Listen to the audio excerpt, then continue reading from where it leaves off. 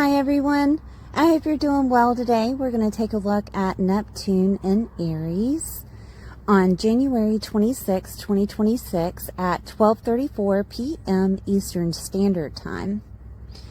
So Neptune is spiritual inspiration that meets the bold action of Aries. We are starting a new 14-year cycle with Neptune and Aries, changing our identities, our aesthetic, maybe our physical bodies. Aries is the definition of the first house.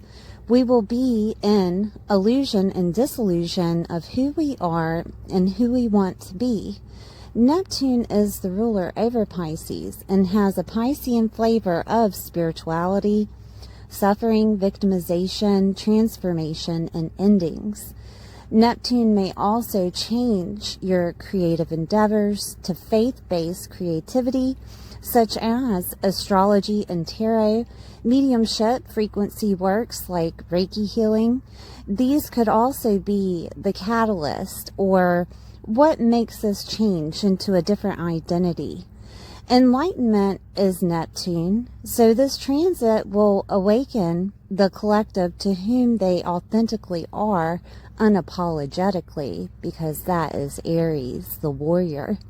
Neptune has a way of holding you under the veil until the purpose is ready for you to see.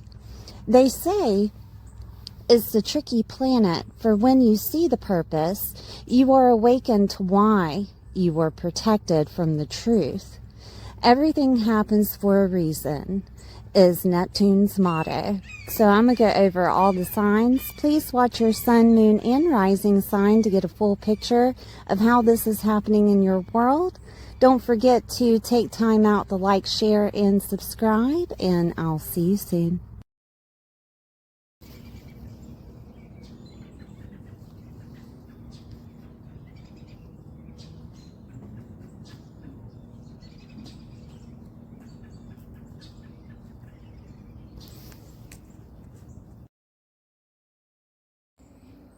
Hi Aries, I hope you're doing well today. We're going to take a look at this Neptune that's happening in your first house in Aries. Please take time out to like, share, and subscribe. So the first house is our image, our looks, our physical body. It can be exploration of sexuality. It is your identity, the way that other people see you.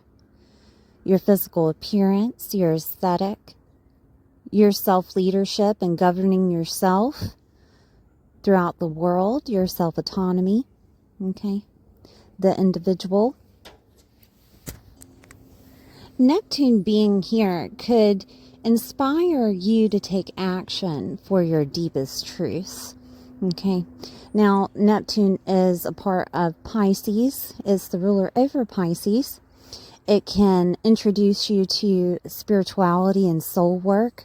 It will enlighten you on who you want to be. There may be some losses and griefs that are either healed or actually happen. That is in everyone's chart, by the way, because that is Neptune. Neptune can introduce you to mediumship, past life readings, karma healing, healing and restoration of any type of past conditioning.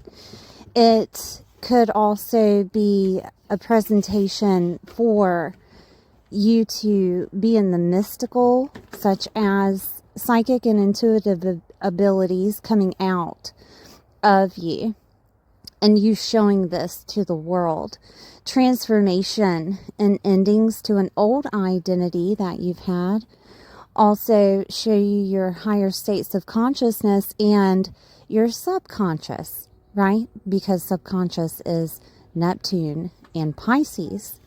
Your habits are activated with Neptune, and whether or not you know this, Neptune has a way of trying to show you other ways to escape rather than using habits.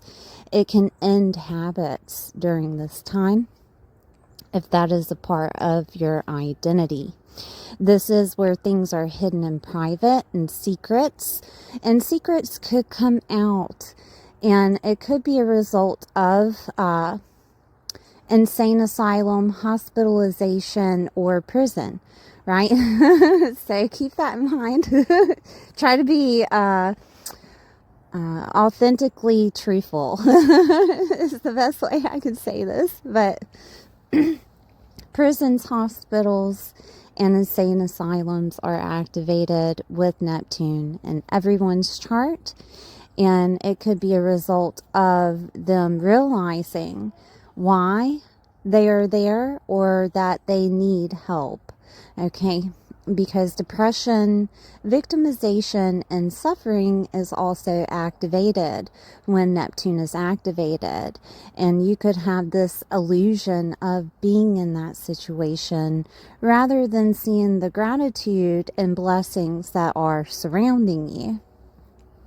Action and warrior-like energy is activated with Neptune. So there could be some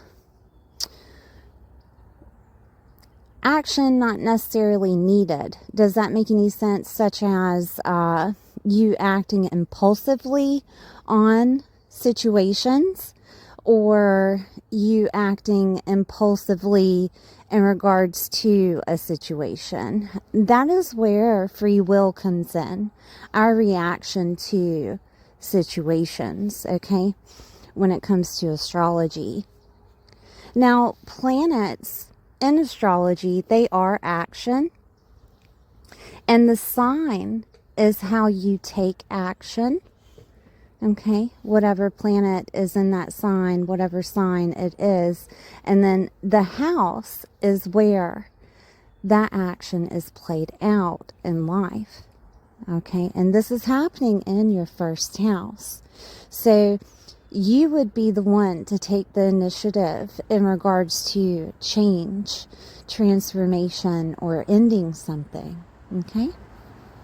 All right, so we're going to look at Mars. Mars will be traveling through the signs until Neptune is going retrograde and until December 8th. I think it starts on July 2nd. I didn't write that down. Let me write that down.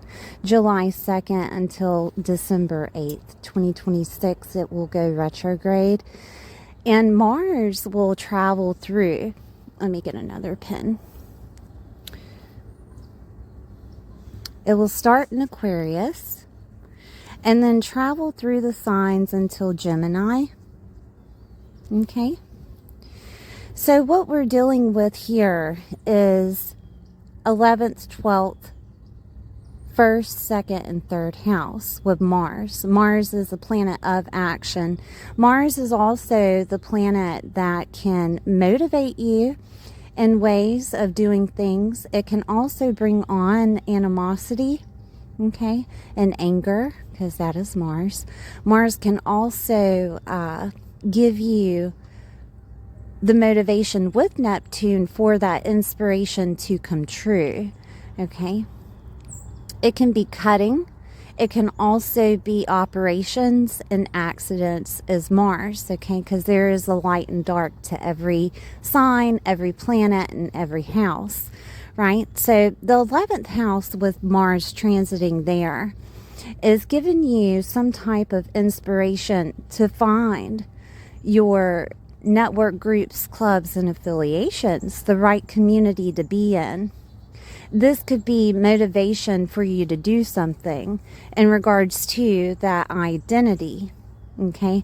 So if you're a person that has been married for 10 years and then you find out that you have a different type of sexuality, of course, Mars is going to act upon cutting the situation, all right, to place you in the right groups, clubs, and affiliations, or help you find those who have actually been through the same thing that you're going through.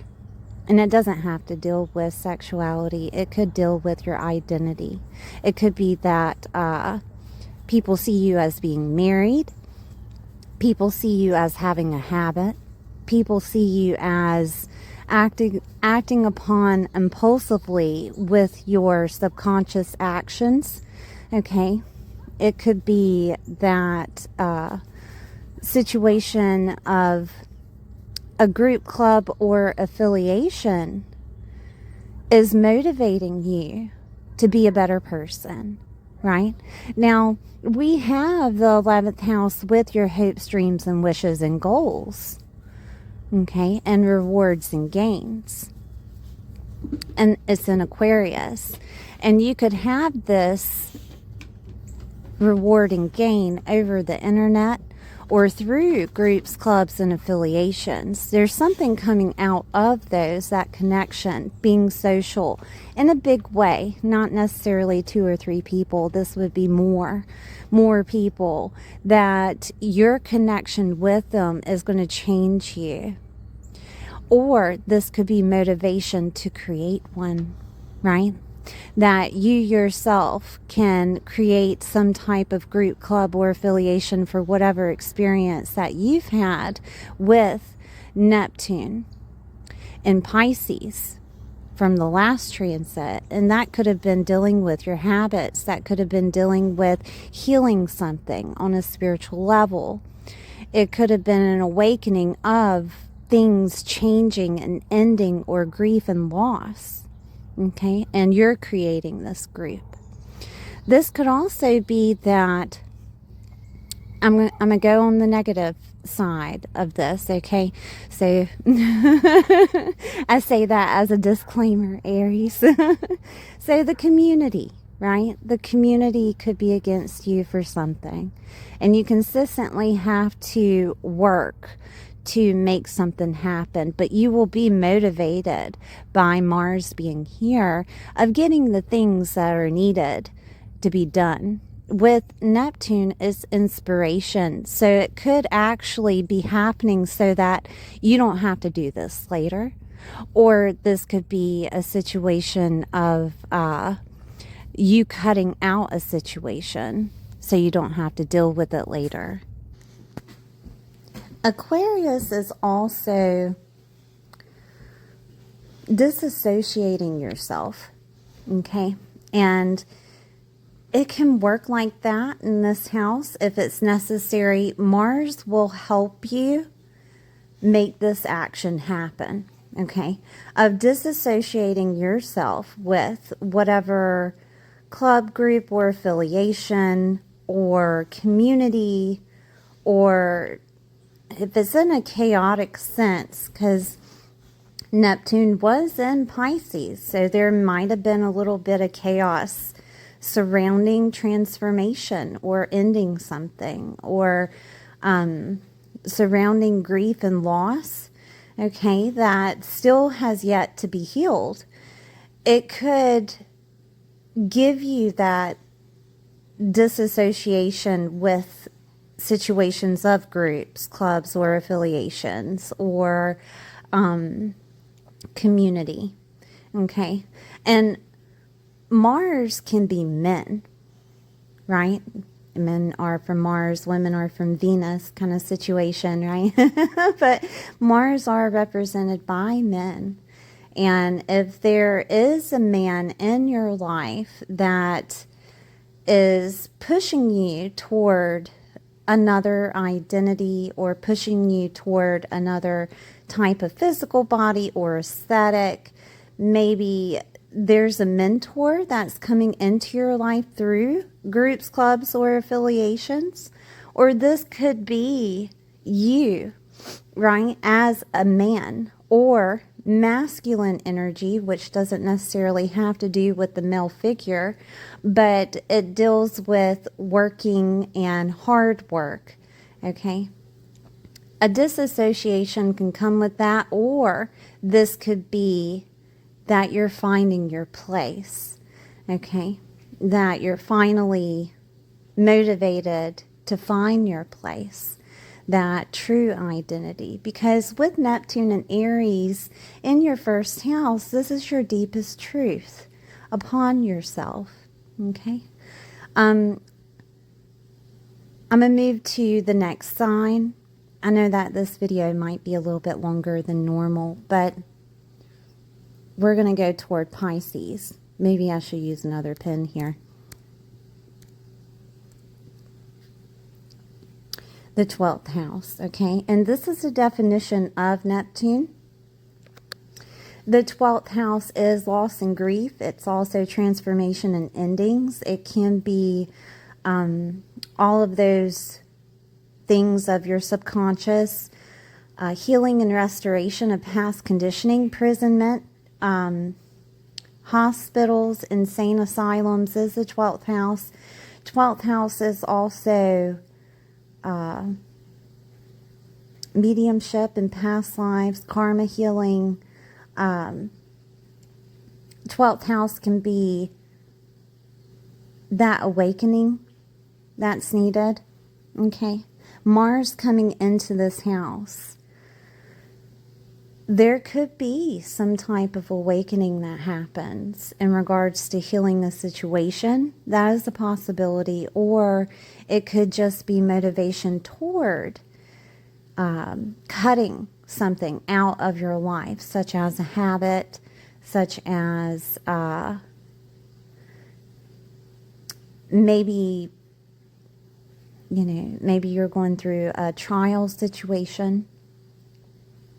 Neptune can help you have the inspiration for that motivation to get through the situation. If you're going through any type of imprisonment or hospitalization situation. Okay, if I do request though that if you are doing any type of habit, to keep in mind with Mars here, that doesn't look good. So, you know what I mean? I'm trying to put a disclaimer on there. I'm not a medical physician. I'm just telling you what the planets are saying to you, because cutting, accidents, operations are affiliated with Mars, and it's in the 12th. Okay. So be aware that, things can happen when Mars enters Pisces. Also, it can give you that motivation for an awakening experience. When I had a transit with Mars activating my Neptune, I knew deep down inside that I need some type of healing, right? And I went to my local metaphysical shop, and I went in. I didn't even know the word metaphysical at that time. I was a Christian, okay? And I had no idea what I was asking for. I just knew that crystals were helping people during that time, and I thought maybe I need some crystals to help. Okay, I was listening to Alyssa Sharp. I think it was Alyssa Sharp, and on her astrology. It's not a podcast, it's on YouTube, right? And she was talking about crystals and things of that nature. And then I was in between of Christianity and the mystic, okay? And I was dabbling into astrology and tarot a little bit, not much, but I knew something deep down. I needed help. I needed healing. I needed to heal myself. I needed to change things from what they were happening. And when I entered the metaphysical shop, I met a lady, and she was so inspiring, and she was so loving, and she told me to take my time, and she did provide the crystals that were needed for, what I thought was healing. I used the ones from Aaron's breastplate that's in the Bible, right? I think Aaron was Moses' brother, something like that. But I used the breastplate that was in the Bible for protection, those crystals. And it helped me. It awakened me. And while I was there, she talked to me about, clearing my energy and things of that nature. And I made a friend, obviously. And also I was able to connect with spirituality, right? And this could be a time to where you yourself are connecting more to spirituality. I know that some people that listen to or do astrology aren't necessarily woo-woo, I call it woo-woo, or in the metaphysical world, but this could be a time to where it deepens and healing starts in regards to maybe a loss, in regards to maybe a grief that's still stuck somewhere within your energetic field.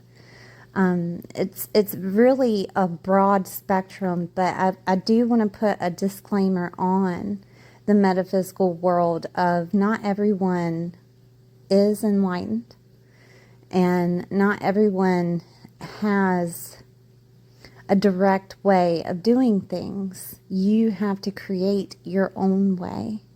Does that make any sense? Because there are a lot of people out there that are still doing their habits, still involved in their emotional turmoil connected with grief, okay? And mental illness is also a theme when it comes to being in spirituality, okay? And some are, on that end of the spectrum is how I'm going to put it. So discernment is necessary whenever you start healing, okay? I also have mediumship readings if you're interested within my playlist, if that's something that's necessary for you.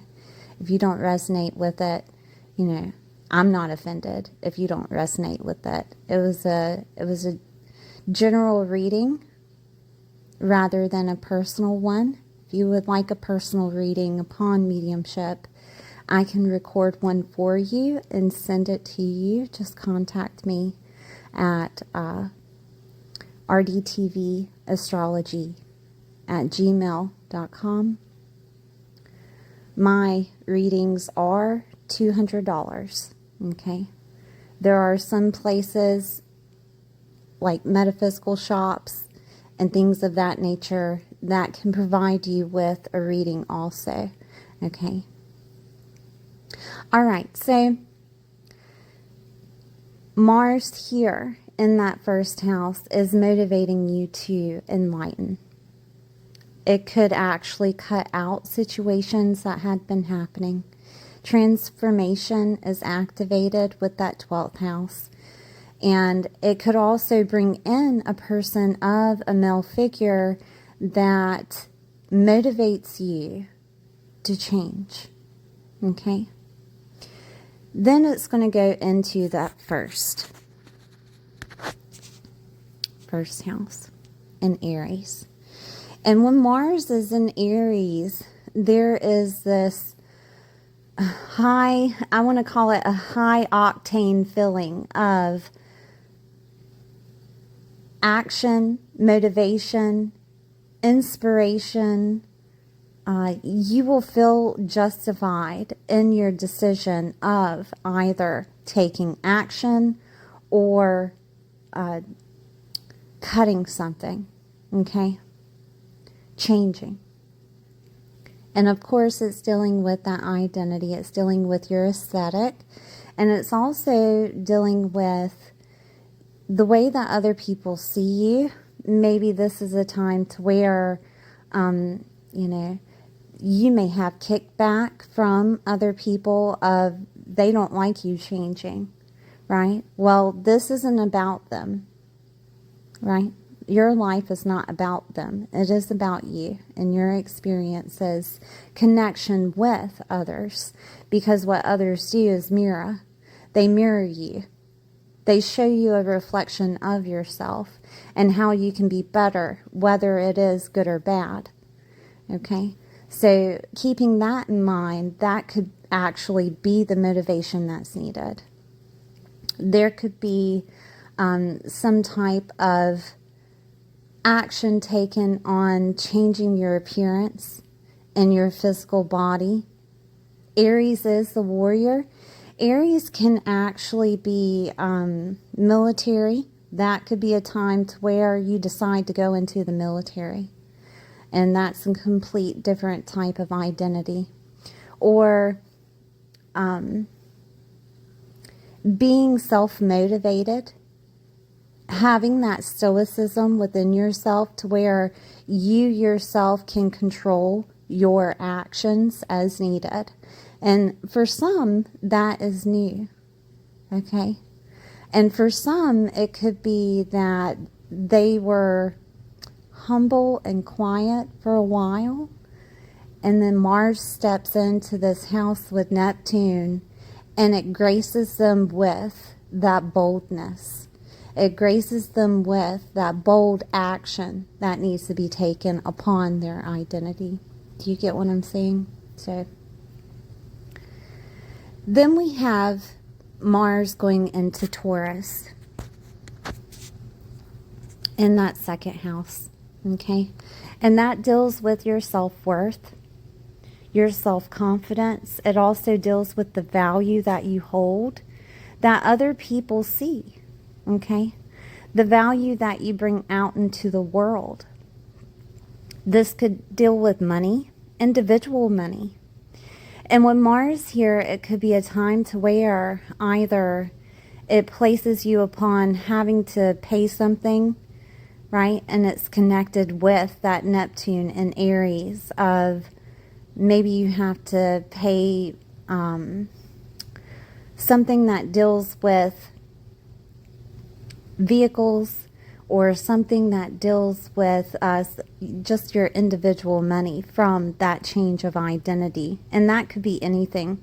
That could be you quit a job, or you are getting a divorce, or you are having to pay for fines that deal with jail, okay? Something that deals with money.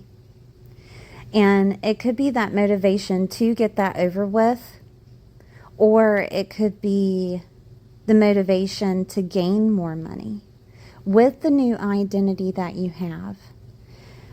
And that could include within spirituality, or that could include with military, or that could include with making your individual income in a Taurus theme. And that could be clothing, merchandise, anything Venusian, making something beautiful. Taurus also deals with agriculture. It deals with farm animals, right? It deals with cattle, okay? This also includes making money in regards to food, okay? Anything that deals with your face or other people's face, makeup, making things beautiful, in any sense of food, taste, touch, aromatherapy. It could be earth, such as crystals, like I had said before. It could also be I'm trying to think of other things that are Taurus. Taurus is very luxurious. Taking the luxury and selling it, such as like brands that you have, making a brand. I'm trying to think of anything else. And that's all I can think of at this time. If you have any comments, please put them in the comments for other things of Taurus. But this could be a time you're making money off of those things. Inspiration and motivation with Mars. Or it could be that you're cutting out how you're spending with Taurus situations. Like you're not using your money to go out to eat, and you're not using your money to do whatever with your hair or facial features or whatever. It can be cutting of that situation. I stopped dyeing my hair, right? And so my grays are natural and flowing. Right? So anyways, but it could be that, or it could be that you're motivated to get back into taking care of yourself. You're motivated to dye your hair again, or to change your aesthetic to a more luxurious situation. That self-worth is activated. So it's connected to that of you knowing your self-worth through the luxurious things in life, or what you deem that is not necessary for you to keep anymore. Okay? Neptune is bringing in that inspiration, and bold action is activated with Aries, but it's more of you getting in tune with your soul, with Mars, of that motivation to where it's hitting, and that is your self-worth. That there is people that you're looking to listen to that are male for that self-worth to be activated. I do recommend Tony Robbins. I just love Tony Robbins and Sage Robbins, right? I really do. They're very inspiring to me on a personal level, but you may find your own depending on, who you decide to listen to or interact with. And there could be a person that's surrounding you that is showing you how to. Okay? Would be a male figure, or anything that deals with that masculine energy of the push, of the work hard, of the inspiration to do, to take action, right? Okay, so let's move on to Gemini. Gemini will be the last sign that Mars will be in, okay? And Mars will not go retrograde during this transit until July 2nd, okay? It will not go retrograde. It will be going completely direct and pushing you through the situation. But when Neptune decides to go retrograde, it's going to work on you internally, and that will be July 2nd until December, I think it's 8th. December 8th, Neptune will work on you internally of, going back over whether or not you're happy, inspired. Could be an illusion or disillusion of situations. It is the tricky planet, okay? Okay, so Mars in Gemini is working on your communication, could be gaining communication. This is in the third house. Third house is communication, and so is Gemini. You have the replica of what each sign and house actually means, right? So third house is communication, is inspiration, communication to yourself and other people. Can be ideas, is what I meant. Ideas and documents. Could also be small education. It deals with aunts, uncles, cousins, relatives, nieces, nephews, and neighbors. Those are the people in this house. Now, it deals with vehicles, gadgets, laptops, okay? All of these things are activated when Mars is here. Mars is also activating your mindset, okay?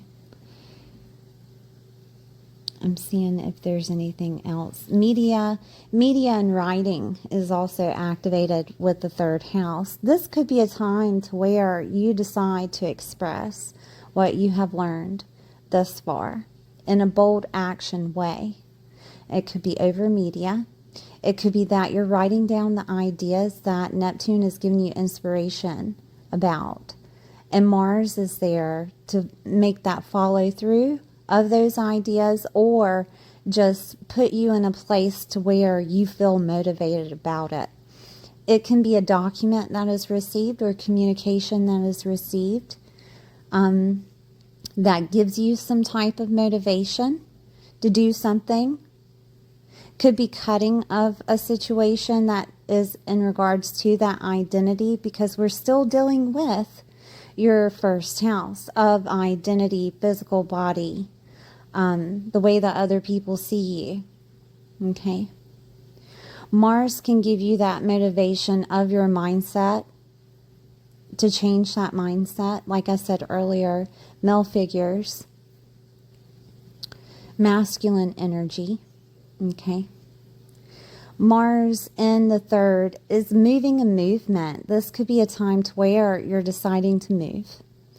And therefore it changes, where you are, your surrounding neighbors and neighborhood. Okay.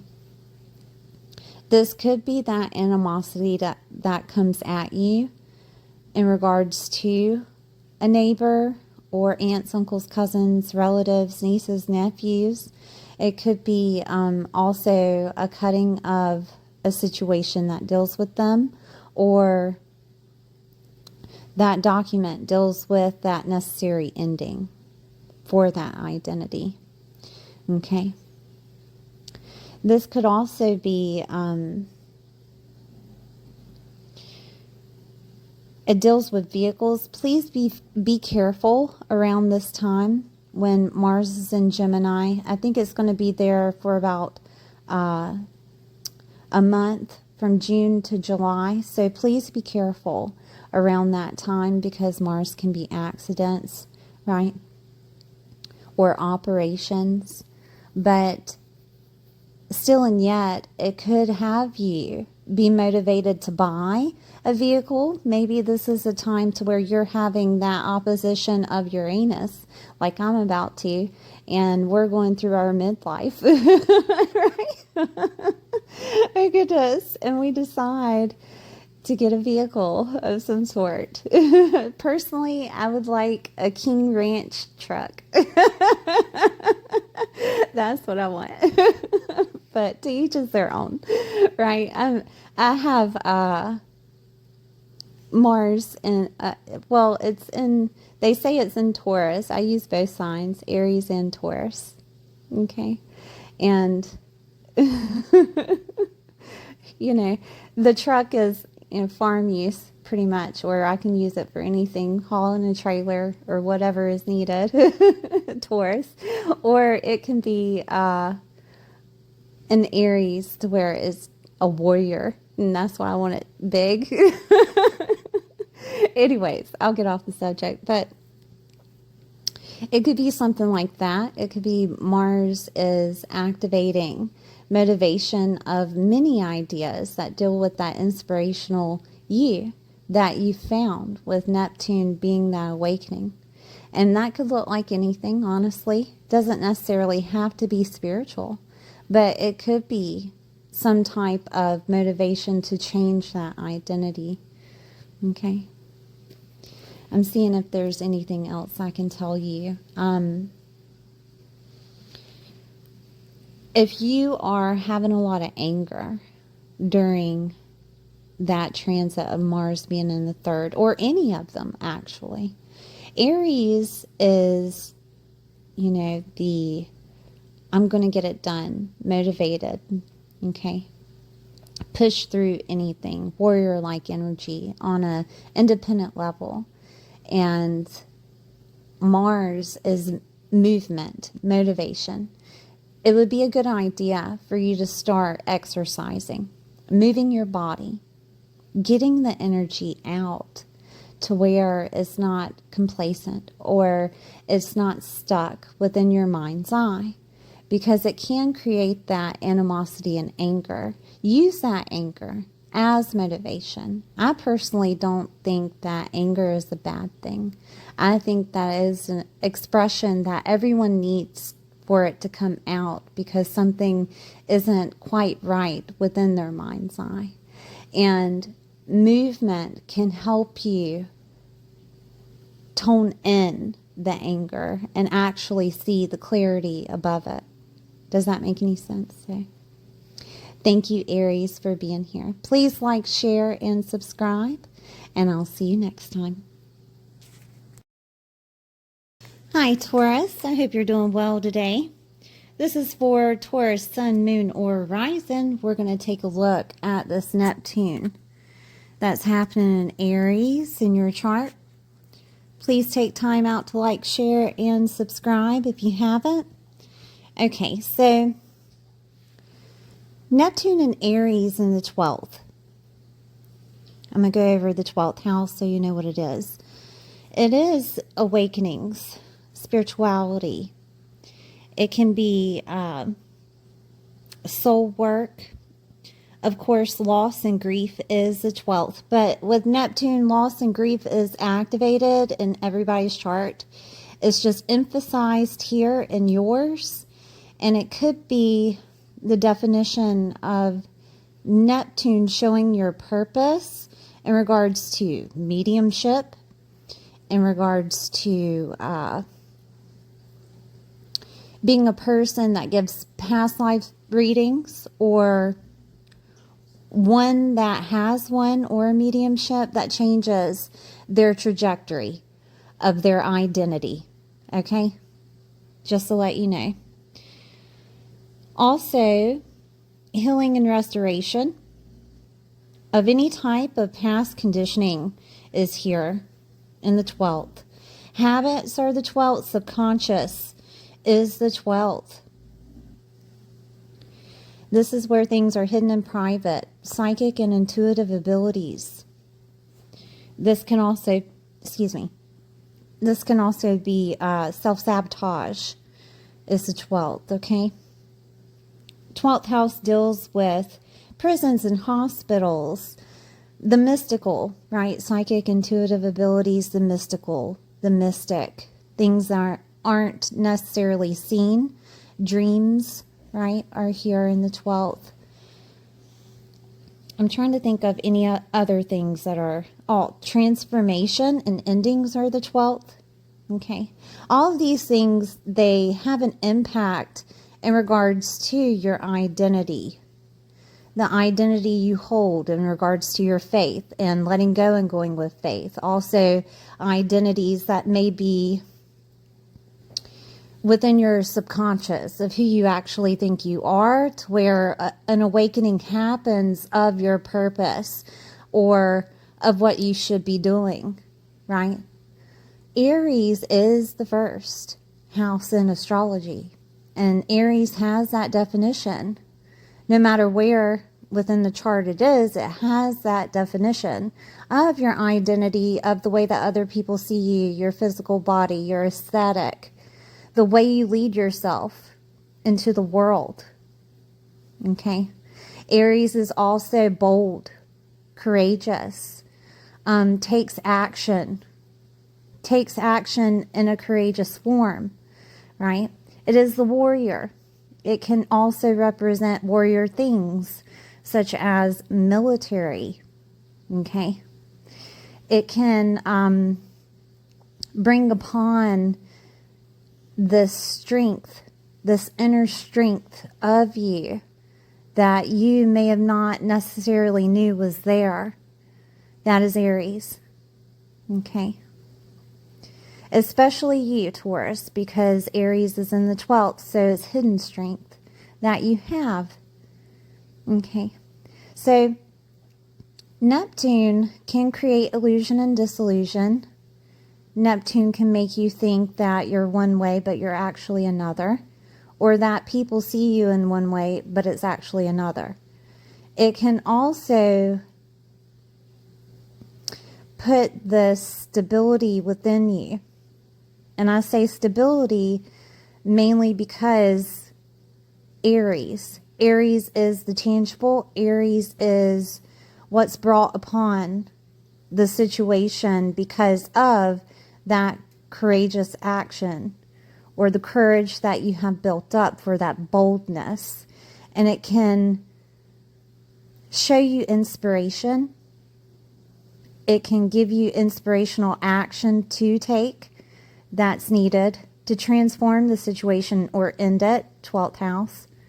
It can bring upon dreams to you about others that are male, okay, because Aries is ruled by Mars, and you could have dreams that are revolved around male figures or that make you angry enough to take that bold action. This could also be things that you don't agree with in regards to the spiritual world or spiritual belief, or how people are treated, such as other cultures or foreign people, that it could bring upon that anger to you to take bold action, right? It could be you that holds subconscious anger against other cultures, okay? And that could be healed during this time, or it could have some type of motivation for you to act upon of what you believe, okay? Because of Neptune being direct, it will go retrograde July 2nd until December 8th. That's a long time, okay, for it to be retrograde and working on you internally.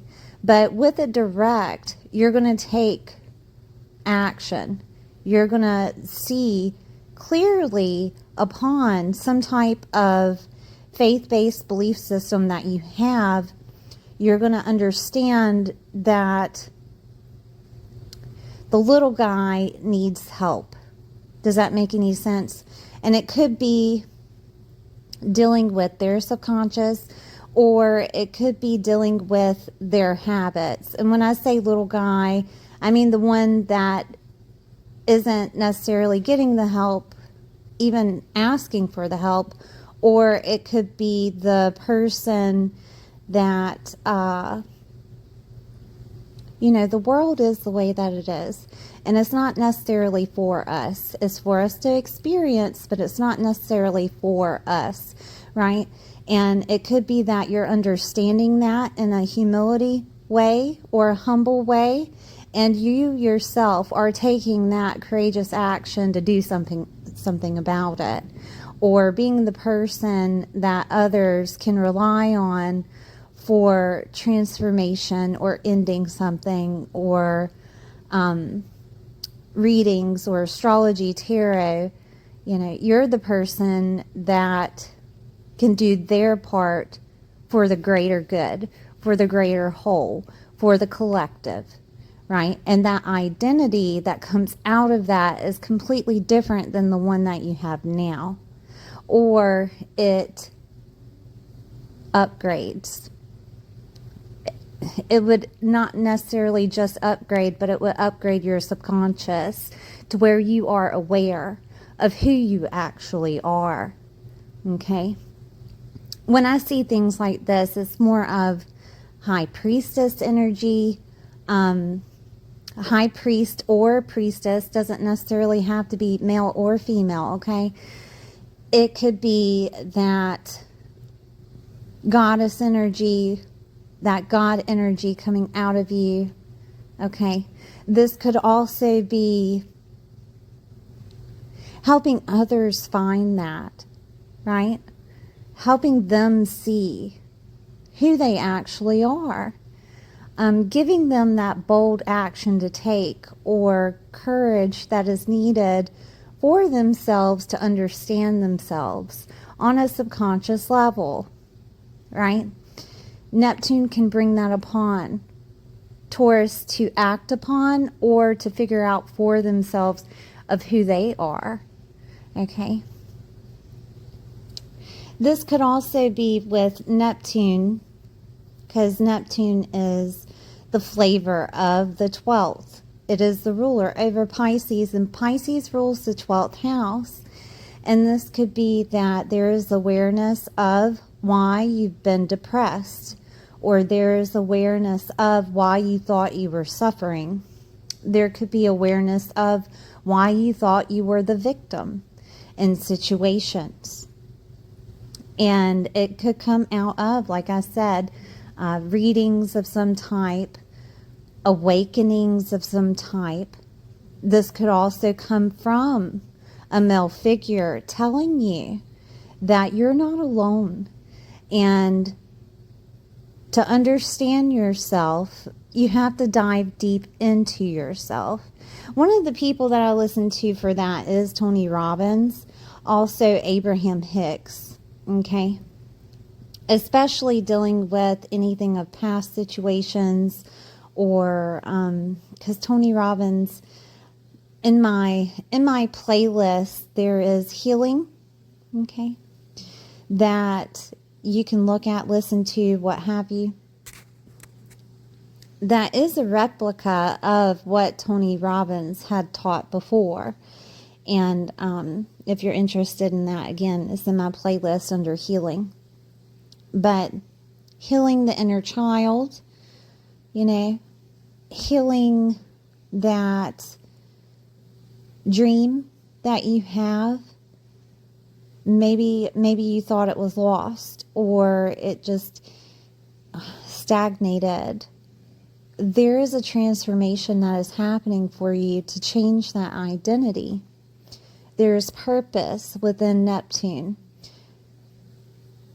I'm going to call Neptune a she, okay? I'm just, Neptune can make you feel, she can do these things of trickery to where you don't necessarily see the truth yet until you have upgraded your subconscious, or until you have listened to frequencies to heal that subconscious, or until there is awareness of a deeper truth that's out there for you, which can come by spirituality or come by someone of spirituality.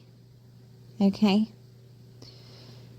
Pisces itself is not necessarily pointed toward something that is tangible. It is more of a higher state of consciousness and awareness, and what you perceive is what you believe in life. And this will change your perception of yourself and the perception of how others see you. Therefore, it may change the way that you dress, the way that you lead yourself out into the world, and the way that you act upon things impulsively. Okay? Now, it can make you act upon things impulsively being in Aries. There is a domino effect that can happen that is connected to Mars. Mars is activated due to being the ruler of Aries. And there could be an illusion that is shown to you about maybe animosity or a cutting of something, some type of situation of transformation happening. And Mars being activated can give you the anger that is necessary to take the necessary action, right? That can happen.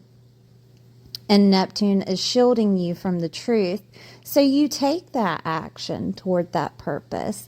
Things are supposed to happen with Neptune. It is its reason, right?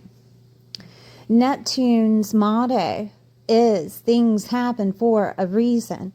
And if you follow your instinct and intuition, it will all work out the way it needs to in that divine timing. It's just the action that you take. And that's where free will comes in. You're the one that decides whether or not to take the action necessary. Okay? Now, a lot of people don't know, but I'm going to tell you, okay, about Mars. So, Mars has a way of being the planet of action, yes, and being the planet of animosity, yes, but it also can come out toward being just a male figure in your life that has an impact or has this purposeful trajectory that needs to be shown to you, and that's where it's pointed. It can also be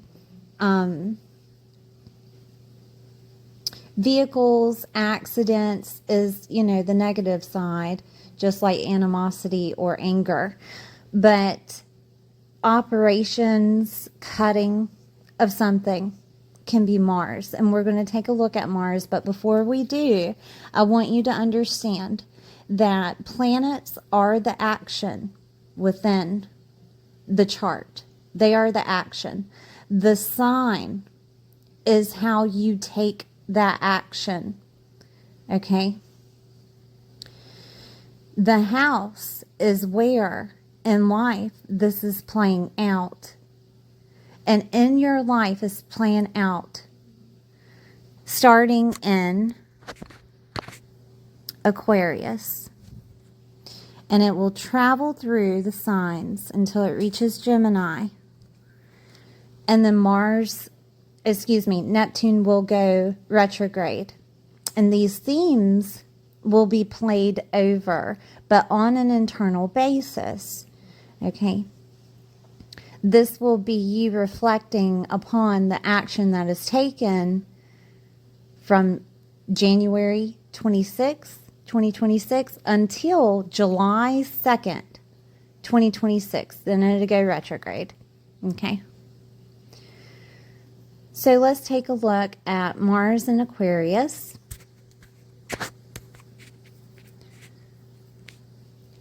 Mars in Aquarius in the 10th house is dealing with the collective, is dealing with sociability of your power, showing your power. It's also dealing with maybe work. This could also be your legacy. Okay. 10th house is, I'm going to go over it so you know, your legacy, your work career, also reputation, your professional life, I said that, your father, anything that deals with a father figure, could be a person of admiration, right? A mentor. The role that you play in life or the status you hold, the title. You could be a father. You could be a mother. You could be a CEO. These are things that people know you by, right? The title. It could be that you're a wife or you're a husband. Okay. Power is the 10th house.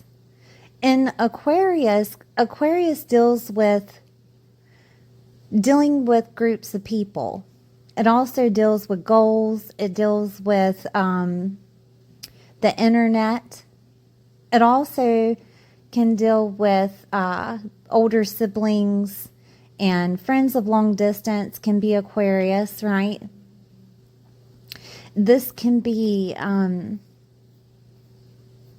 disassociation or detachment. Okay, Aquarius. Aquarius can also be innovative, weird, right? It can be something not normal, okay? Or something that is maybe alien to the public. And that would come in as innovative, very, very different than what people are used to. Okay. So Mars is going to be here, and Mars represents, like I said, male figures.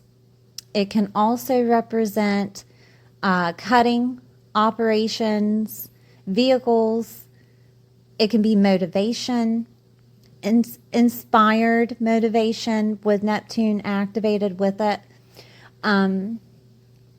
This could also be anger, animosity, accidents, right, in the 10th. And in this case, it could be whatever happened to a male figure in your life happened for a reason. It could look like that, okay? It could have been a father. It could have been a person that you looked up to. It could have been someone at work, okay? It could have been literally an Aquarius. Something happened to them. Maybe it was a death, and you still have grief upon it. Or this could be a loss that had happened in one way, shape, or form. And like I said, grief is surrounding it. This happened for a reason to bring you here now, and Neptune is trying to show you this. Okay? It could also be a situation to where you're taking your power back by associating yourself with a rehabilitation group, because rehabilitation is 12th house with habits, hospitals, prisons, and the mystic is associated with the 12th. And this could be that you are taking your power back by associating yourself with rehabilitation. There's motivation with Mars there, inspired motivation for you to take your power back and change your identity. This could also be that you're working there, or a prison, a hospital, insane asylum, rehabilitation center, or you're working with spirituality and you're doing this on the internet, or you're doing it within your community. I forgot to say that Aquarius is your community also. But this could be that you are the one that has that full inspiration to help others that can't help themselves, right? Mars can be cutting of something, so there could be a time to where you decide that professional life needs to be cut out of your life, and therefore there's a transformation of identity. It could be, clarity coming to you in regards to what the work facilitation actually is doing, or this could just be that you're let go or fired due to some type of animosity. Okay, that can happen. It can also be that you're finding motivation from a mentor or a person of a male figure that helps you either situate your professional life in one way, shape, or form, right? A mentor is a mentor. Or this could be you're listening to a mentor over the internet, and it's helping you with some type of stoicism for your power, to get your power back, to change yourself, heal yourself, do things that are necessary for you to be a better person, right? That could be it with the 10th house activated with Mars. Now, I will have the dates of the Mars transits within the comments, okay? All right, so this could be a cutting of your title that you hold. So there could be, it could be a cutting, or it could be inspiration to change it from single to married to single, or vice versa, whatever. And it could be motivation for you to be the father that maybe you've never had, okay? Or be the person that is a leader within the workplace. That can change too. There's an upgrade that can happen with Mars.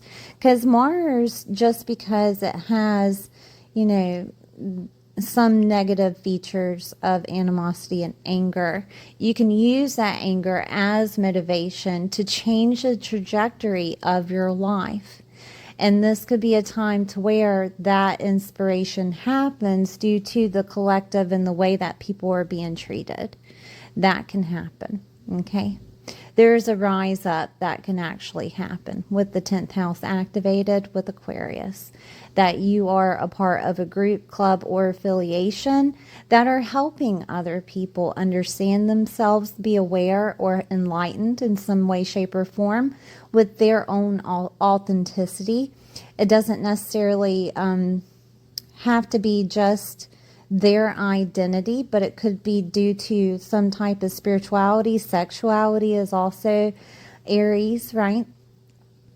It could also be dealing with money, okay? Money, luxurious things. I'm going to circle where I see this, okay? First house is in Taurus, and that's the Aries house. So it could deal with teaching people about money, or you understanding money, or love. Taurus can be love. Taurus can also be, because it's Venusian, Taurus can be making something better or more beautiful. Okay. And this could be a way of how you're getting your power back by either joining a group, club, or affiliation in regards to that, or being the person that is in charge of that group, club, or affiliation.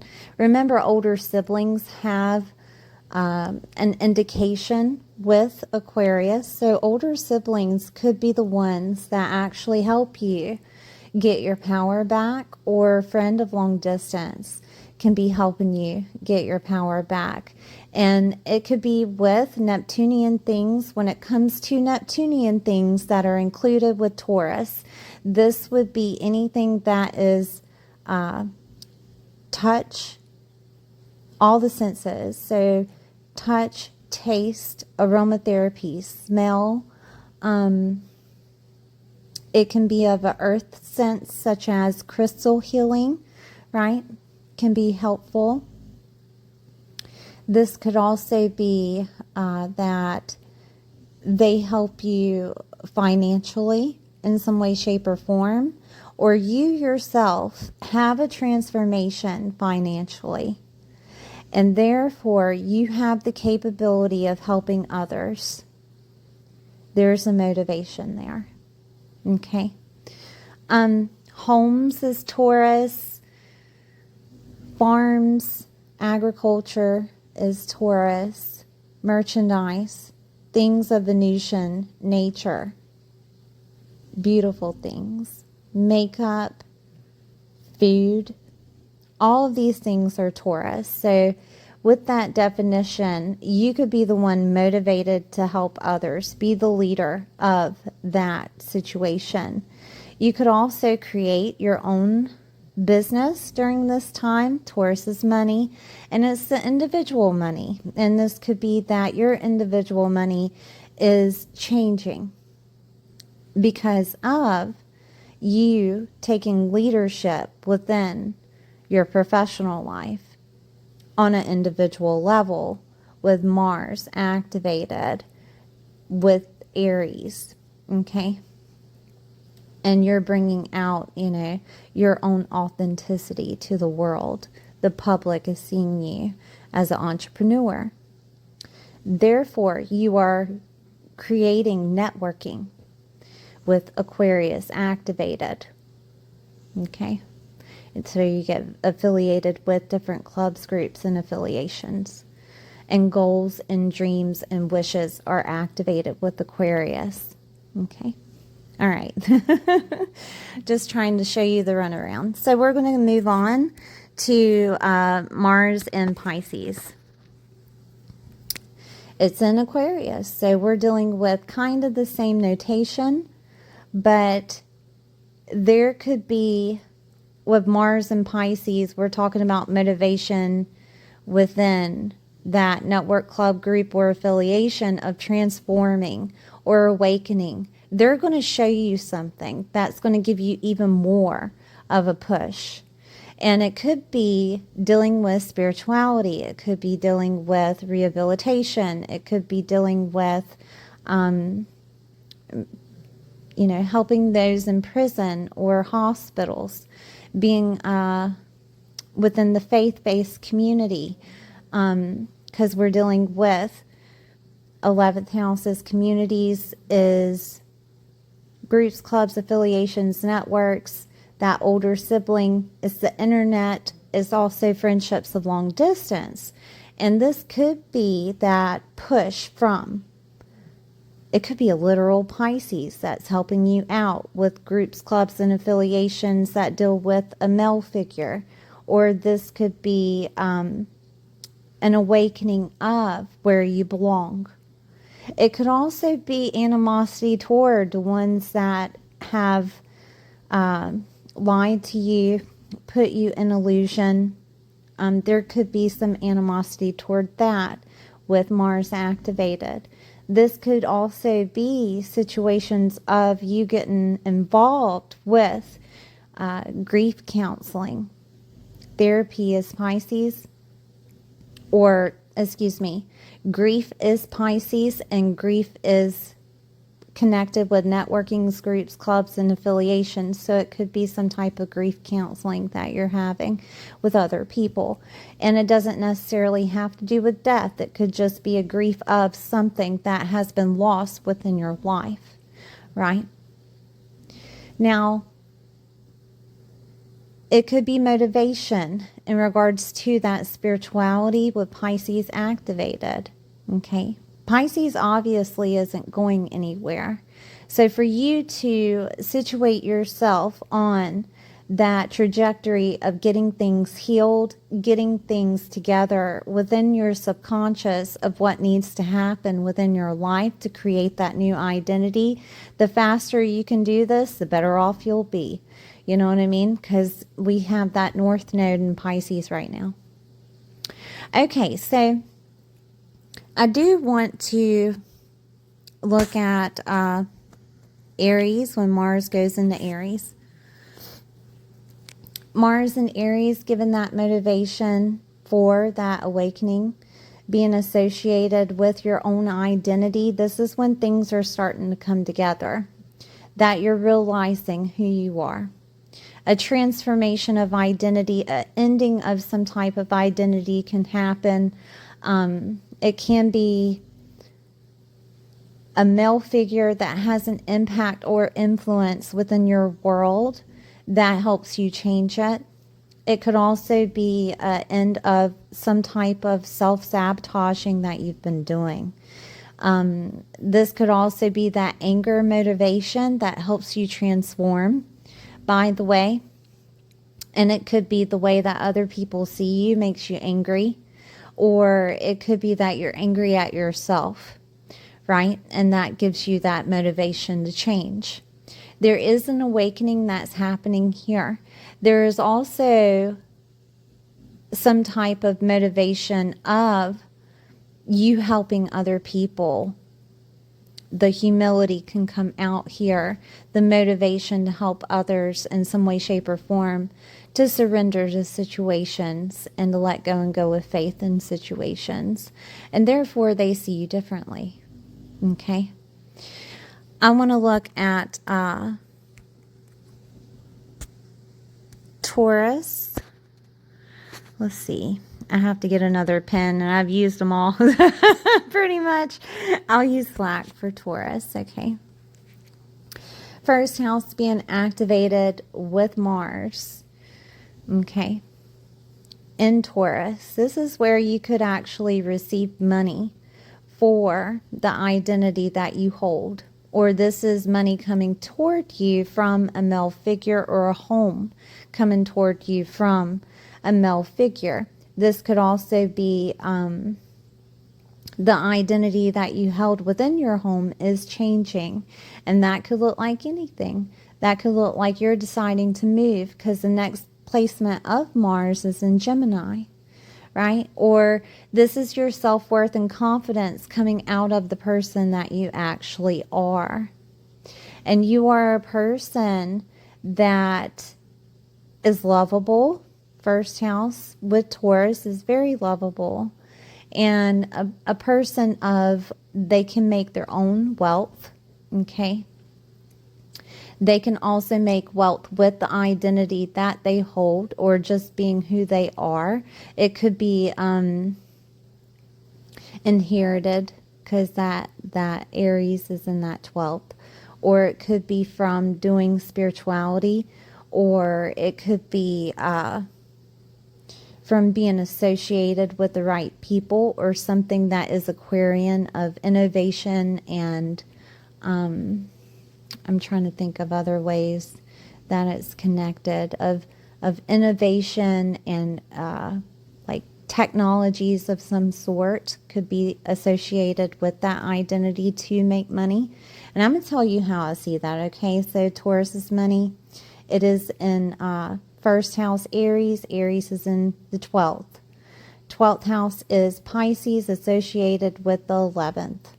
And 11th, 12th, and 1st is how you can make your money.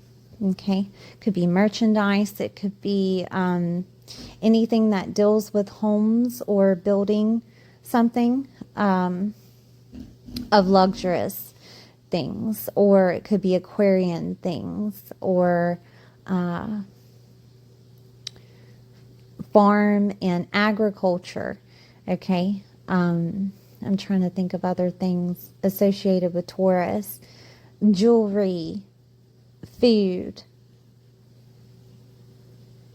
Trying to think of other things. It could be associated with the internet. I think I said internet and media. And then we have, you know, your second house being the way that you make money is how you connect and communicate. Could be vehicles, laptops, gadgets of any type, anything that is associated with speech, associated with ambidextrous things of you using your hands. So that can include astrology and tarot. It could also include anything to where you're typing or communicating. I'm trying to think of anything else. That small education can help you gain money. So Mars in the first house, Mars is giving you motivation to change how you've been making your own individual income. It is giving you motivation. Like I said, it can come from animosity or anger, or a male figure can help you out. And that male figure can actually be an Aries, okay, or Taurus. Because first house Aries and then Taurus activated. It can be that you are becoming a person that is more stable, because that is Taurus. And self-awareness can do that to you. It can bring upon the motivation to be stable and have stability within all aspects of life. With this also, it can be your self-worth that is connected with Mars. And it could be that you're changing your identity because of your self-worth, that you deserve love or you deserve more. Or it could be that you realize that you already have it. And therefore, it's amplified with Mars as motivation to get more love, more joy, right? More hope and optimism coming out of that Venusian energy that you're holding. Okay.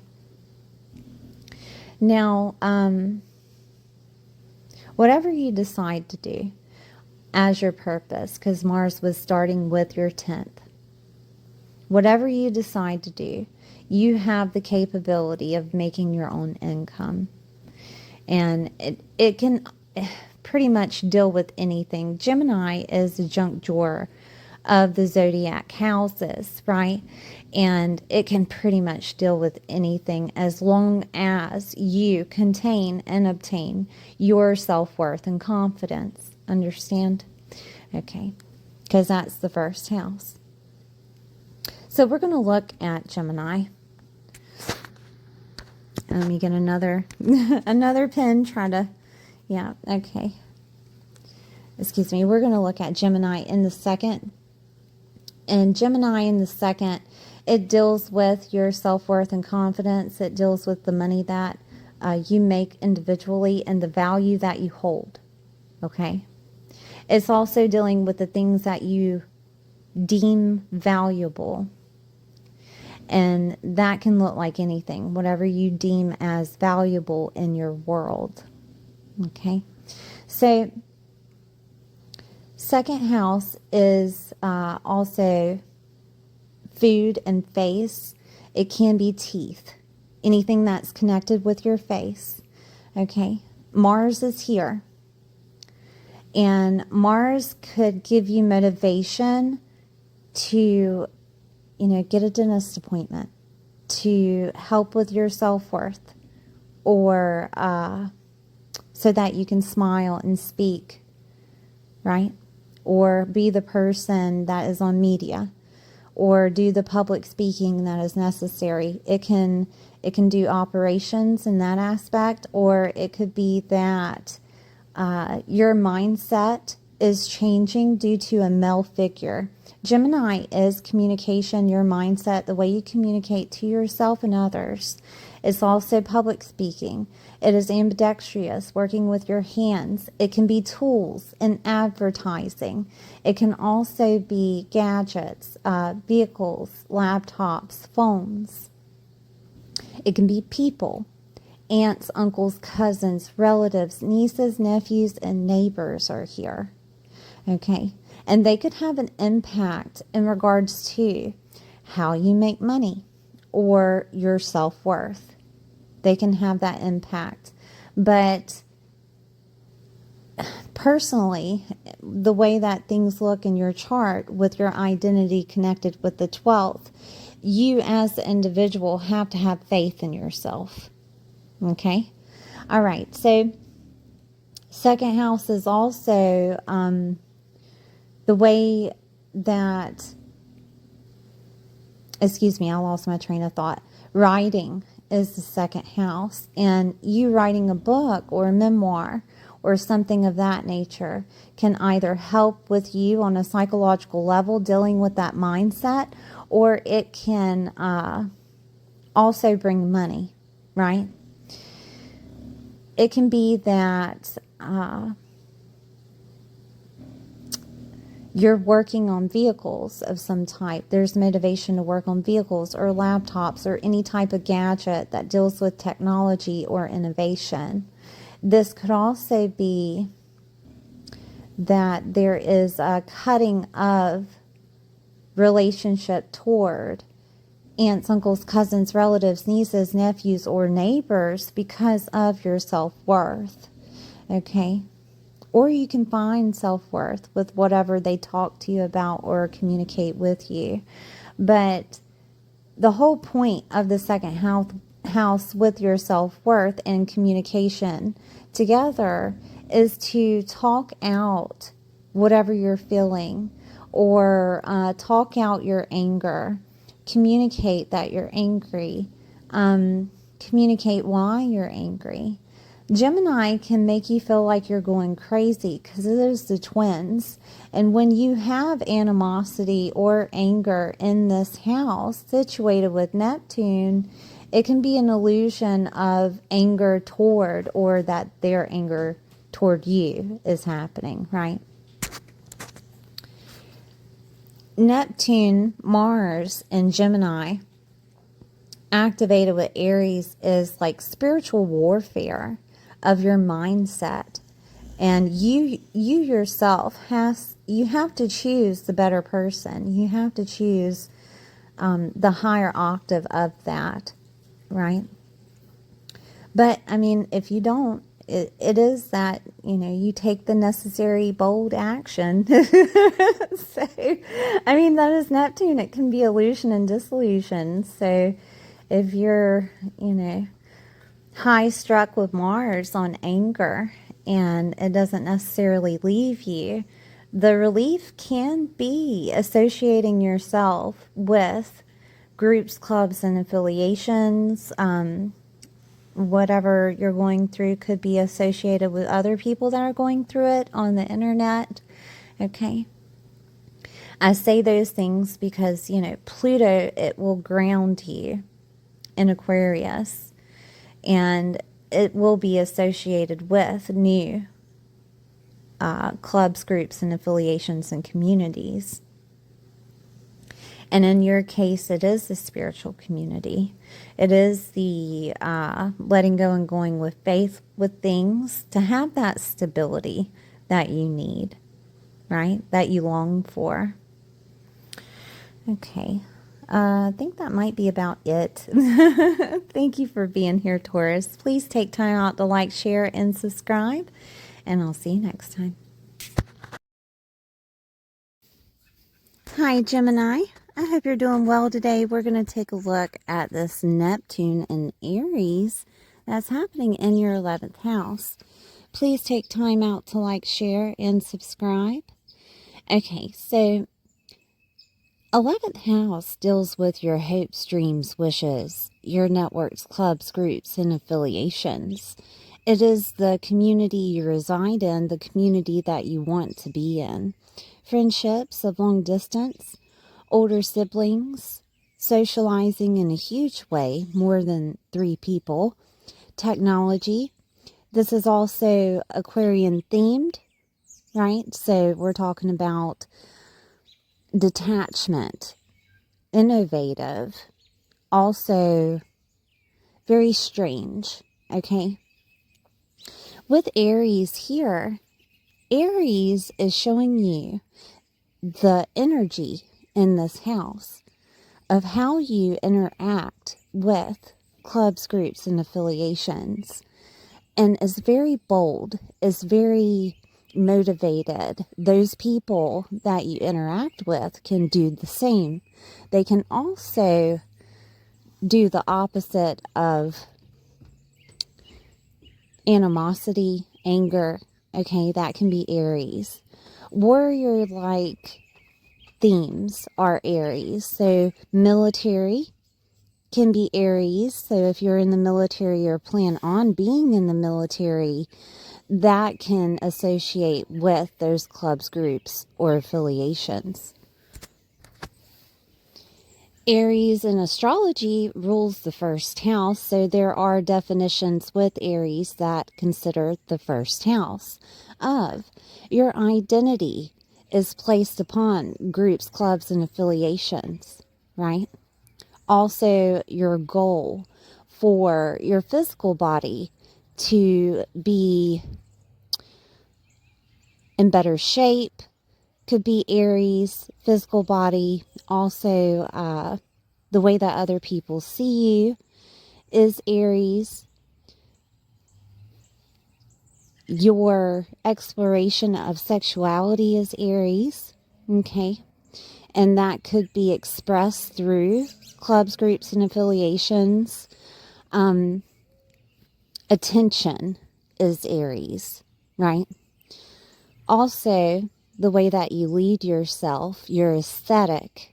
And you could be one that wears athletic wear, or you could be one that looks like they work hard, or you could be one that looks like they're ready to get things done through groups, clubs, and affiliations, or your community is showing you this, right?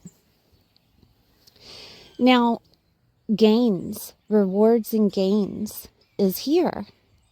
And there are rewards and gains that come to you that change your identity through your lifetime.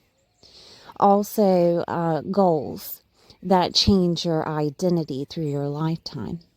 You will be many people through your lifetime, Gemini. That is why you are a Gemini, right? Okay, so Neptune being here, Neptune has a way of illusion and disillusion. Neptune can also put on those rose-colored glasses to where you don't necessarily see the truth until later on. Remember that this is a 14-year transit that is going on, and there's a reason behind it, so that you take purposeful action, Okay. Now, Neptune can also be your purpose. It can be set as, I'm trying to put you in that spot that you need to be so that you can fulfill your purpose, right? Neptune in astrology is Pisces' definition of spirituality, soul work, enlightenment. It can be healing and restoration. It could be the taboo, astrology, tarot, mediumship. It can also be letting go and going with faith, endings and transformation, psychic and intuitive abilities, habits, your self-sabotaging habits, okay? It can also be hidden enemies, higher states of consciousness, and where things are hidden in private, like secret, okay? Now, there could have been a literal Aries in your life, throughout your life, that was a hidden enemy, or they had some type of hand of you transforming or ending something, right? And could have been your dark night of the soul, that they initiated that for you, okay? This could also happen during this time, during Neptune transiting in the 11th. It could also be just groups, clubs, and affiliations that you're being a part of, and they could have an impact on your belief system, or they could have an impact on your creativity, that you yourself are now affiliated with the taboo within the public's eye, but you are seen by them as a person that has pretty much been through hell, okay? There is a change of identity coming out of this, more authentically you. Also, anything that you're doing on a creative endeavor level, that there's a chance that you can upgrade because you're putting more of that authenticity within your creative endeavors through clubs, groups, and affiliations, maybe even being seen on the internet. Okay? All right, so Aries is ruled by Mars. So we're going to follow Mars through its transit while Neptune is direct. And it will stay direct in Aries until July 2nd, 2026. And then it will go retrograde. Okay, on July 2nd. And then it will stay retrograde until December 8th. Of 2026. Okay, so let's look at Mars. Mars is in Aquarius when Neptune goes into Aries, and it will transit all the way through until it reaches Gemini. For Neptune's transit until it goes retrograde. And I'll go over when it goes retrograde through the other signs because it's a different flavor. But it will repeat some of the patterns, some of the situations that you had been through as a reflection or a mirror to you. Okay? While it's going from Aquarius to Gemini. Okay, so Aquarius is 11th house definition, of course, but Aquarius being that detachment, being more so innovative, creating things that aren't necessarily the normal in the 9th house. And it could be that the 9th house with Mars is asking you to take action on 9th house definition. So 9th is belief systems. What you believe is what you perceive. 9th house is also skills and learning abilities, media, publishing, legal cases, teachers, preachers, and gurus, in-laws, grandchildren, and grandparents. The bigger picture. Religion, of course, and I said beliefs, but also, if you don't believe in religion, then it's some type of belief that you have within.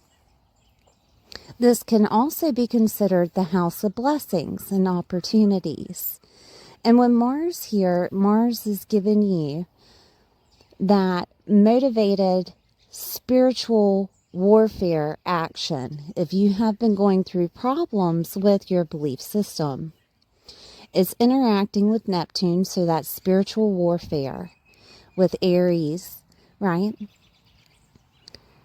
This could be that maybe you're deciding to clean out the house in a spiritual sense and lighting sage, anointing the windows with oil, putting down black salt, what have you. That could be something of a theme.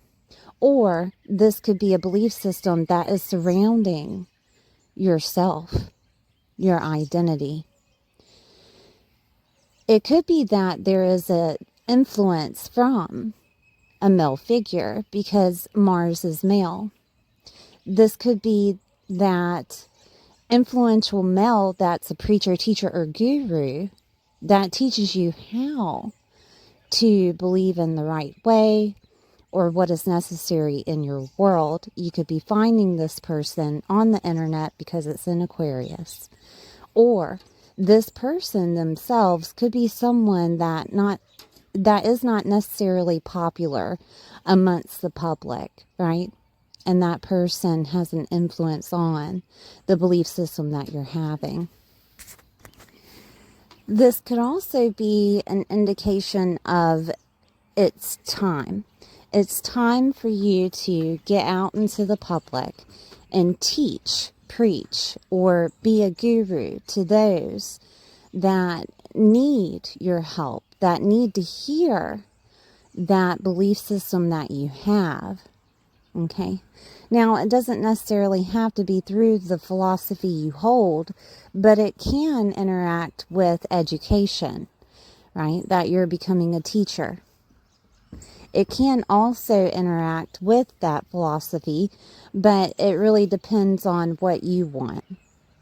Media is here, so being upon media can give you motivation for a new identity. People like you, Gemini. They love to hear you speak. They love to hear what you believe. Okay, so keep that in mind if that's something that you're wanting to get into. Also, in-laws, grandchildren, and grandparents are here. And Mars is considered operations. Mars can be accidents. Mars can also be animosity or anger. So, and then you have grandchildren, grandparents, and in-laws. So, try to keep the peace with those. Also, this could be a sign of Mars pointing to a party of some sort that's happening for a grandchild. Okay? And therefore, there's motivation to celebrate that grandchild. It could be a christening. It could be, I say that because ninth house is religion. Okay, could be a christening, or it could be a party that's held within a church, or a party that is held as a tradition. Okay. All right, so let's move on to Mars in the 10th.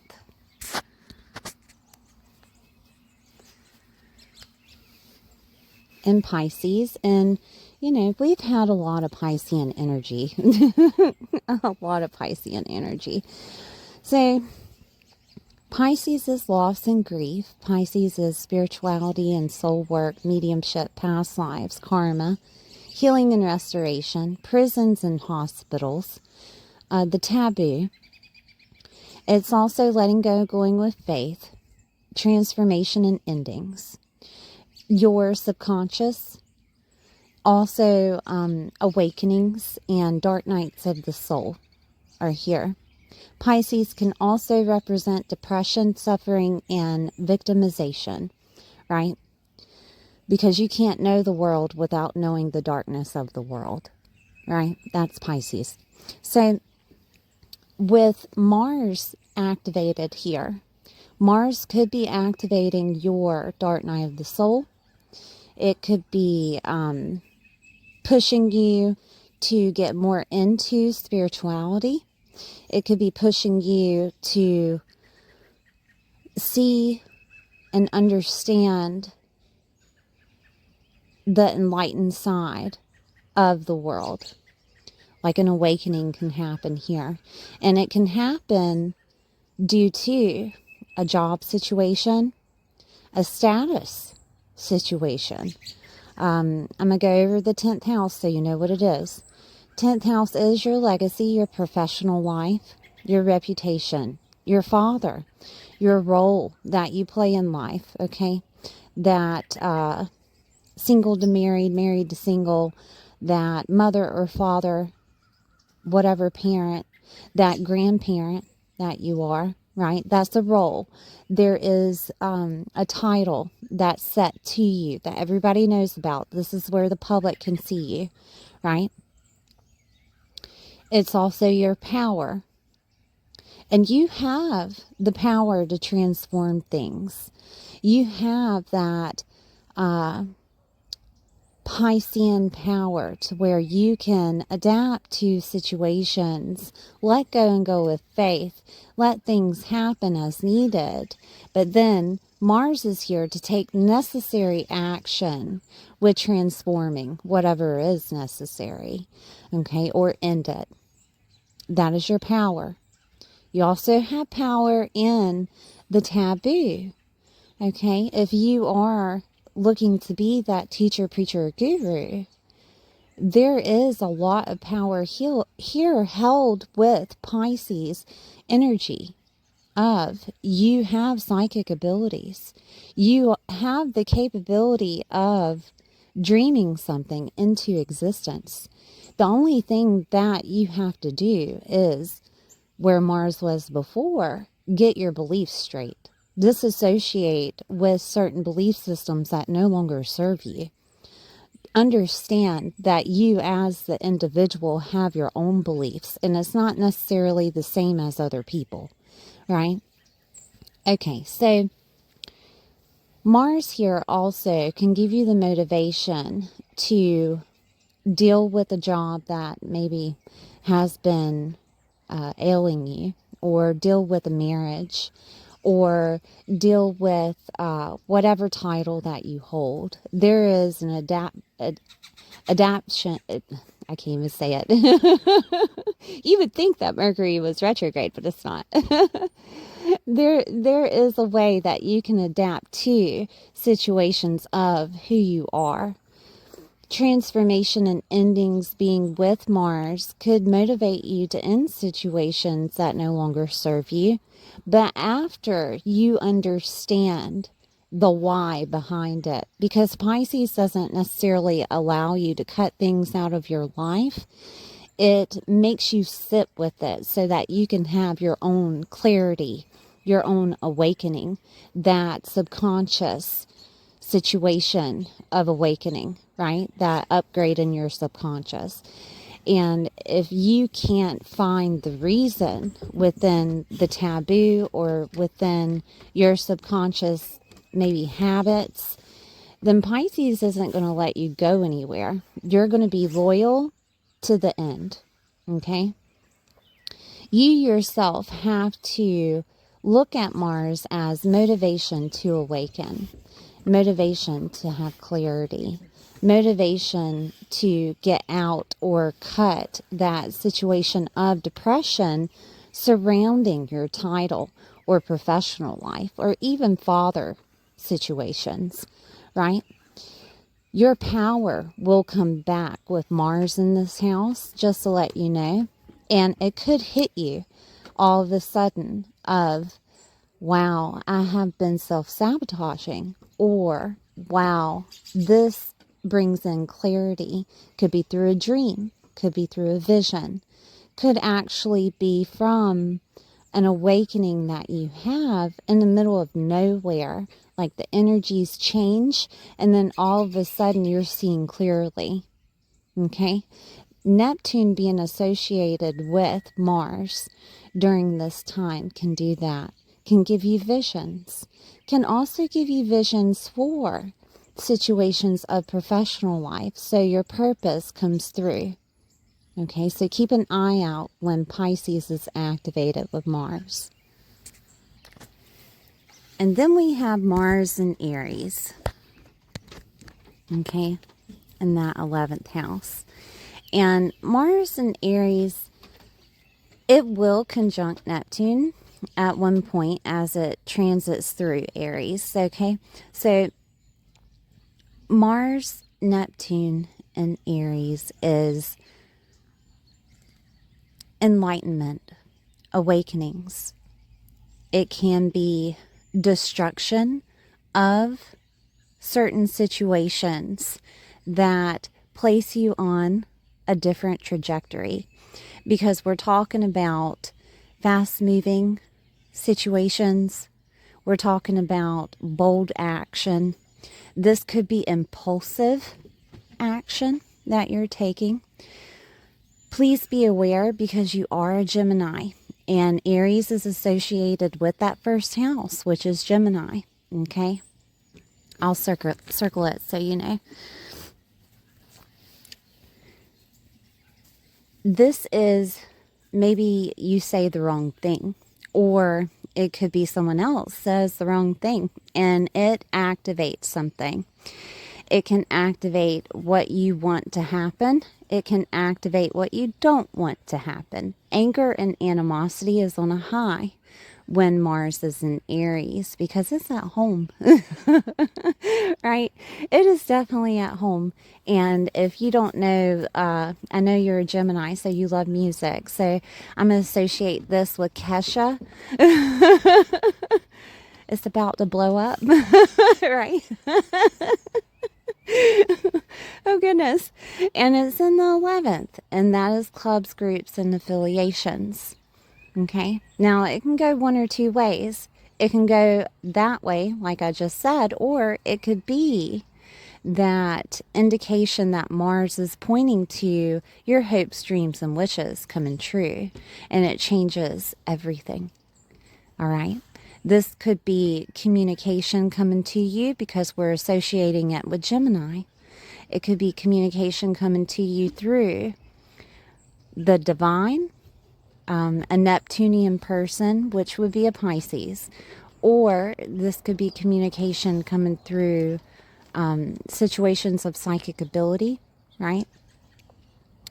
That, you went through awakenings and dark nights of the soul, and your psychic abilities are turned on and they can't be turned off.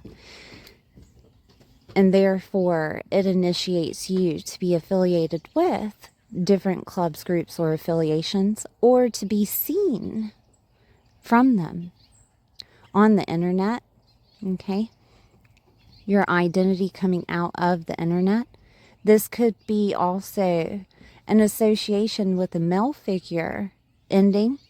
This could also be an association with a male figure of a loss or grief situation. And it doesn't necessarily have to be that you're losing them. It could be that they had already been lost, right? Or that grief was already there. And this is motivation for you to heal that. This is motivation of you finding the right Neptunian person, which would be someone of the taboo or spirituality or faith, that changes the way that you present yourself, that changes the way that you've been thus far.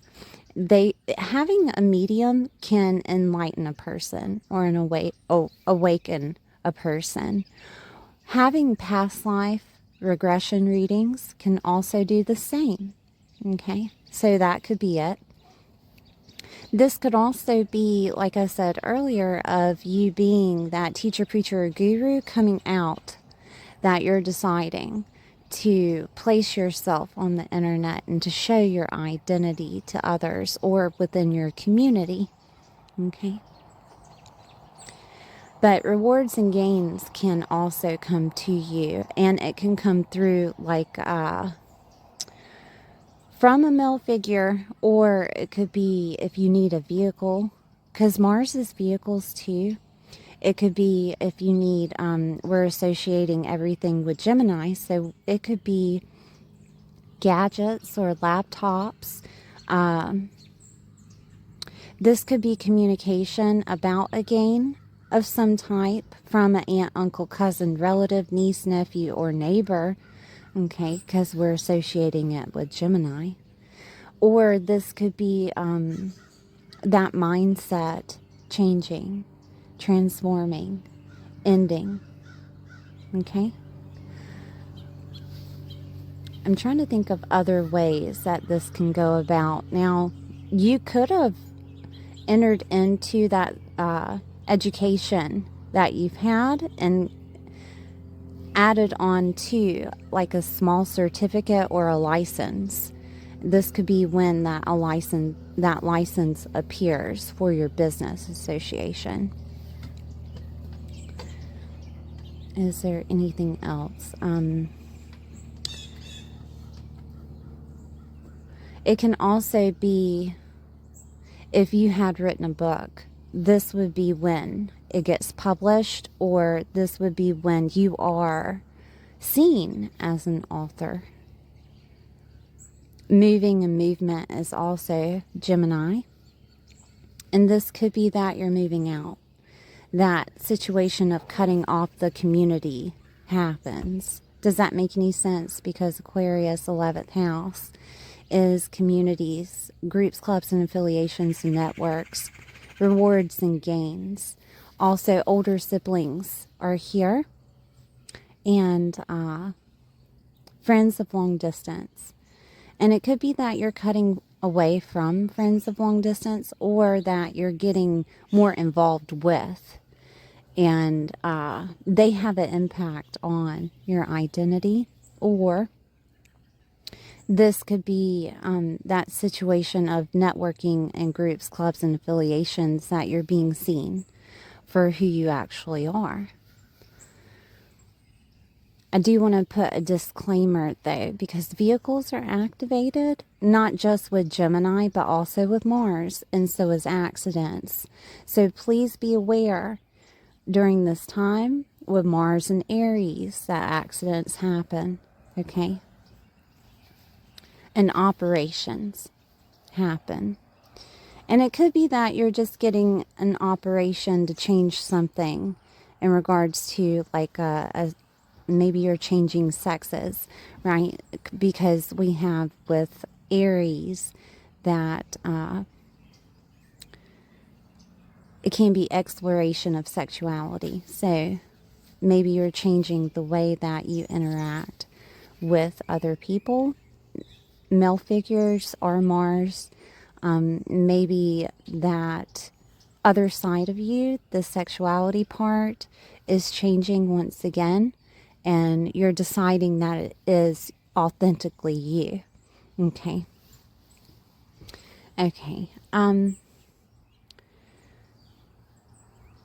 seeing if there's anything else I can tell you on this. There could be an indication of someone influencing you to change who you are during this time with Mars and Neptune together. This would be a person of faith. This would be a person that also could be in taboo, or this would be a person that is very psychic, okay, that could have an impact on that change of identity. Because 11th house is very influential, and you yourself could be the person that's doing this for others, okay? Male clients or people that are Mars ruled would be more or a better association for you with clubs, groups, and affiliations and networking, okay? All right, so let's look at the 12th house. Mars going into Taurus. And again, you know, 12th house is ruled by Pisces, so we're talking about Piscean things again. And it could be prisons, hospitals, or the mystic, taboo topics, transformation and endings. It could be spirituality of some type, habits. Also, rehabilitation is here. Higher states of consciousness, dark nights of the soul, hidden enemies, secrets. Healing, though, is also here. Healing and restoration of past conditioning that you've been through. Taurus being associated with this house is talking about your self-worth, is talking about your self-confidence, it's also talking about money and the way that you bring value into the world. And the way that your faith is and the way that you think on a subconscious level or in a higher ranking level than most, okay, is what I'm trying to say, because this is an enlightened house and it's in Taurus. This brings you money using your psychic abilities, using your faith-based abilities, also transforming things. You could be a person that does like day trading, or that does I'm trying to think of anything else. Maybe works in a hospital, showing your love to others that don't necessarily have that love. Prisons, hospitals, rehabilitation is activated, insane asylums. Okay, you're the one that can show them love and make money doing it. You're also the one that can be the nurturer for others to awaken. And you have this God-given ability to do so, okay? In a nurturing way. People are going to see you as the mother figure of a goddess, okay? They're going to see you as Empress energy is what I call it, because the Empress is usually, I think she's pregnant, you know, with the world. And that is you. Right? So you can make money doing this. You can also be the one that people go to for self-worth and confidence, for them to heal situations of past conditioning, maybe even a mediumship, something like that. But with Mars here, Mars is going to motivate that within you to help others, to be there for others, to show them that, you know, life has light and dark to it, and you can either live in the light or you can live in the dark, right? And you could be the one that shows them. You could also be the one that's going through the situation of the dark night of the soul. But if you go through that with Mars here, it's going to be a very loving situation. A lot of Geminis that I know that have had an awakening, they usually have visions of Christ, of a lot of people surrounding them. It's a very nurturing setup, the way that this awakening happens. This other consciousness of them is awakened. Does that make any sense? And it's very nurturing and loving. Sometimes it's the mother figure that comes through. Sometimes it's set upon like smells and touches, the senses, because it's Taurus. So smells, taste, touch, anything of that nature, right? Hearing something. But usually their clairvoyant abilities are activated during their awakening, and you yourself have that ability within you to use at any time that you would like. It's just accessing it and clearing out the clutter, right? If you've had association with poverty mindset, okay, this could be a time that Mars affiliates you with the right person.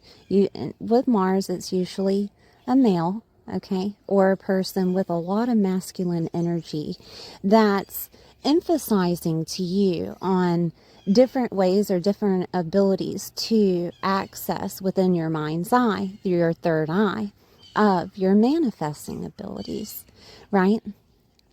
And there's plenty of people out there that can show you how to do this. I use Reagan Hillier. She's from, I think, New Zealand or something like that, but she became a millionaire at 23. Also, Abraham Hicks, that's associated with manifesting. I love some Abraham Hicks. Anyways, but they can show you how to use your manifesting abilities to get rid of that poverty mindset. And that could be a time that you're doing this or teaching this to other people. But if you're looking for a male figure, Tony Robbins is pretty good at business association and how to do, your strategy and think about the whole business before it happens and to become that business person, right? So that could be something that you're getting into with Mars in the 12th.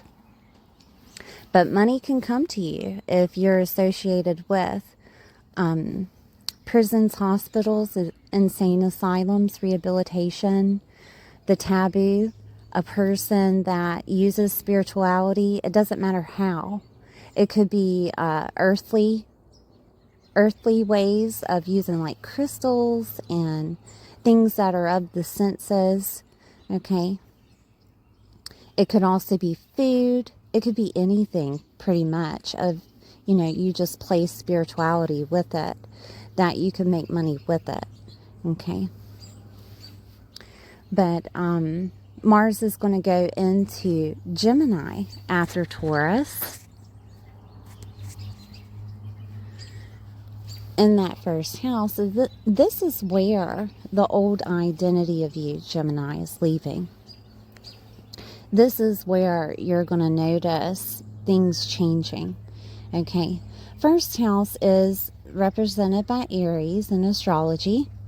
It's your image, your looks, your physical body. It can be exploration of sexuality, your identity, the way you lead yourself and govern yourself throughout the world.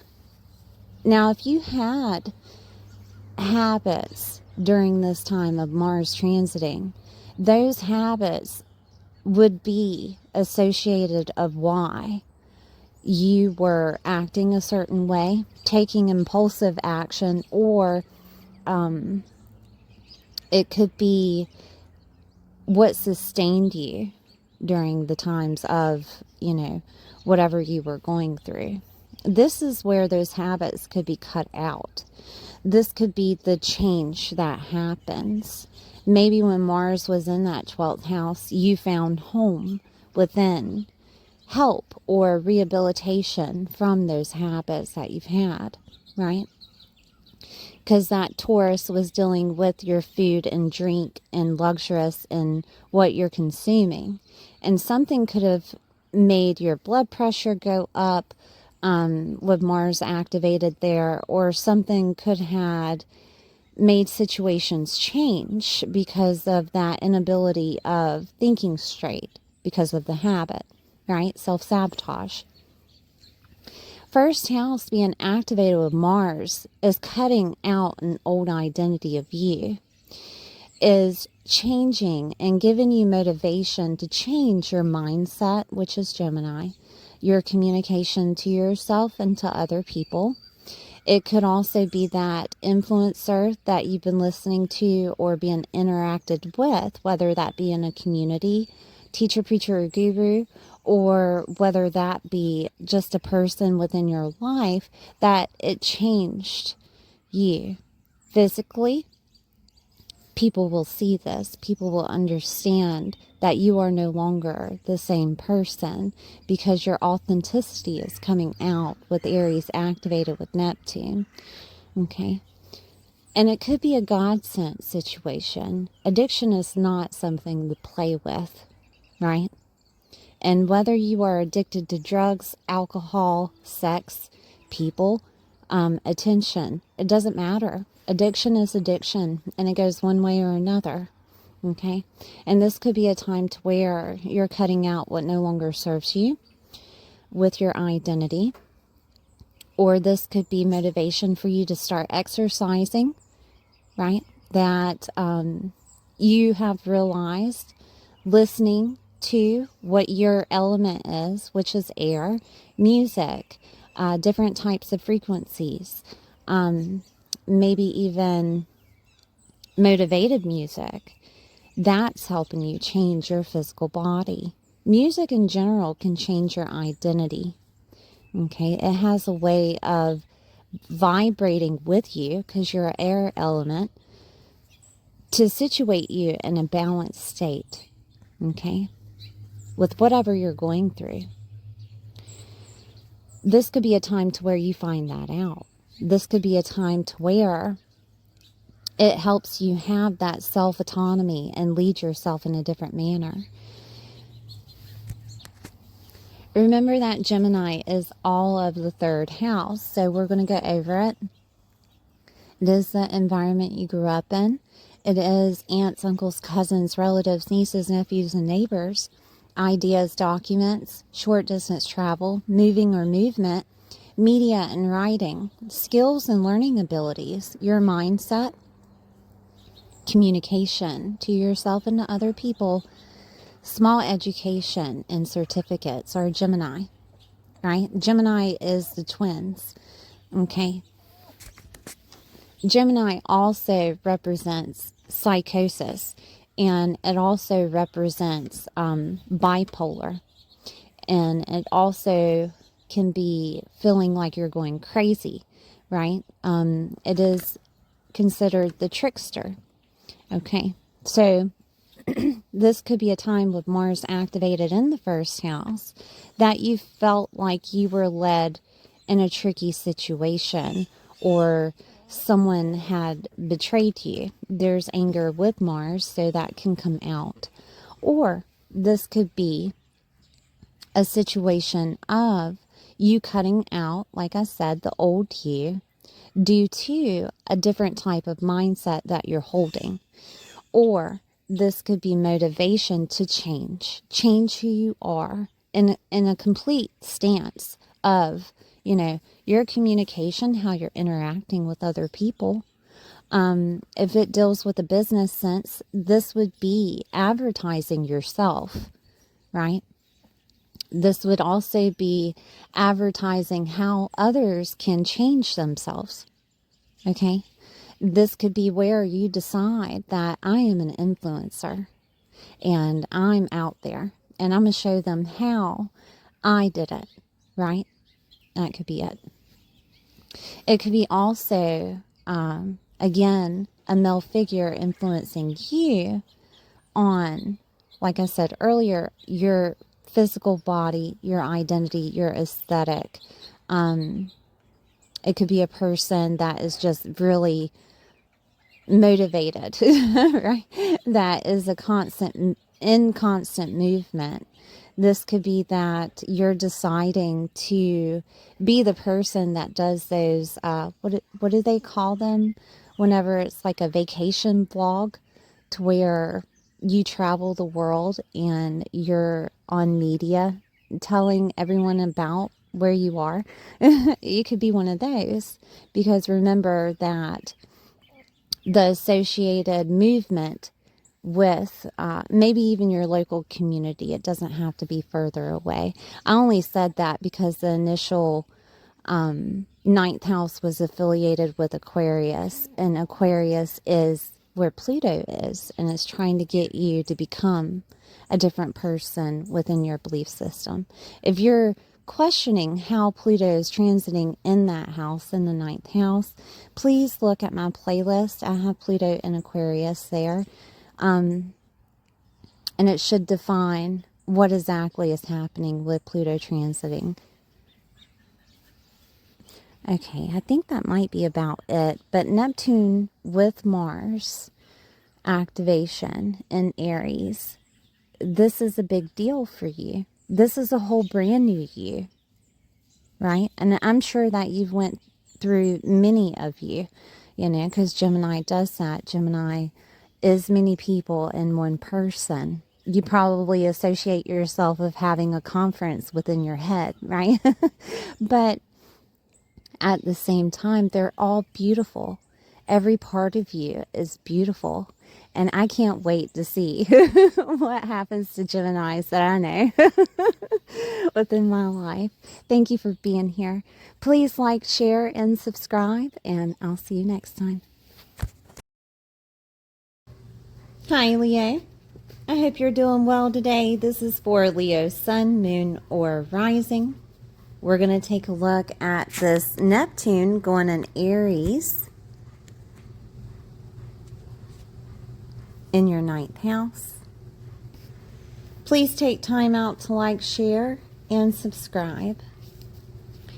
Okay, so Leo, inspiration for your deepest truths may come to light. Okay, this could be with the 9th house activated concerning your belief system. I'm going to go over the 9th house so you know what it is, all right? So we have your belief system, religious beliefs, your skills and learning abilities. This could also be teachers, preachers, and gurus. The bigger picture. 9th house is also considered the house of blessings. It can be considered opportunities that come to you. Media, publishing, legal cases is the 9th house. Higher education. In-laws, grandchildren, and grandparents. This can also be considered, it's a Sagittarius theme, right? So it's more of your philosophy, okay? With this activation with Neptune, Neptune is inspiring. It is spiritual, okay? Neptune can also create illusions and disillusions that happen in regards to your religious beliefs. It can also create illusion, disillusion in regards to higher education, media. With Aries, it could be concerned of the way that you think about, I want to say war, okay? Because Aries is war. Aries is ruled by Mars. So you could look at it as the pioneer, the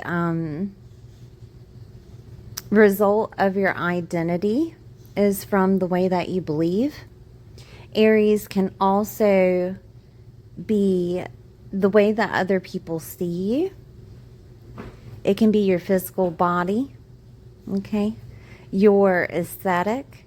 It can be first house recognition, but at the same time, Aries in general is very quick and impulsive. It is the warrior. It is the perseverance that is deep within you, okay? Now, I do want to say that this combination can have a result of you being inspired by a teacher, preacher, or guru, or you becoming one because your identity is correlated with this Neptune, okay? Now, with Mars being activated, I'm going to go over Mars within the chart so that you see each and every transit of Mars until Neptune goes retrograde. And when Neptune goes retrograde, it reviews, redoes,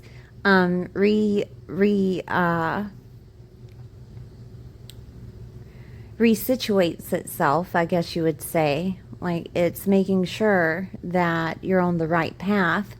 And if you're not, then those themes of Mars can actually repeat, right? Because retrograde repeat is another situation of retrograde. But anyway, so Mars will make its way from Aquarius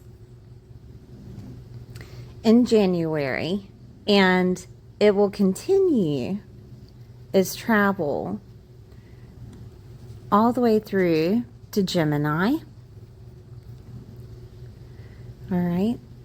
And then Neptune will go retrograde on July 2nd until December 8th. And that is a very long time for you to redo, review, and maybe repeat energies that you've already went through during this first transit of Mars starting January 26th, okay?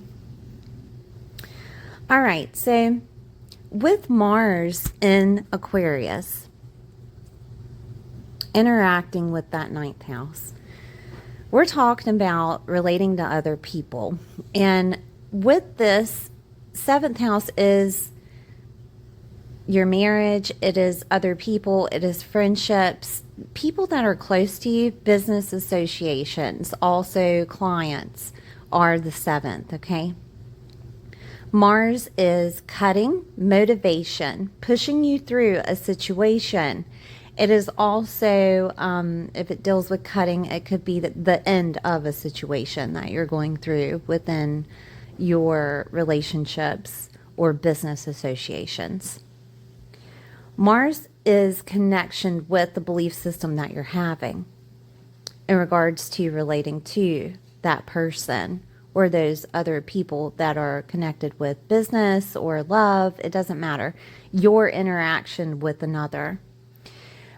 With Aquarius being activated, I want to remind you, if you don't know how to associate a planet within a house within a sign, okay? So the planet is the action that you're taking within the house. Also, that house has a flavor, which is that sign, okay? And the flavor of this house is Aquarius. So it would be like you entering in a house, okay, a literal house, and everything inside of that house, the furniture, the lights, they're strange, or they're all green, right? Aquarius likes green, or they're quirky, okay?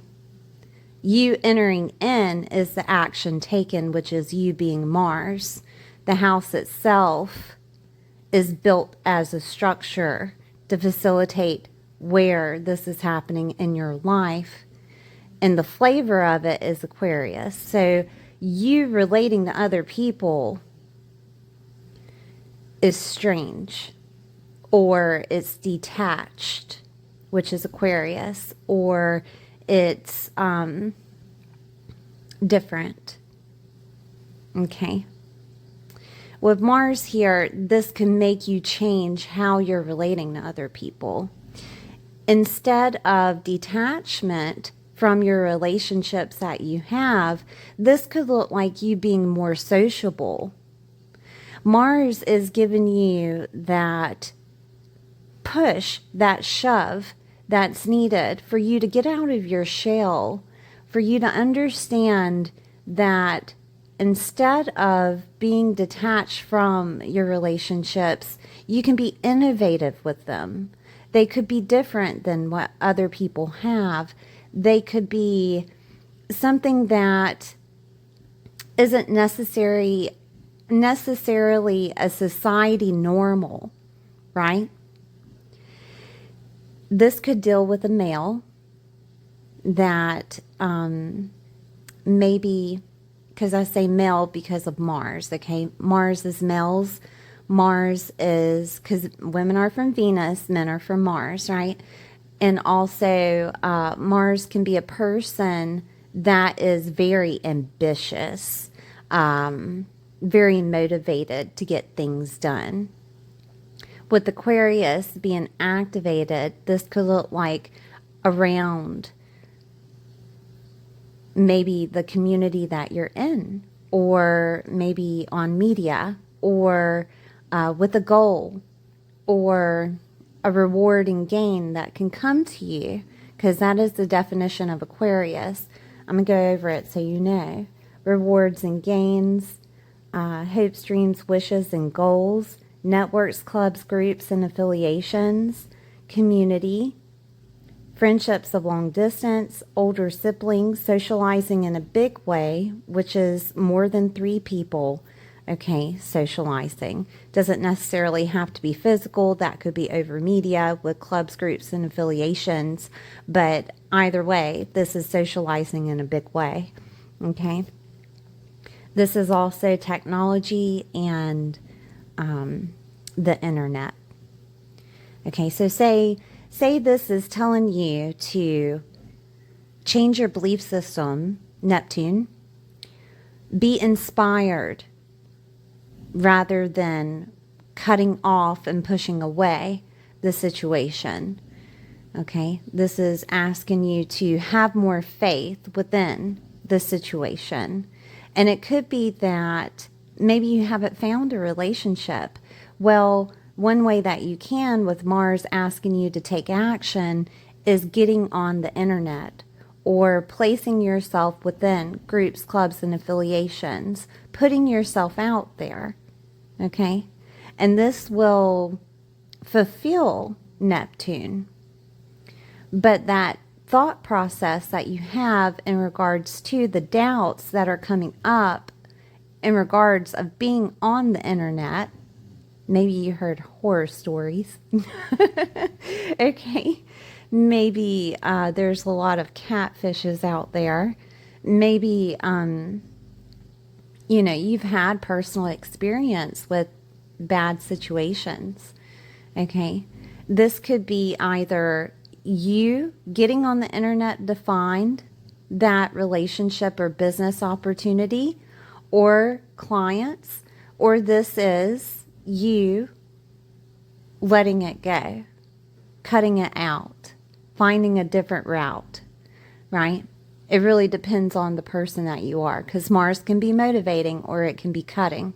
It depends on that belief system that you have, because Neptune is trying to dissolve that belief system that you have.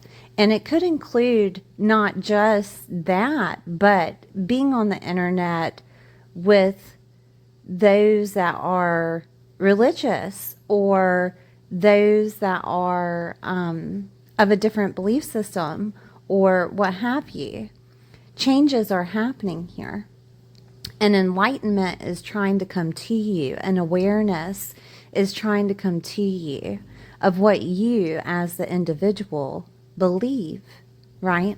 And whatever you believe is what you perceive in life. And Neptune, the next 14 years, is going to show you your identity within your belief system, whether that is around a religious factor, whether that is around you having a belief system about who you are. Doesn't have to be religious at all. It could be just your individual belief system about your life. Okay? Things are changing. Neptune can dissolve the illusion when it's direct, but it can also put you in illusion when it's retrograde. Okay? So things can look a little bit cloudy on whether or not your faith is working, or whether or not you're motivated by it. You know what I mean? So taking this in account, you're also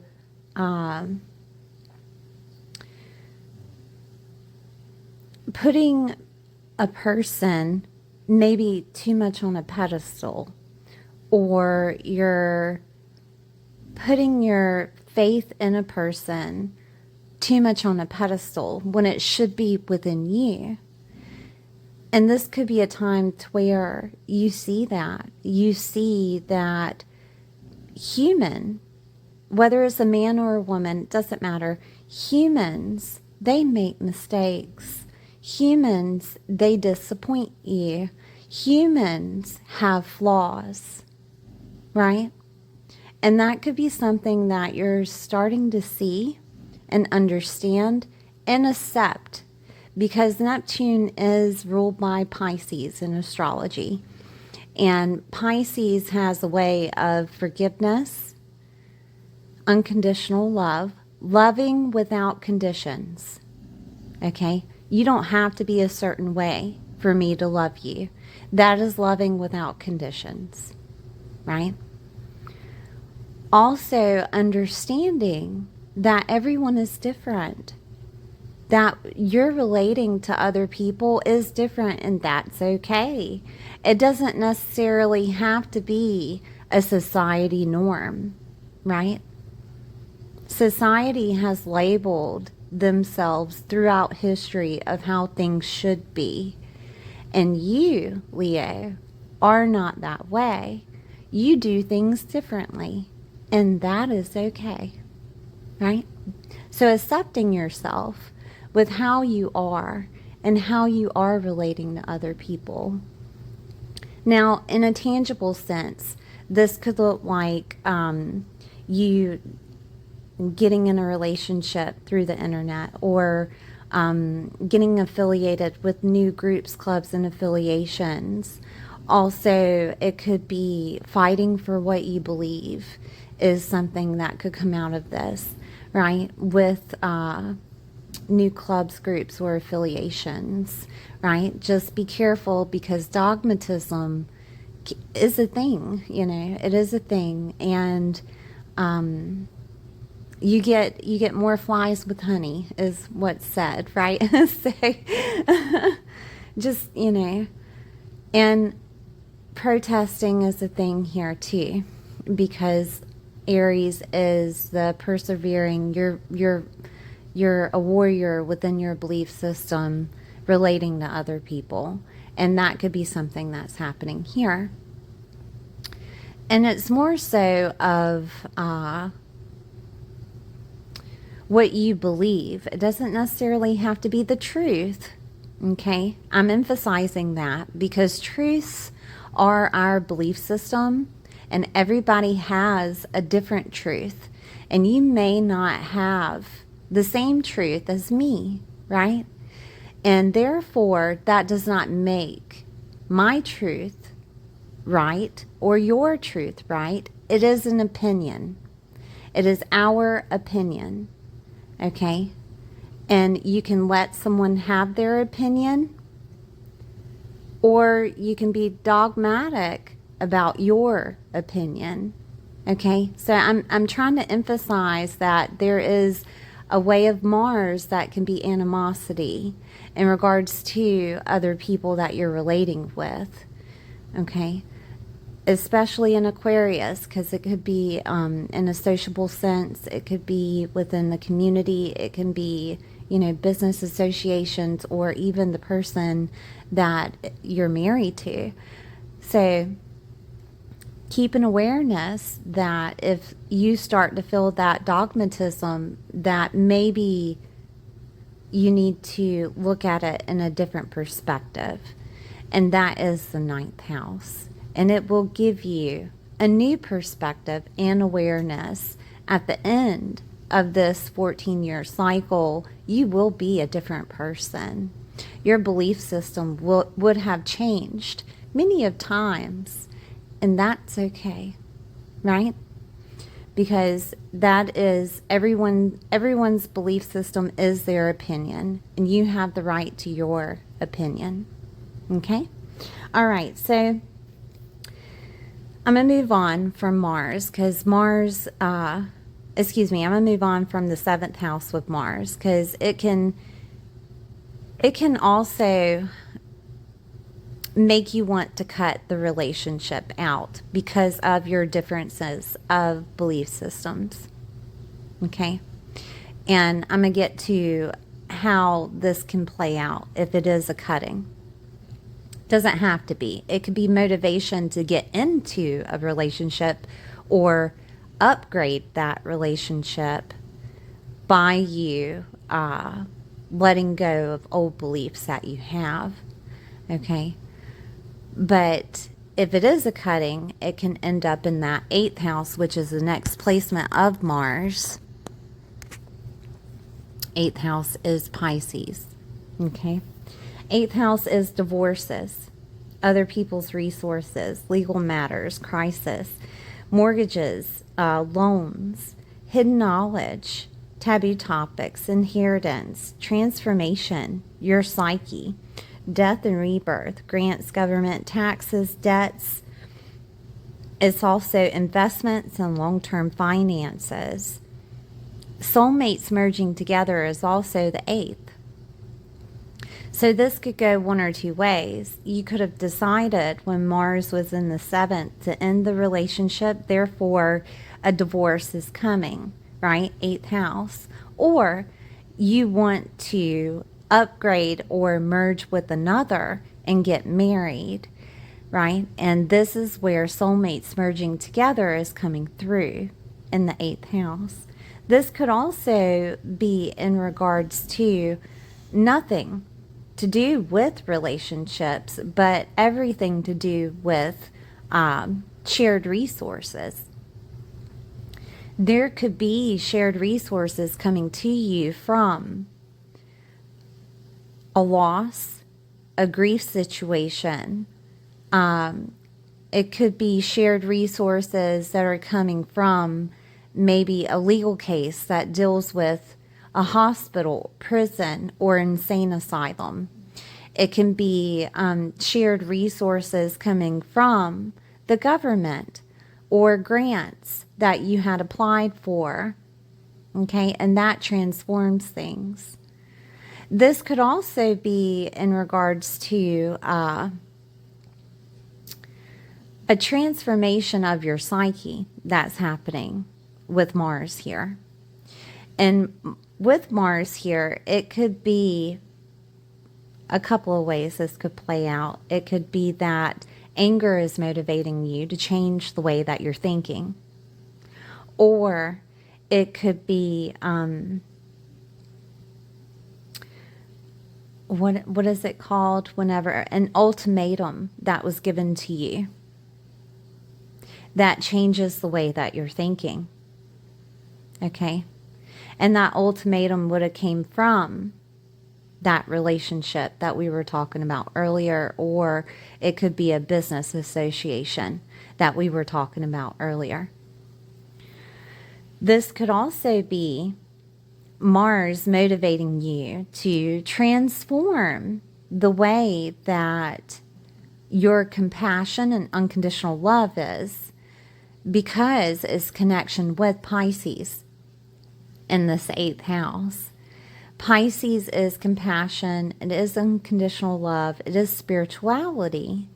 And this could be a time to where you're getting more involved with spiritual topics or spirituality. Your philosophy is starting to mold itself, okay? Your belief system is starting to be a little bit different. It's not necessarily stuck on one way of believing. It is all of it, the collective. It is the full picture, okay? And it's deeper into the taboo. That could be something that happens. I'm just giving examples of how this could play out. If it's not love, if it's not business, then this could be your psyche changing to a more spiritual person, whether that is through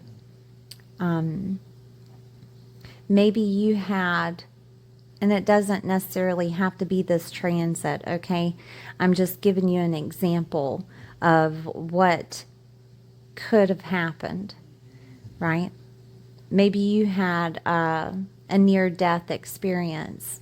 NDE is what they call it. And you looked up at different people that had also went through the same thing. Or it could have been your partner that had this. and they're changing their belief system. Therefore, you're seeing things differently. It's like a ricochet or a domino effect of you being interacted with that other person is starting to awaken or give you that awareness. That is something that can happen, especially with this transit, okay? Because you have influence or an impact with Mars, and that can be the other person, right? Because it started in that 7th with Neptune going into Aries. Okay? Okay, so I also want to say too that this could be a beautiful opportunity for you to get associated with doing things of giving back to the community. Okay? Humility and humanitarianism and also charity, excuse me, is a part, is a part of Pisces. And this could be you opening up maybe like a nonprofit organization, right? Therefore, you're associated with grants. Does that make any sense? And you're motivated to help others see their faith or understand that the universe has their back, no matter what faith that they are. Does that make any sense? Say, this could also be a situation to where you have an insurance payout, and it would be life insurance payout. Okay, an inheritance comes to you, or a payout of insurance, and it could have dealt with a person that was Mars affiliate. Could have been an Aries, could have been a male, could have been a person that was an in-law, maybe even a grandparent, because that is activated with Neptune. Okay.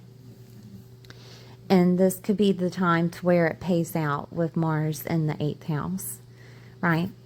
This could also be a situation to where you're deciding to go back to college and change that identity and get a degree. And Neptune is giving you that inspiration and motivation with Mars to get the grant that's needed, or whatever government affiliate that's needed for that college. Shared resources is a part of the 8th house. So this would be maybe a loan, maybe something that deals with you being able to pay for the college itself, right? It could even be a parking pass that is needed, because there is Mars here. Mars can be vehicles, okay? Now, vehicles can come to you if they are a shared resource that's needed for you, but usually with Pisces activated, it would come through maybe a church is giving you a vehicle, or this could be sharing a vehicle with a fellow Pisces, or this could be also obtaining a vehicle that was inherited in some way, shape, or form. Okay? I'm seeing if there's anything else here with Neptune activated. Neptune can also give you that Kundalini awakening, and that can happen with the 8th house activated.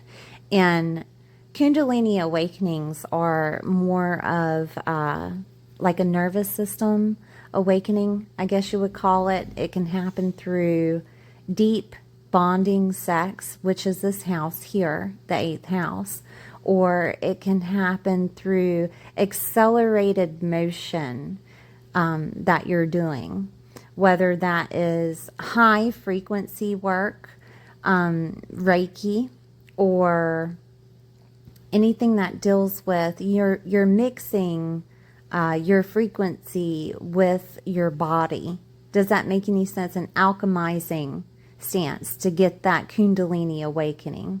Maybe I'm not describing it correctly. You can Google it, okay? Kundalini awakenings.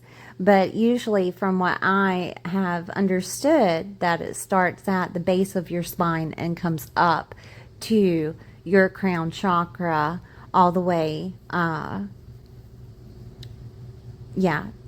pretty much hitting that ether that's within you to your crown chakra, and therefore you awaken.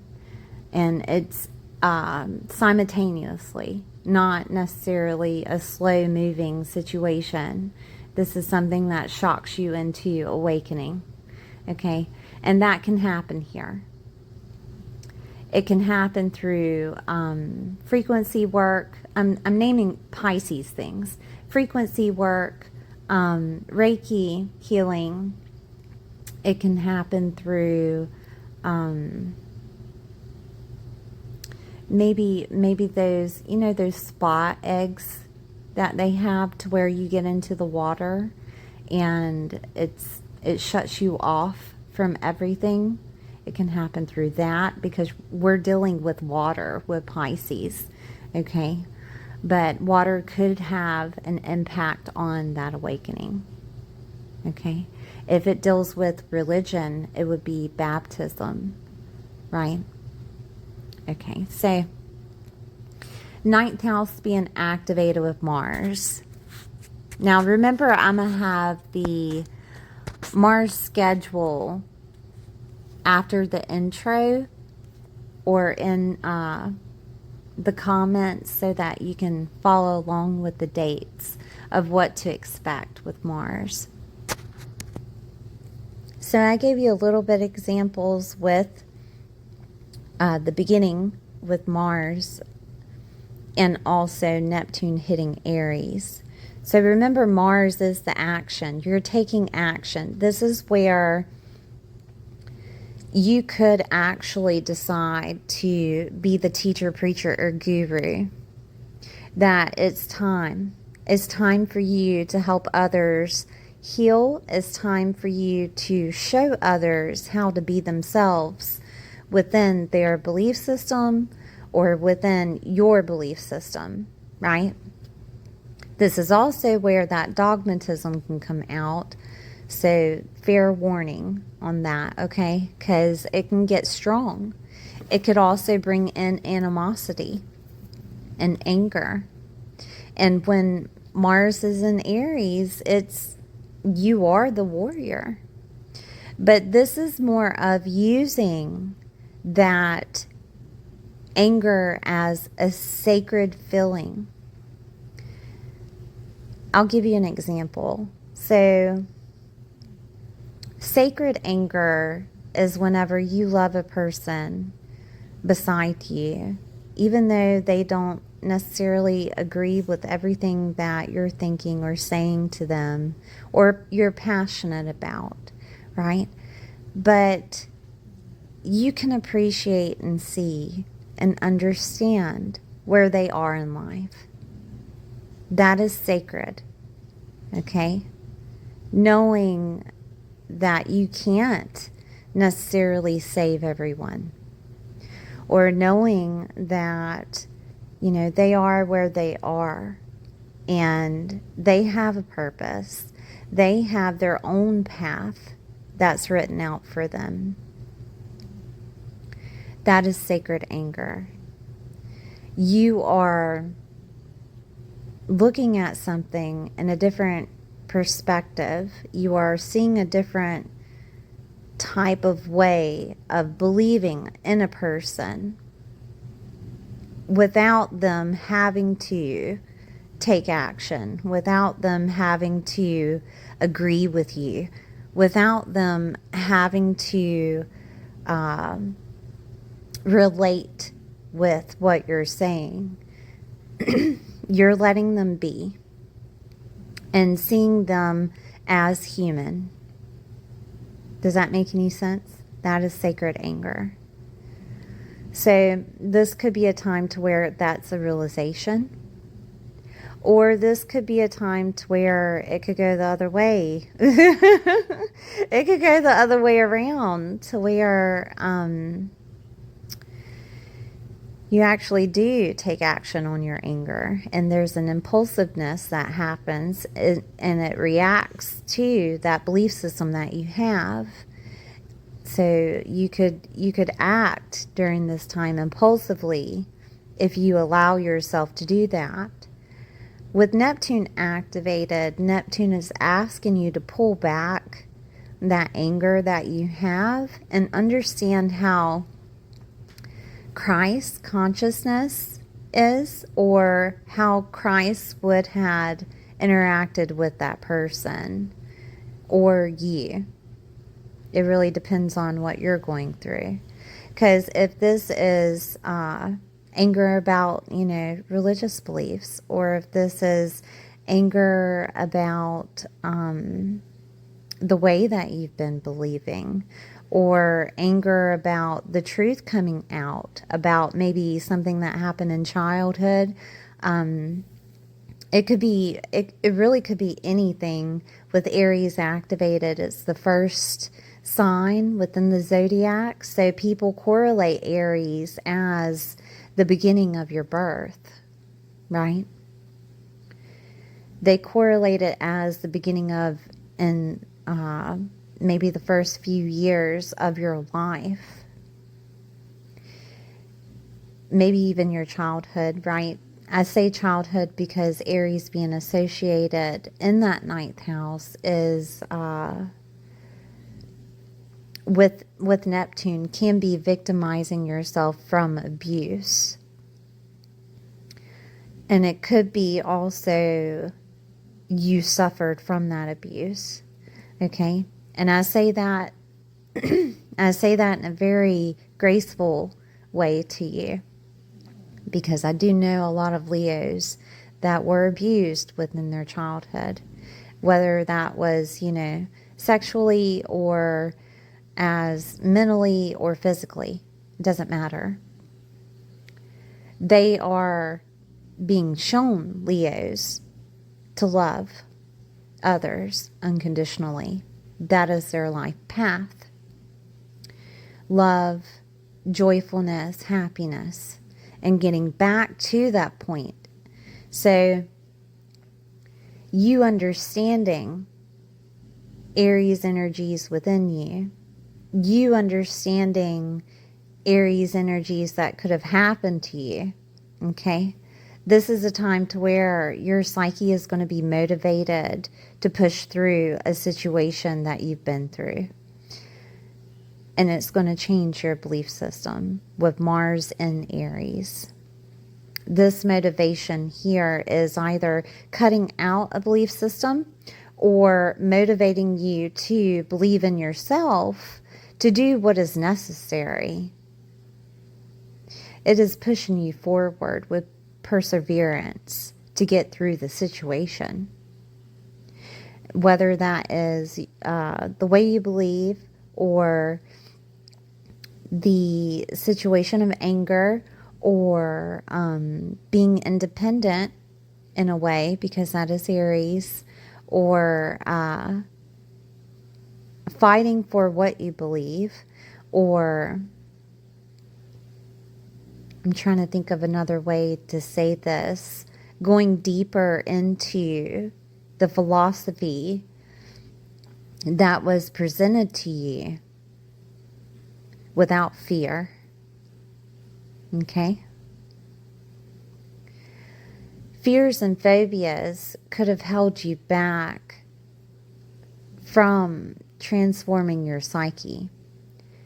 And it doesn't have to be fears and phobias, because there's other things that can happen that are attached to those fears and phobias, such as escaping. You could have been through habits. You could have been on antidepressant pills, right? Or any type of medication that was given to you for your psyche to push away that anger, to push away the feelings of whatever you've been through. Escapism. And it doesn't necessarily have to be doctor prescribed. It could have been alcohol and drugs. It doesn't matter.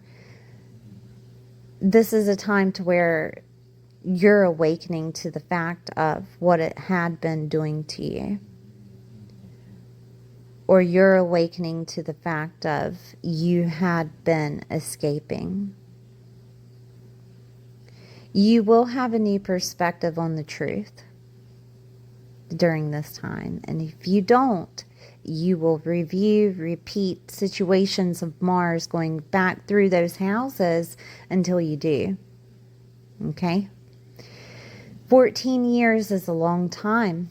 And Neptune will go direct and it will go retrograde. And it'll go direct and it'll go retrograde. Okay? So you understanding that it is okay to change your truth is necessary.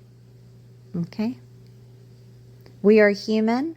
We are allowed to be us, whichever season is calling for that certain type of person. Okay, so in the winter, the type of person that's being called is put on a sweater and, a hat because it's cold outside. Okay, so you could look at it like that. And in the spring, it's time to get things done and take care of situations that you couldn't. Prune whatever, plant whatever you need to. Okay? Plant seeds to grow. In the summer, you're almost getting ready to harvest, but you're enjoying life in the summer. So you are a different person for every season of your life. And once you understand that humans work that way and that it's okay for you to do the same, that's whenever you have freedom of that belief system. Okay?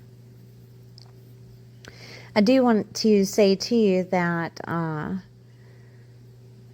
your parents also have that same freedom. They are capable of being who they are during each and every season.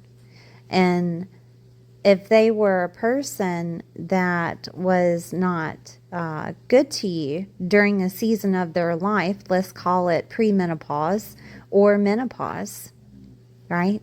Or if they were not good to you during a season of their life, let's say they got married straight out of high school.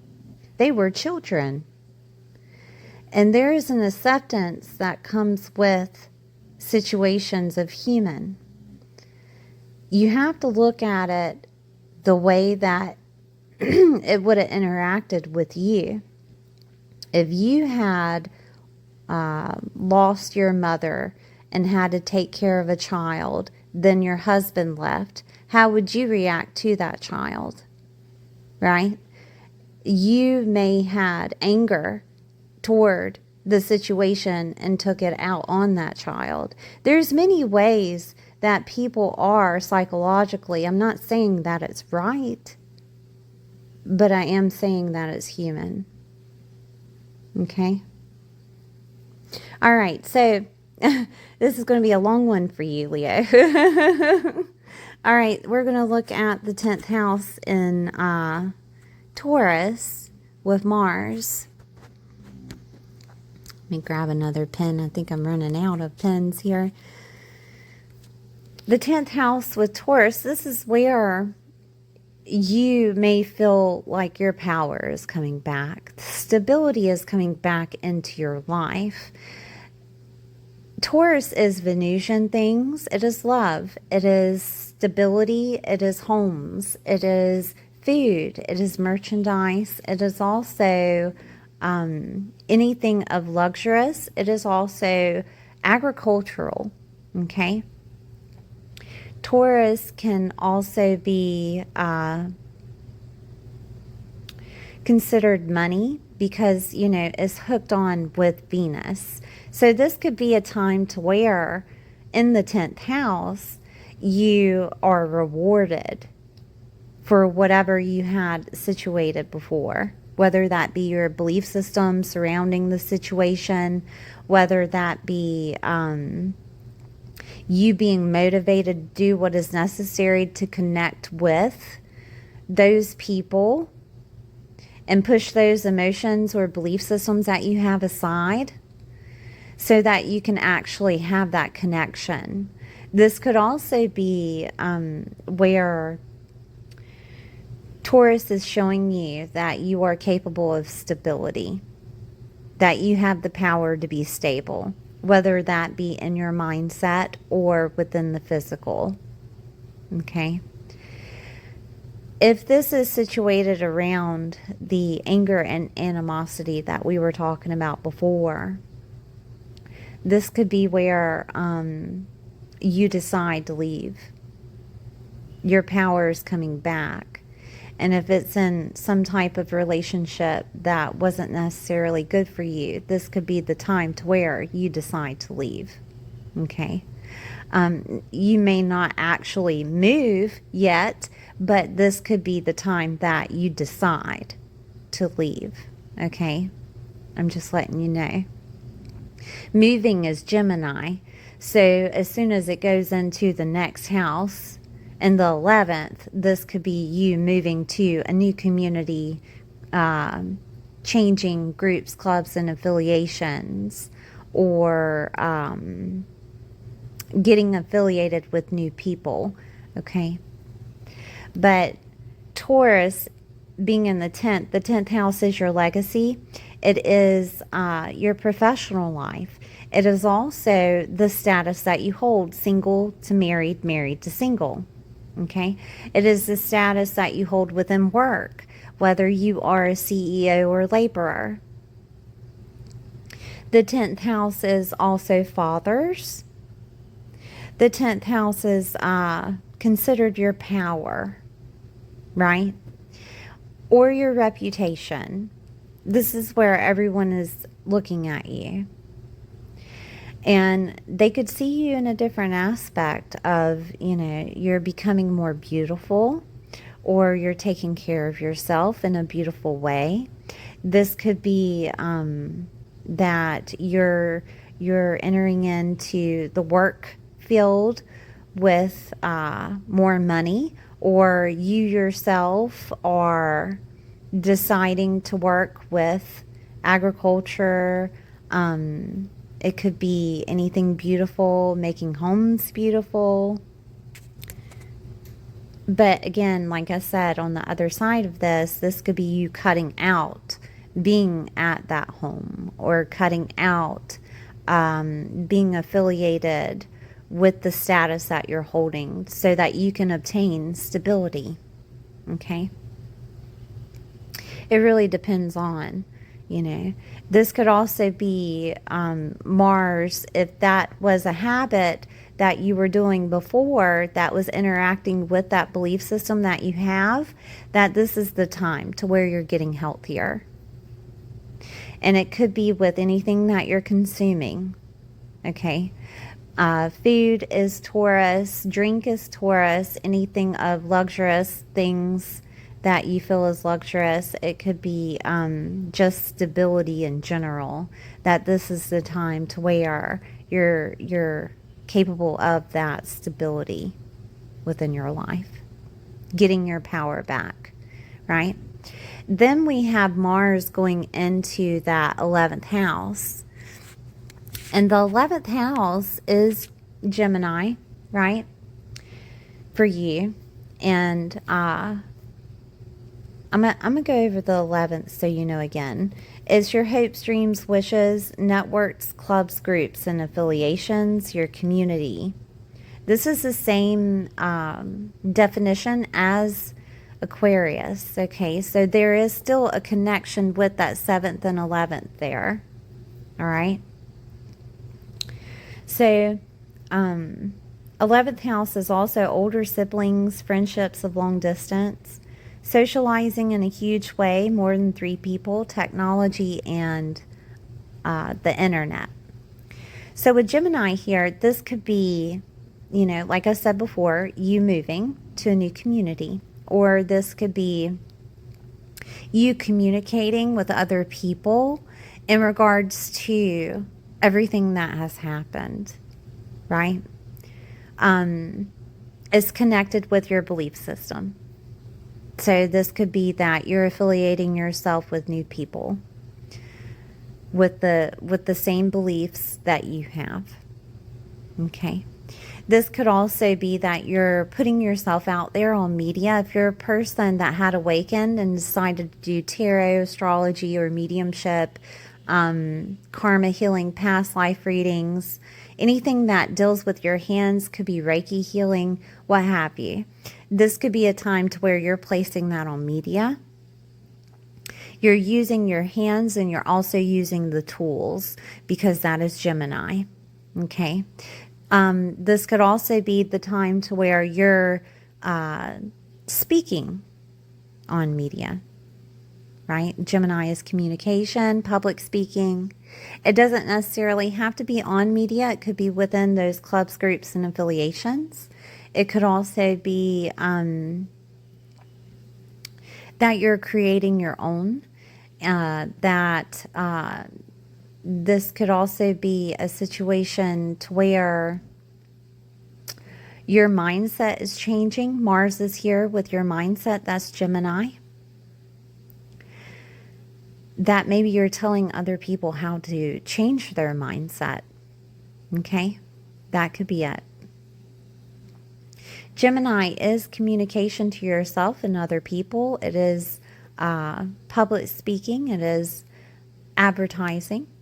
It is also tools. Ambidextrous is Gemini, so you're using your hands. It is affiliated with your mental capacity, to where it's connections with your psyche, right?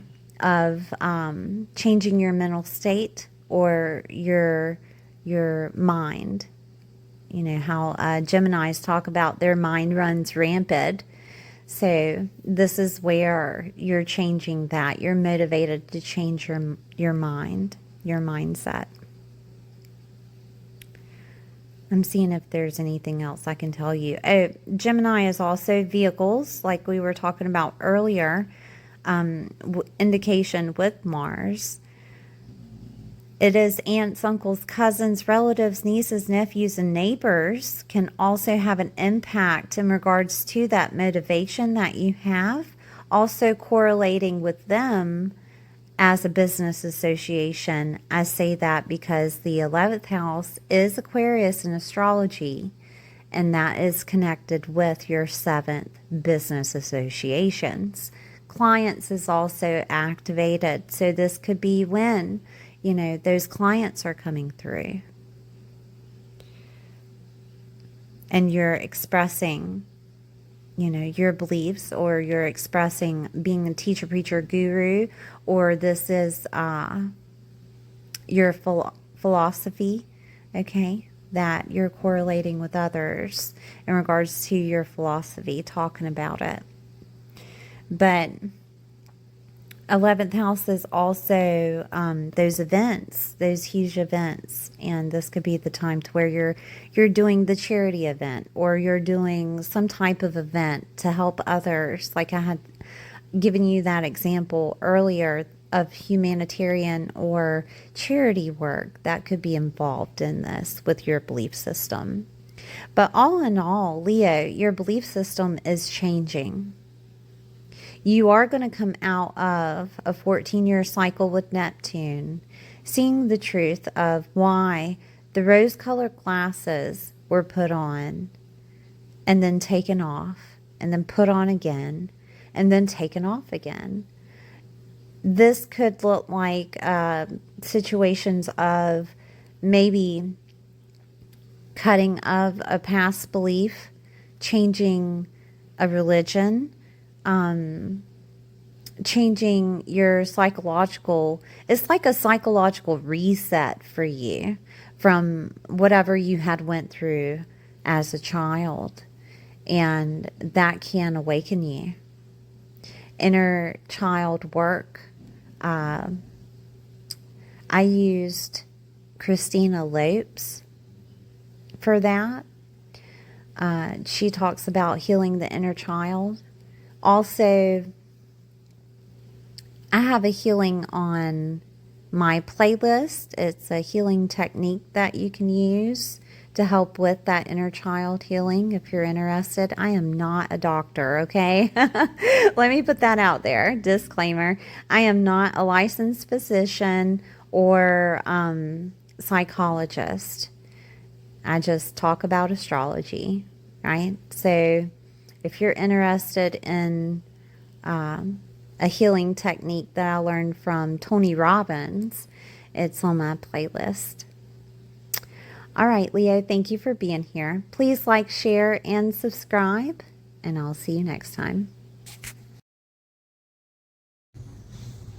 Hi, Virgo. I hope you're doing well today. We're going to take a look at this Neptune in Aries that's happening in your 8th house. Please take time out to like, share, and subscribe. Okay, so the 8th house is crisis and legal matters, soulmates merging together, divorces, other people's resources, debts, taxes, government, healing of fears and phobias, grants, banking loans, mortgage loans, investments, long-term finances. This can also be insurance, taboo topics, hidden knowledge. Kundalini is the 8th house. Inheritance, death, and rebirth. Okay, there's a lot of things here, obviously. But we're dealing with Neptune. Neptune being inspiration. Neptune can also be illusion and disillusionment, showing you the truth and clarity that maybe you haven't seen before. This is 14 years of Neptune being here, okay? And Neptune can also give you an awareness or an awakening. It is the definition of Pisces also, because Neptune is the ruler over Pisces, okay? Neptune can be spirituality. It can be transformation and endings.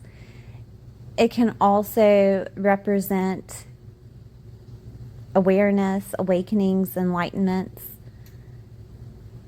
It can be connections with prisons, hospitals, insane asylums. It can be connections with loss and grief, okay? Mediumship, past life readings, past life in general, karma is also connections with Pisces. Victimization, suffering, depression, all right? This can also represent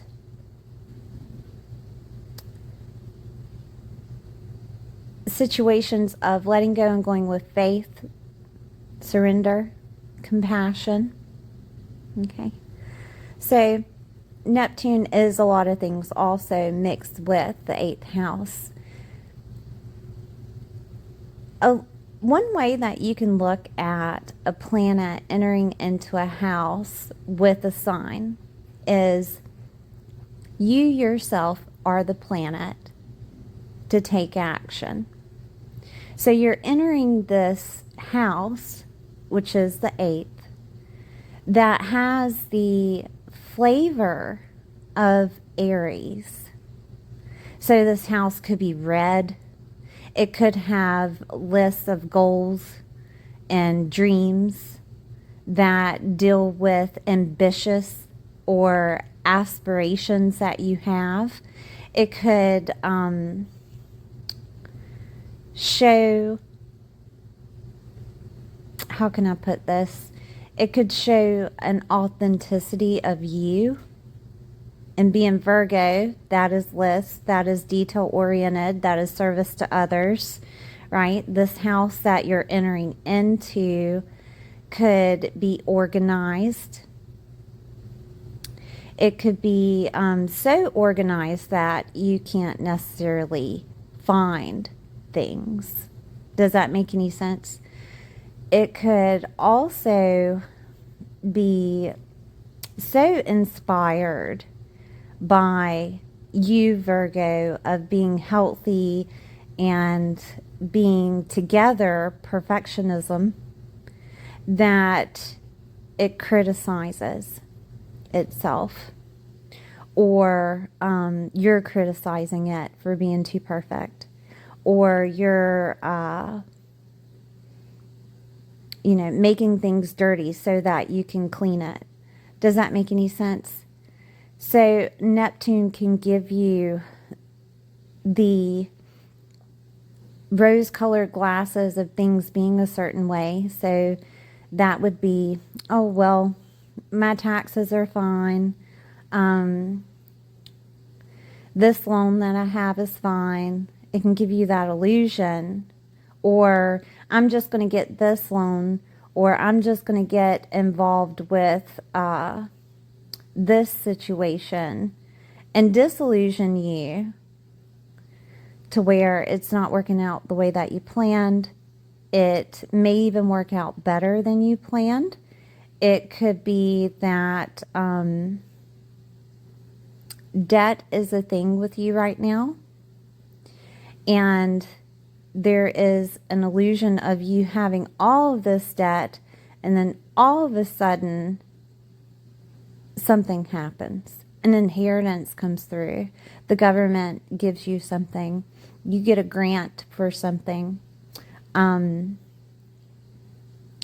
Things are being able to be paid off or consolidated, but you want to keep it the way that it is so that you can say to yourself, I paid it off, rather than I had to do this to do whatever. Does that make any sense? So the illusion and disillusion of that. This could also be Neptune trying to tell you to have more faith in the universe, to rely more so on things that just, can take care of themselves, rather than you consistently micromanaging everything. Okay? That could be one way that Neptune is working here. We're working on changing our identity, because Neptune isn't the only planet that's going to be in Aries, but it is the only one in Aries for the next 14 years, right? There will be another transit, such as Saturn. I think it's in February that Saturn is going to go into Aries, and it will coincide with Neptune of placing those aspirations. Aspirations is something that you desire in a passionate way, rather than ambitious of just tangible way, right?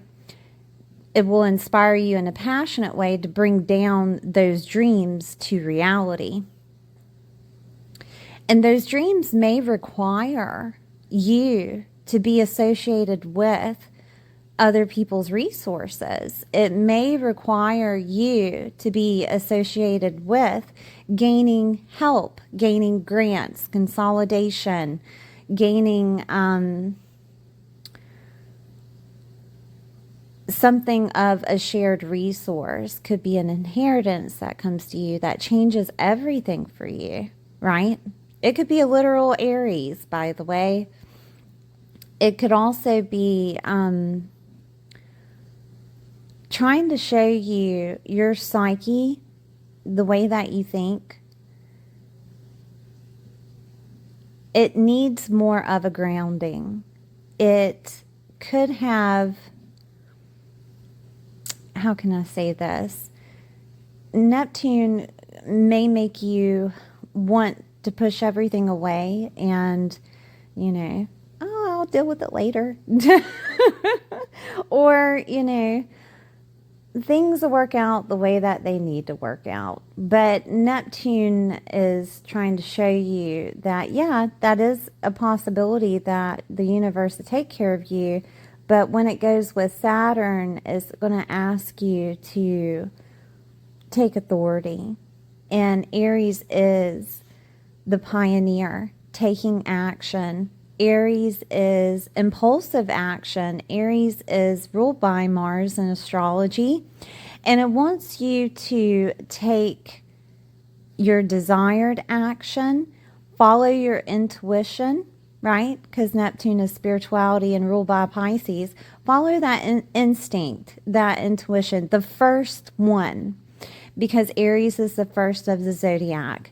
So knowing yourself on that aspect rather than pushing that intuition away of, oh, well, last time I followed my intuition, it didn't work out so well, so we'll just, see what happens. This is telling you to take that inspired action, okay?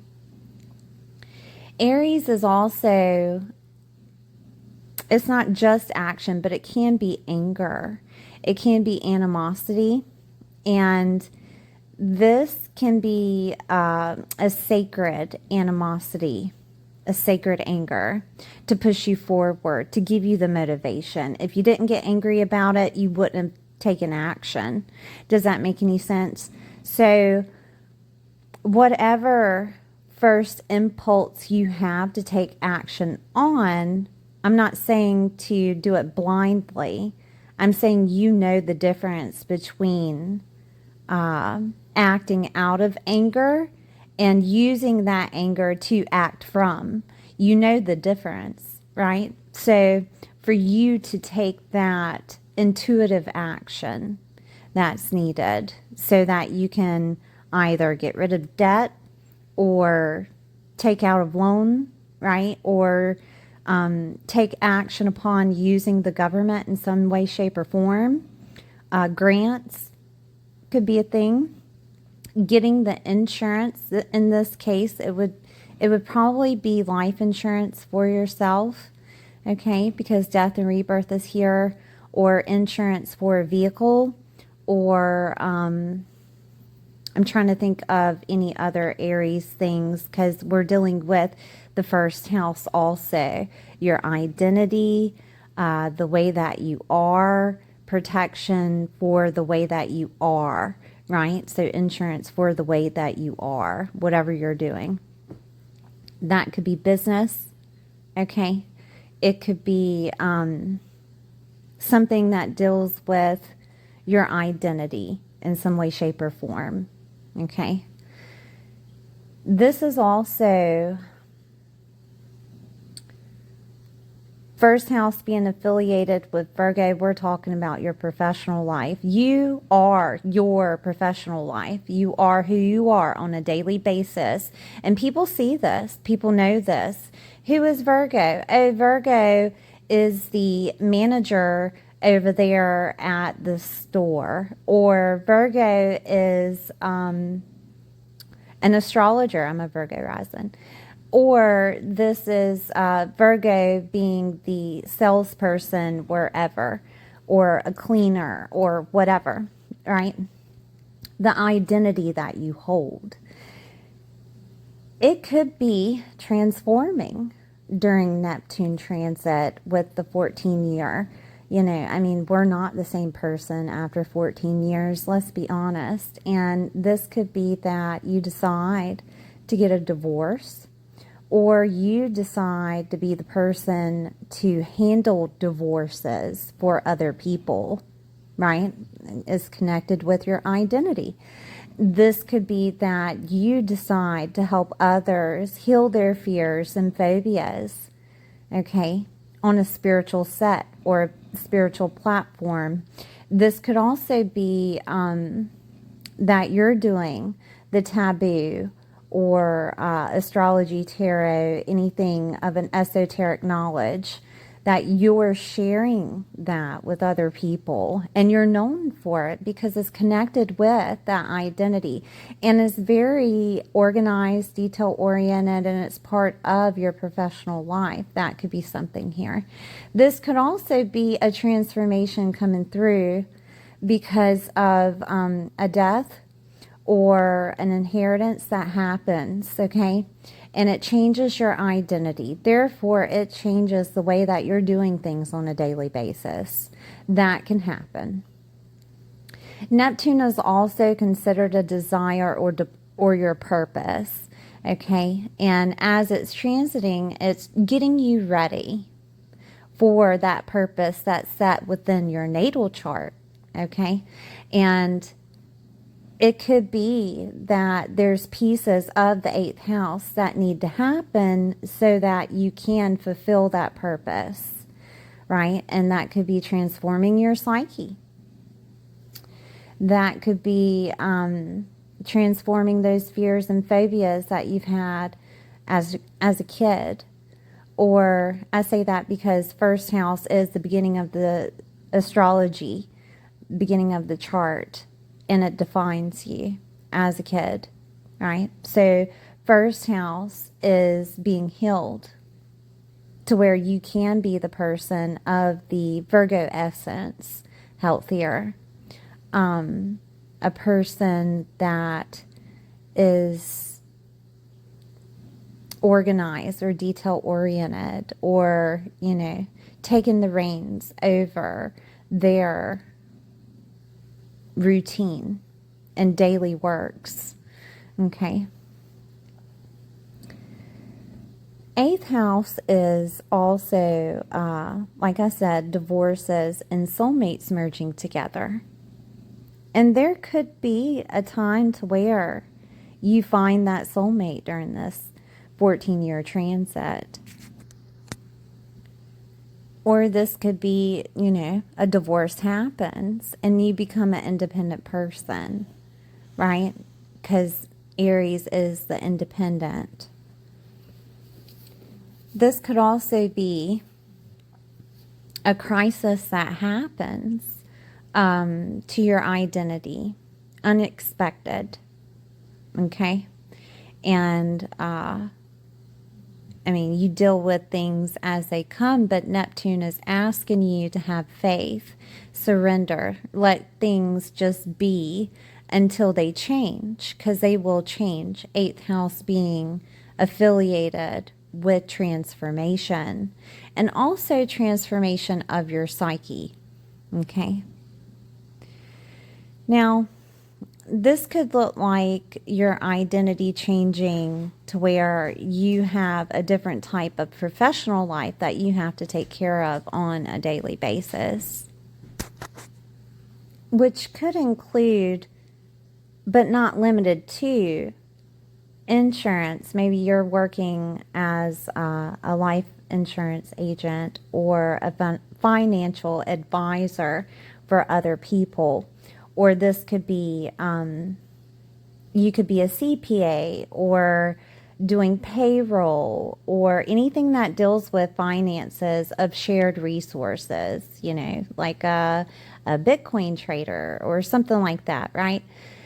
This could also be you having an identity of working with the spiritual aspects, such as astrology and tarot and esoteric knowledge, and you're having to do that on a daily basis and be on top of things. So therefore, you have to have a set routine.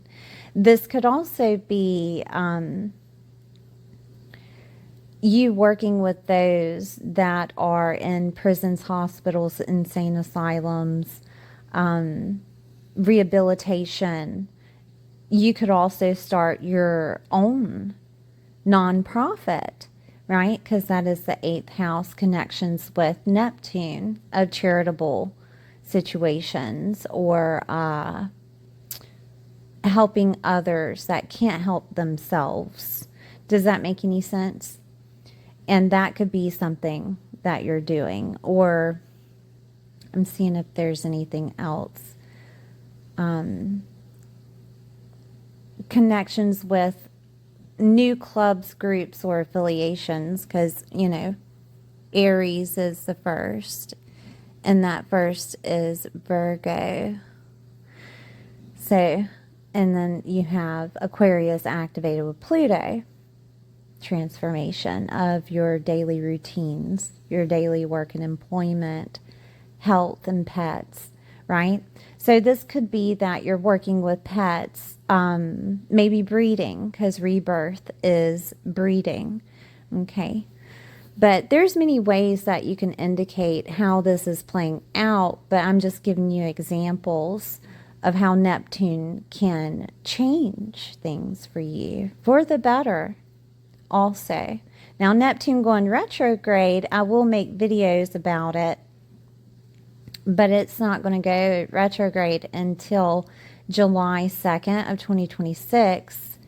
And when it does, it will repeat how Neptune was as it was transiting direct from January 26th until July.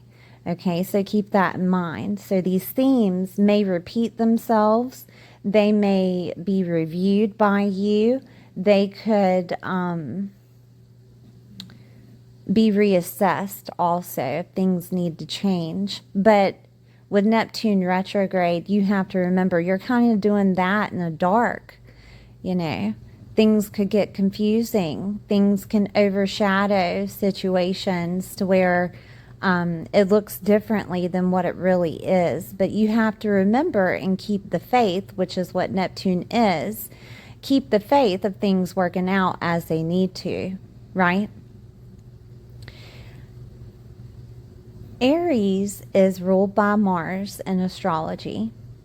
And we're going to take a look at Aries transit until Neptune goes retrograde, okay? That way you can get more of a detailed theme of what is to come and then what happens when it's being reassessed, right? Okay, so we're going to take a look at Mars in Aquarius as its first. As Neptune is first going into Aries, Mars will be in Aquarius and it will travel all the way to Gemini. Okay, so we're going to go over all these signs in the houses with Mars. And I'll have a schedule of Mars after the intro, and also I'll try to put it in the comments if I can remember to pin it in the comments. Okay, so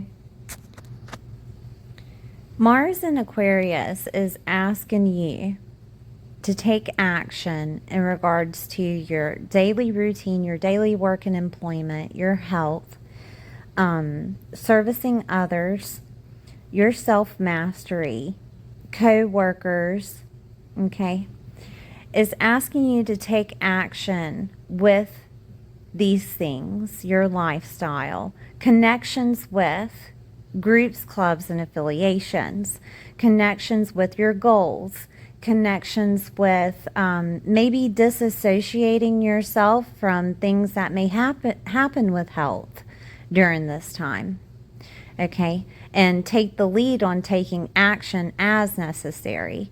So instead of sitting and thinking, oh, I'm getting sick, instead take the necessary action on, you know, getting healthy. Does that make any sense? So instead of waiting and thinking about, well, I think I might be, and then you fill in the blank, instead of that, make sure that you're not, okay?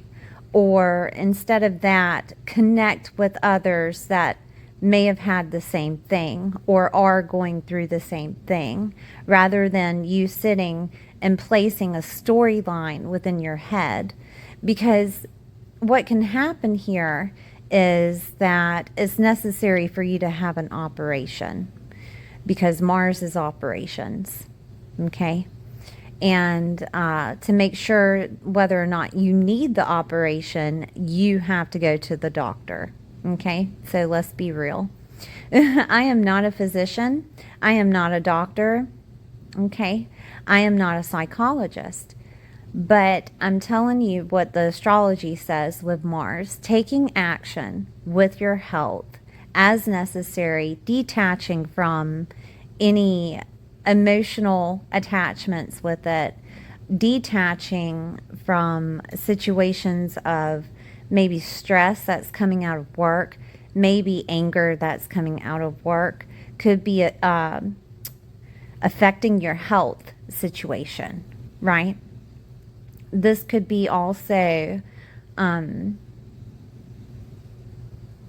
with pets, okay? If pets are going through things of their health, it could be that it's a normal situation and other people have this online because Aquarius is online. Aquarius is groups, clubs, affiliations. It is hopes, dreams, wishes, and goals, right? So to make sure that things are okay, to take action and look and make sure that things are okay, right? We also have Mars as cutting. Mars can be defined as cutting a situation out, anger and animosity, motivation to get things done, pushing you forward, pointing toward things for you to go toward. Okay. So Mars being motivation can push you toward a new job, or it can push you to actually be more into that job rather than associating with the coworkers affiliated with that job. Okay. It can also cut out coworkers. It can also upgrade. And I say that because rewards and gains are there. And this could be a time to where you are rewarded for the work that you've been doing and you upgrade. You get a promotion. That could happen. This could also be to where you want to cut out a job if necessary. I am putting an emphasis on this of please be careful because anger and animosity is Mars. And acting impulsively is Aries, okay? So take your time and make sure that you want, to cut out the job. And if this is happening, that connection with the 8th house, you have availability to use the government if that happens, or if you get fired, right? You can use the government for unemployment and other things I'm sure they have for you to affiliate yourself with. But remember that Pluto is also here with Mars. So this is transforming your ambition, transforming your motivation, transforming and maybe even allowing things to just leave your life that no longer serve you. Okay? So keep that in mind. If things are happening, it's happening for a reason, which is Neptune, right? So let's keep going. I'm trying to think of any other ways that this could be that you're working over the internet rather than an actual brick and mortar job. This could also be that you're getting affiliated with new people that are associated with that job, and there's a drive for you to do more, servicing others. It could be that if you're deciding to open up your own business, that you're getting more contacts and affiliations during this time of Mars here in the 6th house. Okay, so I think we're going to move on to Mars in Pisces in that 7th. This is relating to other people. This is also 7th house is relations to other people. It is your business association, okay? It is your clients.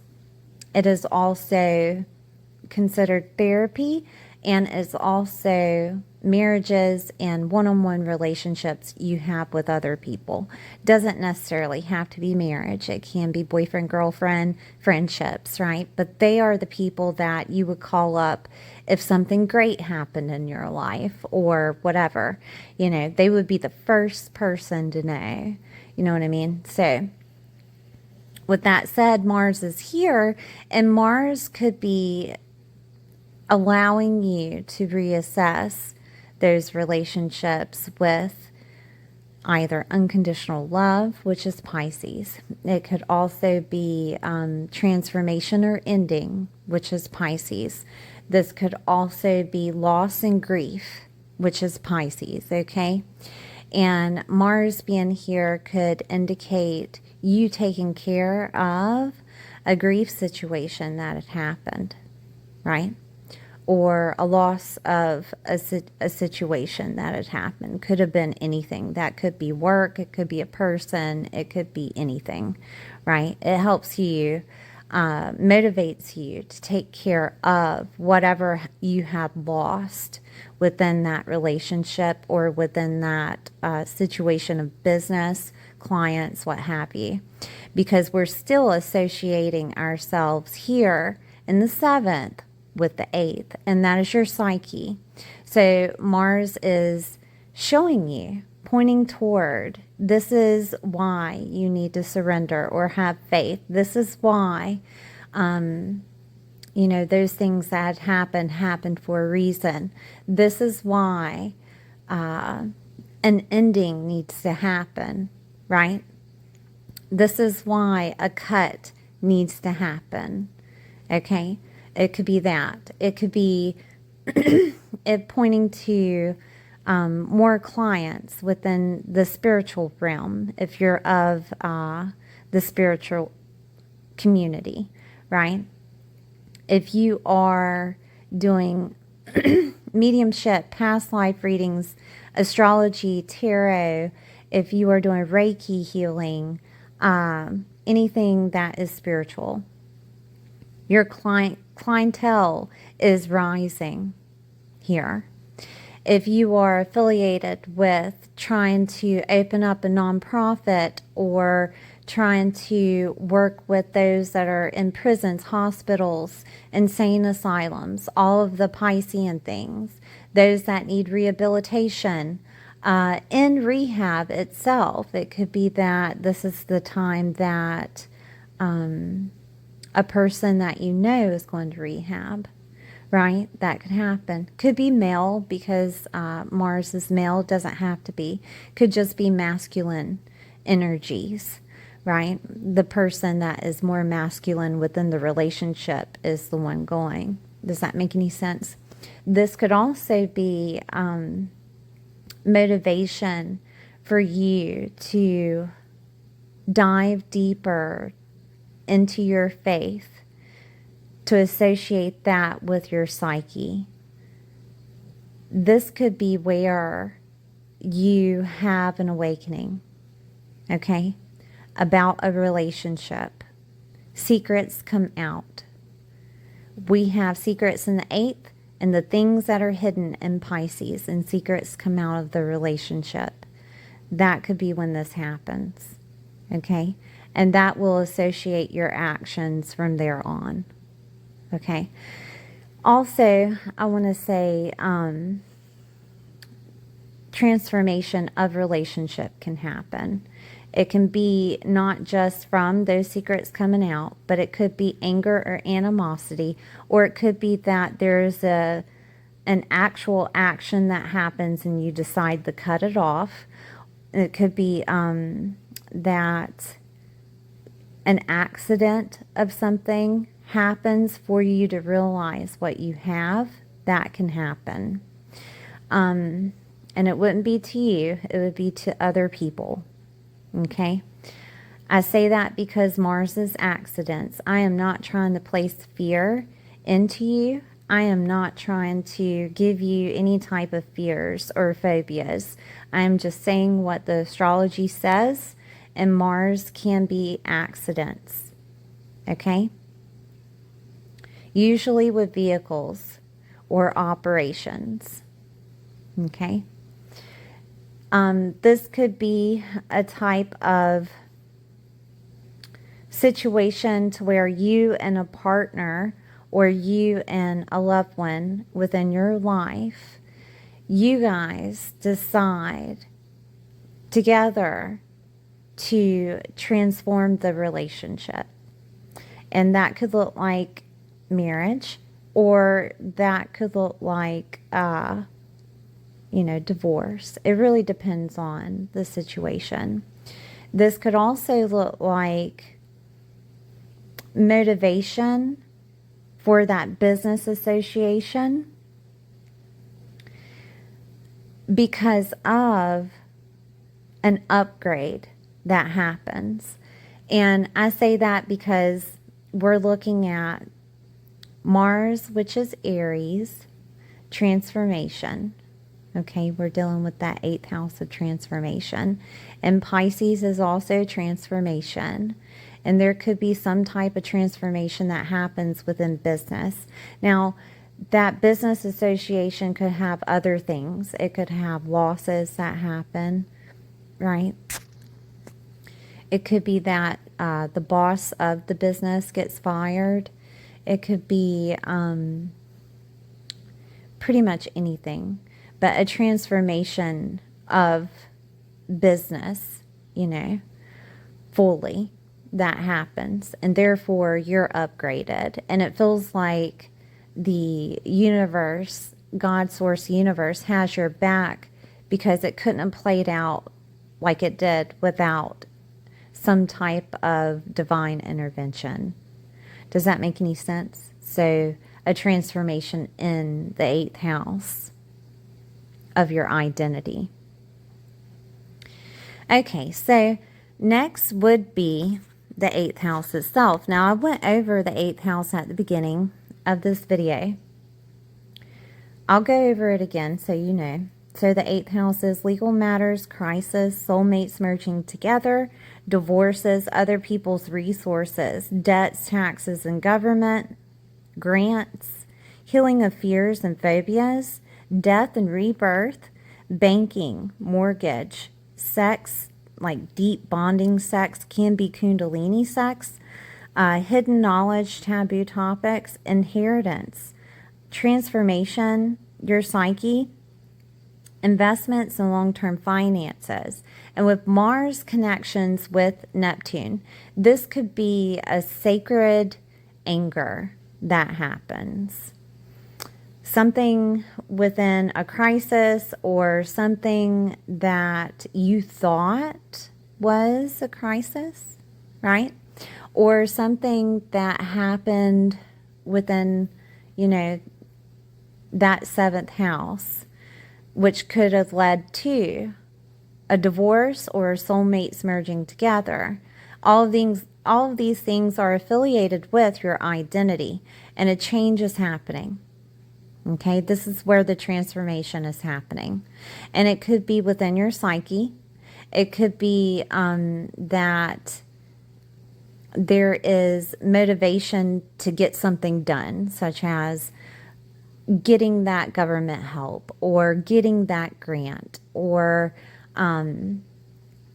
getting affiliated with what to invest in, or investments in general could be paying out during this time. It could also be getting that divorce or getting that soulmate, having that upgrade within that relationship. This is that change of identity, okay? Next would be the 9th house.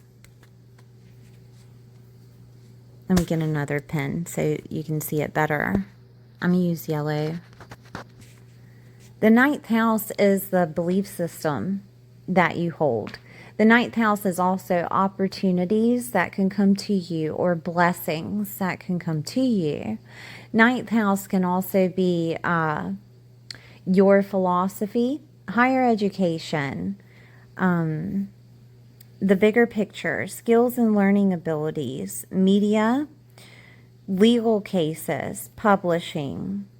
It can be people, in-laws, grandchildren, and grandparents are here. I think I said religion, but I'm going to say it again. Religion is here. Religious beliefs and your philosophy, your actual perspective or perception about life, right? About the bigger picture. Okay, so Ninth house being in Taurus, this is the moment to where you're going to see the beauty out of life. And things are actually looking up. Does that make any sense? And it can be with Taurus affiliations. That includes money. That includes agricultural things. That includes homes. This also includes anything of luxury. Taurus is luxury. It is Venusian. It is ruled by Venus in astrology. It is love. Okay? Taurus can also be represented by your self-confidence and self-worth because it is connections with the second house. Okay? This is where opportunities about money, about love, about a home, a property, or about maybe something nice, of luxurious, right? It could be connections with food and connections with your face. It can be connections with making something beautiful again, right? Or you actually believing in things happening that are good again. Does that make any sense? Mars being here is going to have that motivation. It's going to push you to see things in a different perspective, that you are blessed. Okay? It could also be connections with, you learning things about agriculture, you learning things about Venusian things, such as making things beautiful. Cooking could be something because it deals with food. You learning how to be luxurious. Okay? It's hard for Virgos sometimes. This could be you learning more in regards to actually having love. Okay? Because maybe it's hard for you to see it without feeling it, especially now, because we're just talking about it. Without you experiencing it, you have no idea how it could change you. And this could be where you actually see how it's changed you. This could also be you receiving money from grandparents or in-laws or home, okay, because they're associated here, or something luxurious.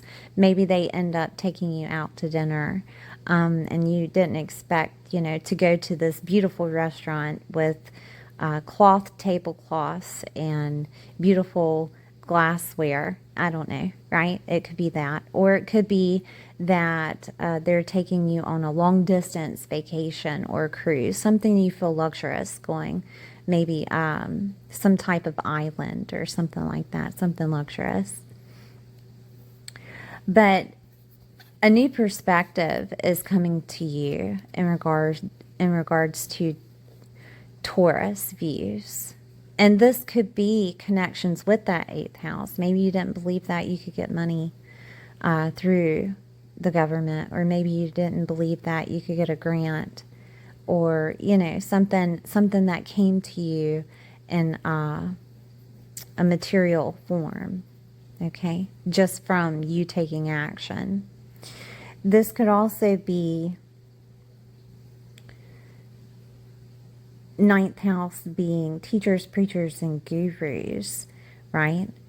And this could be where you were a spiritual teacher, preacher, or guru in some shape, way, or form, and you're receiving money. This could also be, remember, Mars is cutting, and you're deciding to cut out certain ways that you had made money. Or this could be also a male figure that is a teacher, preacher, or guru, helping you with your philosophy of manifestation, right? And you're getting a hold of that and inspired by it because Neptune is still active. This could also be a time to where you get more involved with, if you're in agriculture or farming of some sort, that you could have more goals or ambitious motivation for something of agriculture, and it pushes you forward. And it could have came from shared resources, you know. So, all right, I'm going to move on to the 10th, because this video is a little bit long. They're all kind of long. I can't help myself. Anyways, the 10th house being Gemini. Okay, so Mars coming over here to push you toward a legacy, push you toward maybe a professional life, or this could be where that professional life is changing, right? That is being cut out. This is, Gemini is communication to yourself and to other people, okay? And this could be communication in regards to things changing, which is 10th house affiliation. I'll go over it so you know. Your legacy, professional life, work career, your reputation, your father's health and wealth, the role that you play in life, such as your status, single to married, married to single, or this is being a laborer or CEO of a company. This is where there's going to be motivation to take action to change something or to cut out something, okay? Your power is also here. So Gemini being activated, Gemini could be pushing you toward changing your professional life, or pushing you toward awakening to what you should be going to. Mindset is Gemini, okay? The belief system that you had changed within that 9th house, and it could have changed in how you were making money before.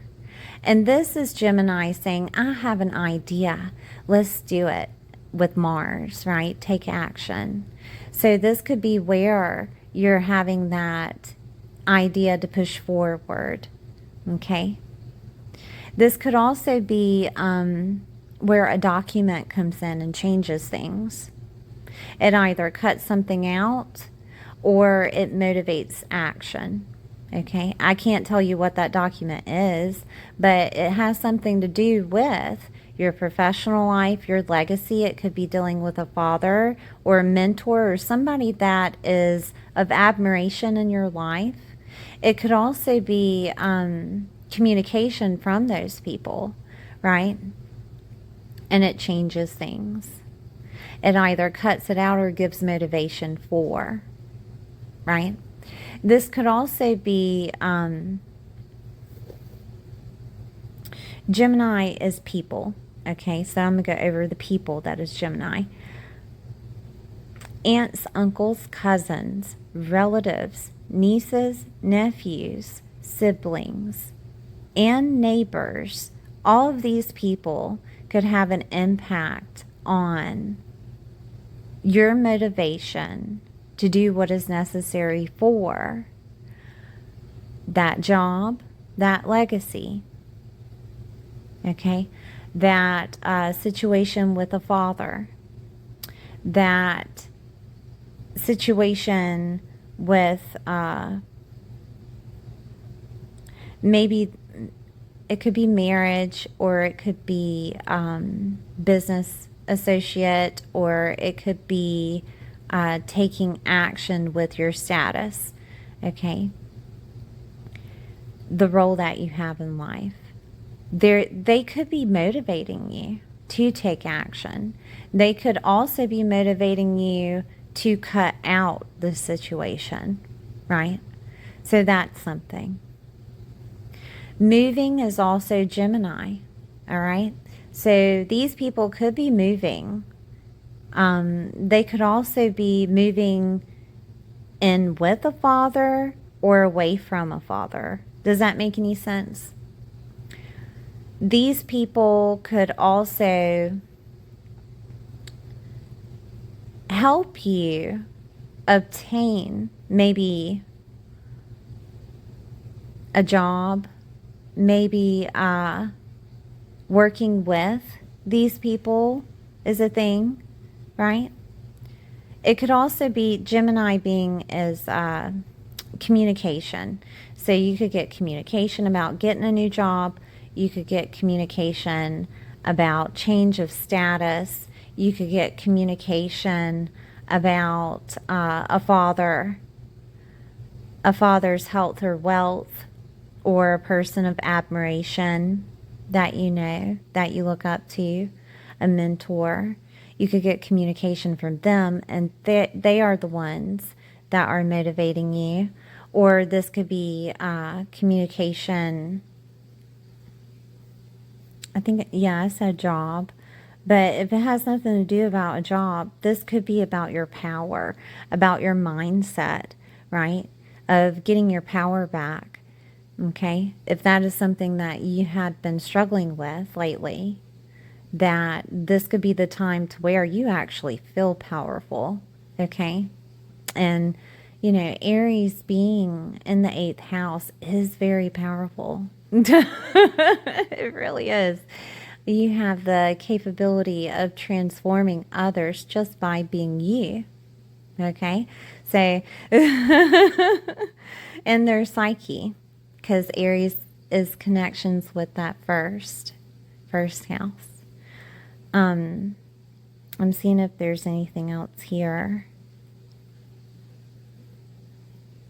Media and writing is connections with Gemini. There could be something over media that motivates you. It could give you an idea on how to do something. Or you could be the person that is writing out, you know, your legacy and what you want. And this could be that vision board that you have is actually motivating you. I'm seeing if there's anything else here.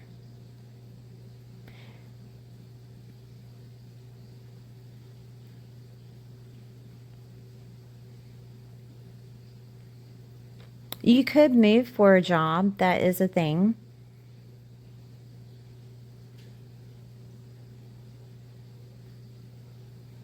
To a new location. Because we do have transformation of community. And it's also combined with, so I'll tell you where I see that. So we have transformation of community that's happening for the next 20 years with Pluto in Aquarius.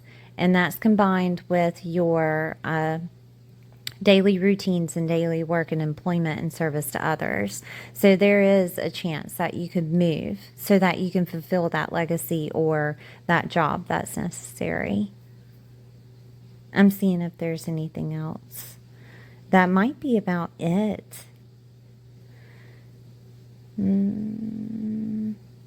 Skills and learning abilities is in that third. Excuse me, is in Gemini, which is the third. And your skills and learning abilities, they're heightened with Mars affiliated with Neptune, which is giving you that inspiration to do and to push for that ambition or aspiration that you have. And this could be a time to where you see your power that you have within your skills and learning abilities, right? And you're making things happen. Does that make any sense? And then after this transit, Neptune is going retrograde. And when it goes retrograde, I want you to understand that Neptune brings in doubts. Do not doubt yourself and your skills and abilities. Do not doubt your power, okay? Because it was shown to you once, it will be shown to you again, all right? So I just want to put that disclaimer out there because Neptune retrograde can be tricky. It can put wrenches in situations and make you doubt how you are and what you've been doing thus far, so that you can be sure that you want to do that. Does that make any sense? So just don't doubt yourself. All right, Virgo, thank you for being here. Please like, share, and subscribe, and I'll see you next time. Hi, Libra. I hope you're doing well today. This is for Libra, Sun, Moon, or Rising. We're going to talk about this Neptune going in Aries in your 7th house. Please take time out to like, share, and subscribe. Okay, so the 7th house is marriage partners, alliances, commitments, agreements. This is relationships, not just marriage, okay? These are one-on-one relationships that you have, boyfriend, girlfriend, friendships, right? The best friend that you call up almost on a daily basis, or at least weekly, right? That they know everything about you, okay? This is also where therapists and clients are, business associations, business relationships, collaborations with other people, contracts, agreements, commitments, okay? Open enemies are here. And if you're not familiar with the term of open enemy, this is a person that you know will tell you pretty much the truth because they don't have any necessary association with you on a personal stance. So this would be like the office manager that has been there for 30 years. You go up to and ask them a question, you know that they'll tell you the truth because they don't necessarily like you in the first place. So, open enemies, right? Okay, so the 7th house with Neptune. Neptune is inspiration. Neptune is spiritual. Neptune is the ruler over Pisces, right? So it has that flavor. It has that flavor of spirituality, ether, the mystical. It also has the flavor of loss and grief and victimization and suffering, because that is also Pisces. It can be transformative and endings is Neptune also. Okay, this is a definition that is for everybody with Neptune. All right, so just to let you know, I don't want you to freak out because I said loss and grief, okay? But also it can give you clarity, more of an awareness. This could be such as an upgrade in your consciousness for you to understand things on a different level, on a deeper level than you would have before. Okay, that is Neptune. Neptune can also be the other way around of, you know, I'm sure you've heard trickster energy. That's because Neptune does this illusionment. It can keep you from a truth so that you do what is necessary on that path and then awaken you to that truth of why you went through that. Its definition is more of everything happens for a reason, and sometimes it's not about you. And in this case, it would be just that. Sometimes it's not about you, Libra. Sometimes it's about the other person, right? 7th house, relating to other people. So Neptune can also give you those rose-colored glasses where you think that everything is a certain way, and then unveil the clarity to you of an awareness or awakening, an upgrade in your consciousness for what is happening around you. Okay? All right, so 7th house in Aries. If you're not familiar of how to read a planet within a house, within a sign, I'm going to tell you how. So, the planet is the action. So imagine yourself being the planet Mars, or being the planet Neptune, going into a house, an actual structure house, okay? And that house has the interior set in an Aries tone, okay? So when you're entering this house, it is red. It is fast moving. Everything inside of it, the people inside, they are fast moving.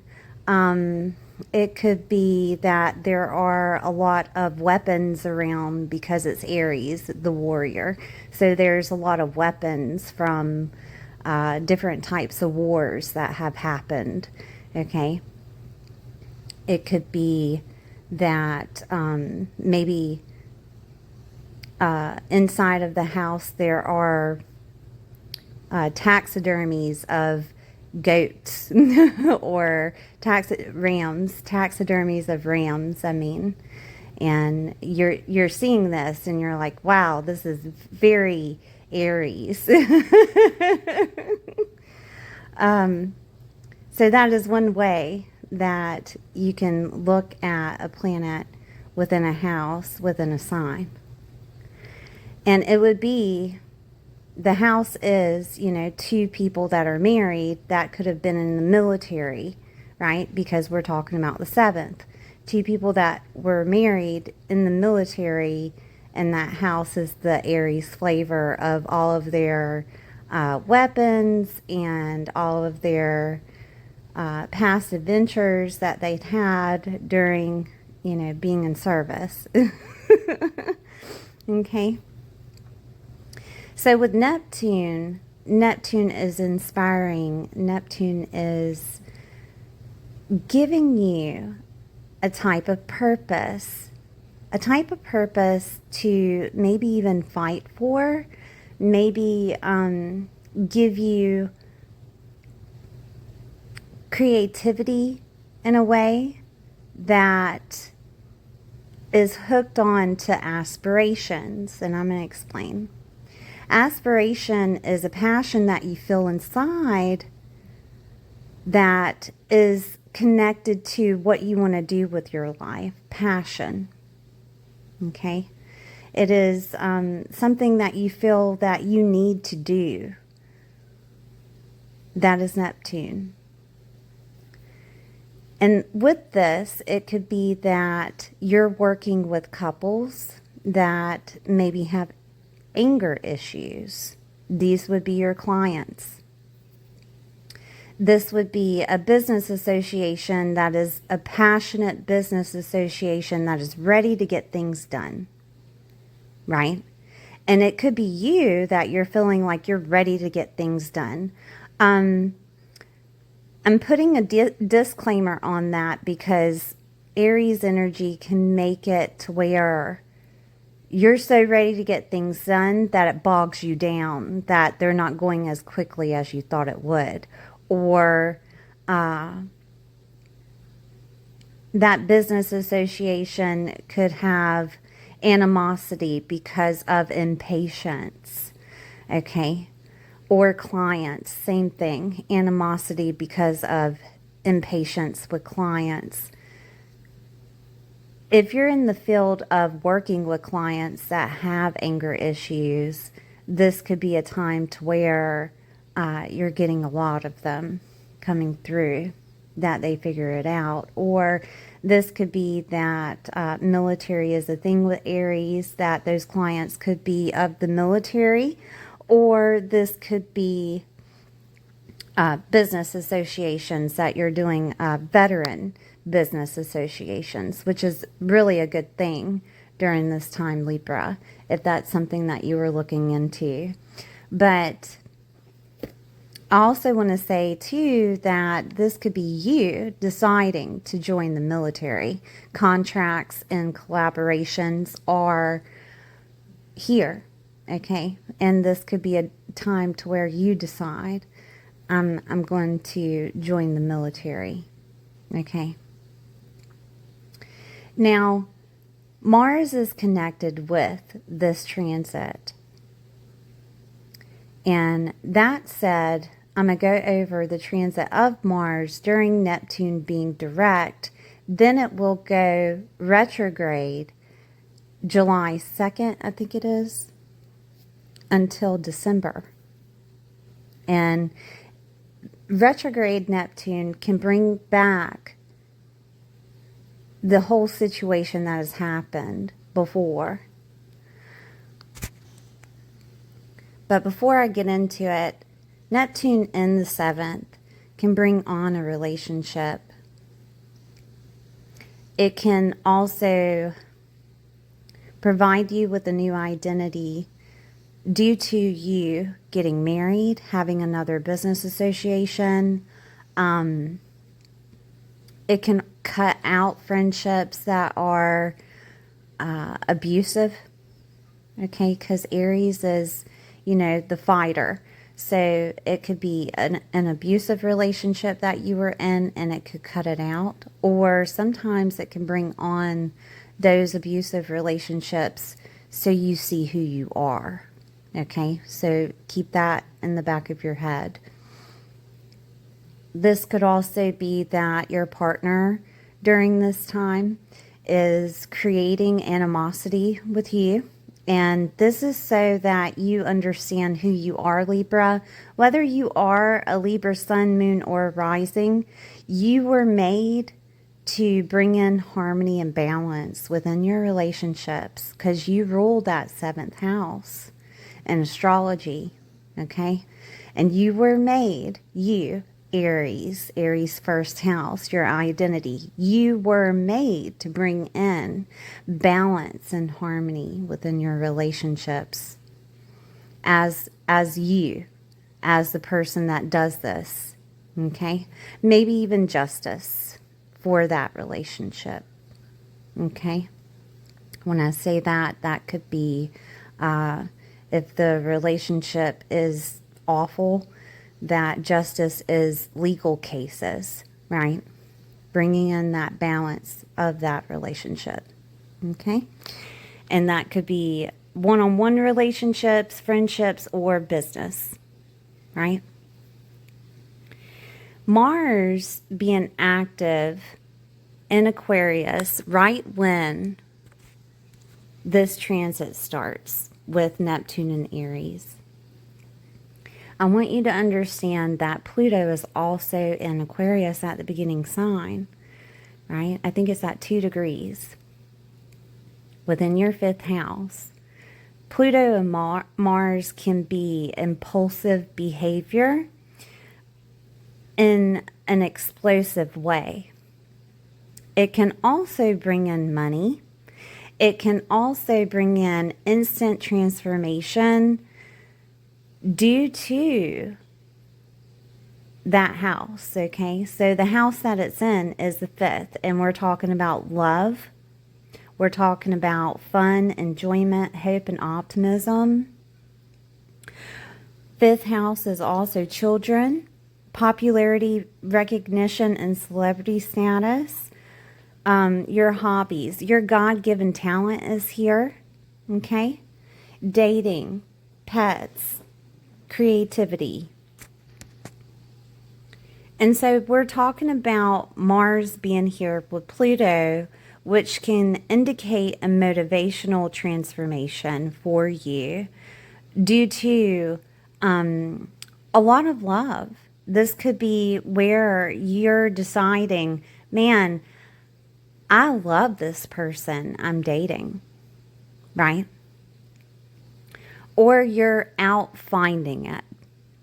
And when I say that you're out finding it, Aquarius is groups, clubs, and affiliations. Aquarius is parties that are bigger than 3 people. Aquarius is also affiliated with the internet, so this could be you finding someone on an app, or this is your God-given talent, right? That is coming out of the 5th house, and you're deciding to create that business, and it's exploding.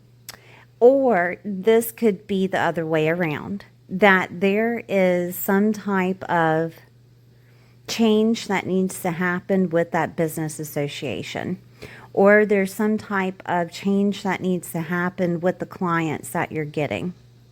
It really depends on the person, because Mars has 2 faces.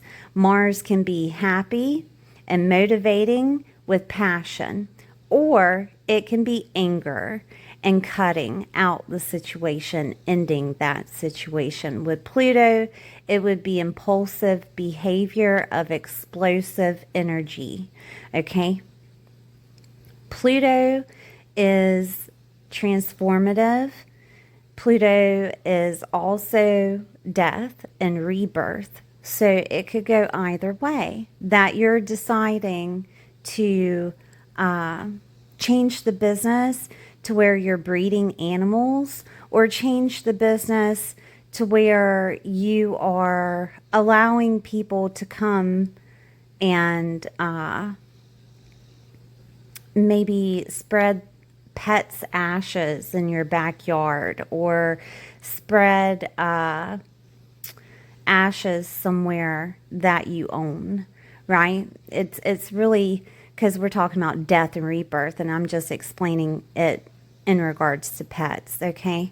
So this could be that you're creating a group, a grieving group of pets, and you're facilitating that new idea of letting them come and spread ashes from their pet, okay? Or this could be included with children, and your children are getting associated with groups, clubs, and affiliations, and they're having business ideas and want to do something with you. Creativity can explode out of this, okay? Or you doing something with children, right? Maybe because Mars is involved. Mars is attached to vehicles, and Mars is attached to metal, right? And this could be that maybe you're carpooling, or taking children, to school, or this could be something with metal, that you're teaching them how to make jewelry, or you're teaching them how to work with metal by welding or something like that, right? It can play out like that. But you're affiliated with groups, clubs, and affiliations that do this. Or engineering can be a thing, because, modern day technology, which is Aquarius, included with metal, right? Some type of engineering that deals with metal. This could also be a situation to where you're motivated by love and transforming your identity that way. And you're having this huge get together, maybe a wedding shower, or even a baby shower can be here. This could be, when I don't know if you know what I mean by wedding or baby shower, but, people celebrate before they get married, or people celebrate before they have a child, and presents are brought to a party, and it's more than 3 people, right? So, that could happen. Or this could be that maybe with the 5th house activated with your hobbies and creative endeavors, that you're creating a new business, or you're stopping the business that you have because of some type of animosity that is happening, right? That could be it. Okay, I'm going to move on. So that is Mars in Aquarius, and it can give you motivation to be put out there in groups if you're affiliated with business, or be a part of socializing. Rewards and gains is attached to this. There could be rewards and gains that come to you through some type of lottery winning, or some type of winning of some type, okay? Because fifth house is winnings from competition. And this could be that you're winning something, and that is changing the whole picture. It puts you in a new societal group, or it puts you under rewards and gains for your goals to happen with Aquarius, okay? Now, I will have Mars schedule within either the comments or after the intro, okay, so that you can follow along. But the next one is Mars and Pisces. So we're going to take a look at Mars and Pisces. Mars and Pisces in the 6th house, we're talking about your daily routines, your daily works and employment, also your health, okay?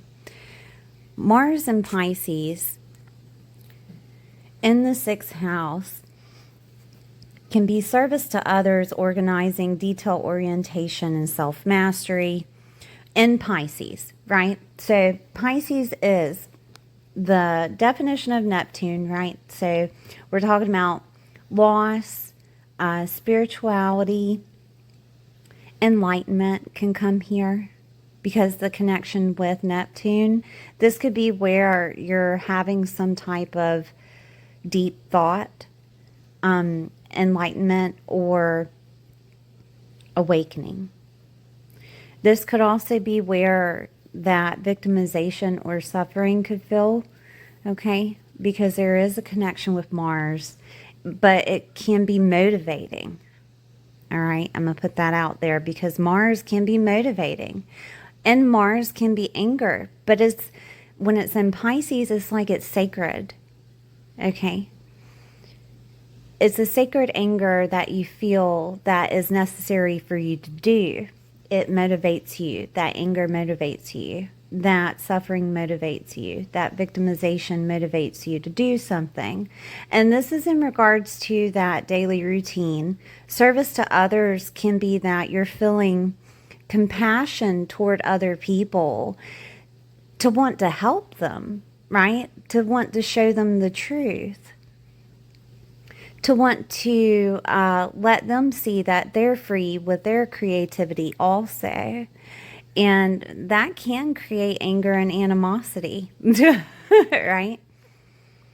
So this is you working on situations with Pisces of maybe you're doing something on a daily basis in a spiritual aspect, or this could be that habits are attached to Pisces, and this could be where you're deciding to let go of habits. Mars can be cutting, okay? And you were doing those habits on a daily routine, okay? They could have been connected with your health in some way, shape, or form. This could also be where you're getting an operation. Mars is operations, Mars is cutting, Mars is metal, Mars is motivation, Mars can be anger, and Mars can be where it's pointing toward action, that you need to take action, right? And there's a few ways that you can describe this. You need to take action with your faith of surrender, of letting go and going with faith with an everyday situation, with servicing others, with You know, having everything put together, perfectionism, you need to let go of that for a while. Okay. This could also be a situation where you're motivated to get things done, to where you're wanting to organize things in such a way of, if something was to happen, because loss and grief is Pisces, if something was to happen, you have everything straight, right? This could be a time to where you're doing that you're in preparation for whatever is to happen. Okay. This could also be an actual loss of a male figure. All right. I do want to say that. And I do want to remind you that everyone will have this activated in their chart when Mars is in Pisces. So keep that in mind. But this could be a loss of a male figure that motivates you to do what is necessary, okay, on a daily basis. Maybe you're situating things. Maybe this is where, remember I told you that you could be a person that helps others grieve their pets, that this is a time to where that is happening. Or this could be where you decide to do more spirituality within your world, and you're getting associated with astrology and tarot, and you're doing these things as a work facilitator, or you're doing these things on a daily basis. Get more into your spiritual world, meditating, doing frequency work.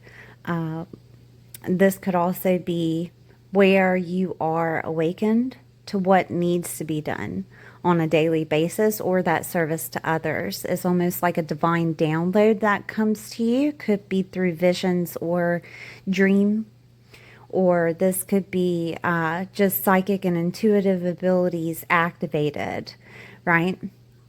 That you're noticing that you have the gift of premonition, or that you have the gift of being a seer or a mediumship, or a healer of some type.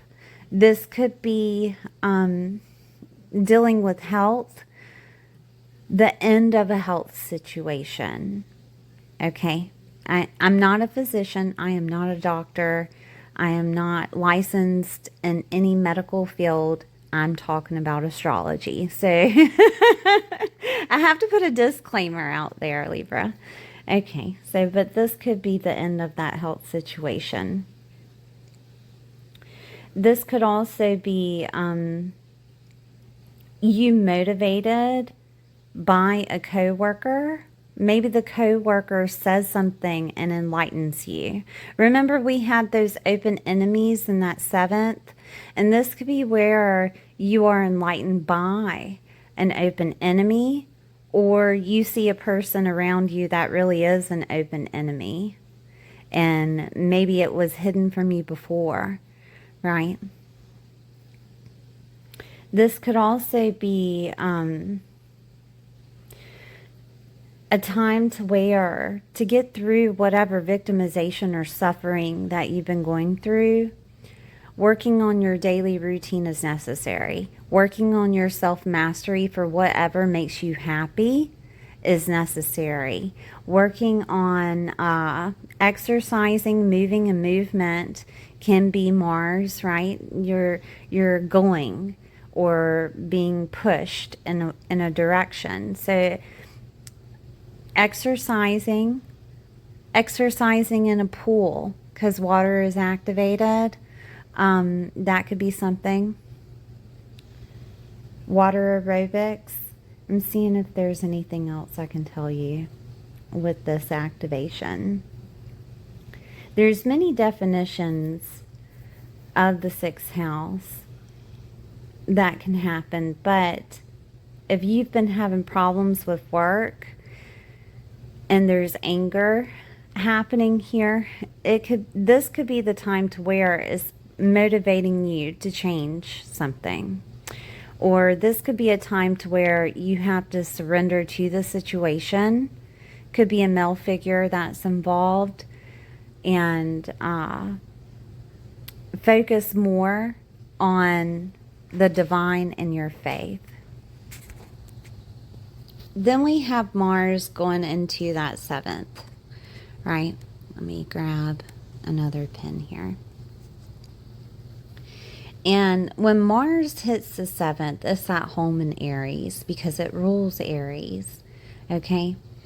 And this could be the time to where there's motivation to open a business, to be associated with business, to sign some type of agreement or contract for you as an individual for whatever that idea that you had to come out. This could be also where you decide to leave a relationship. And at the same time, you could be signing a lease agreement, right? This could be also with Mars being the push that you could feel like the other person in your life is being pushy, or you could feel like they're angry. You could also feel the need to be independent, okay? And you can be independent and still within a relationship with another person. You have to compartmentalize situations, okay, to where you have your own life within that relationship, right? So this could be you figuring that out. Neptune is here, and so Neptune is guiding you with inspiration to do what is necessary. Does that make any sense? It could also inspire more of the animosity. I do want to say that because they could be angry, like really angry, and Neptune gives you those rose-colored glasses, or Neptune puts in some type of distraction, like creativity distraction for you, so that you don't have to deal with it as much. Okay.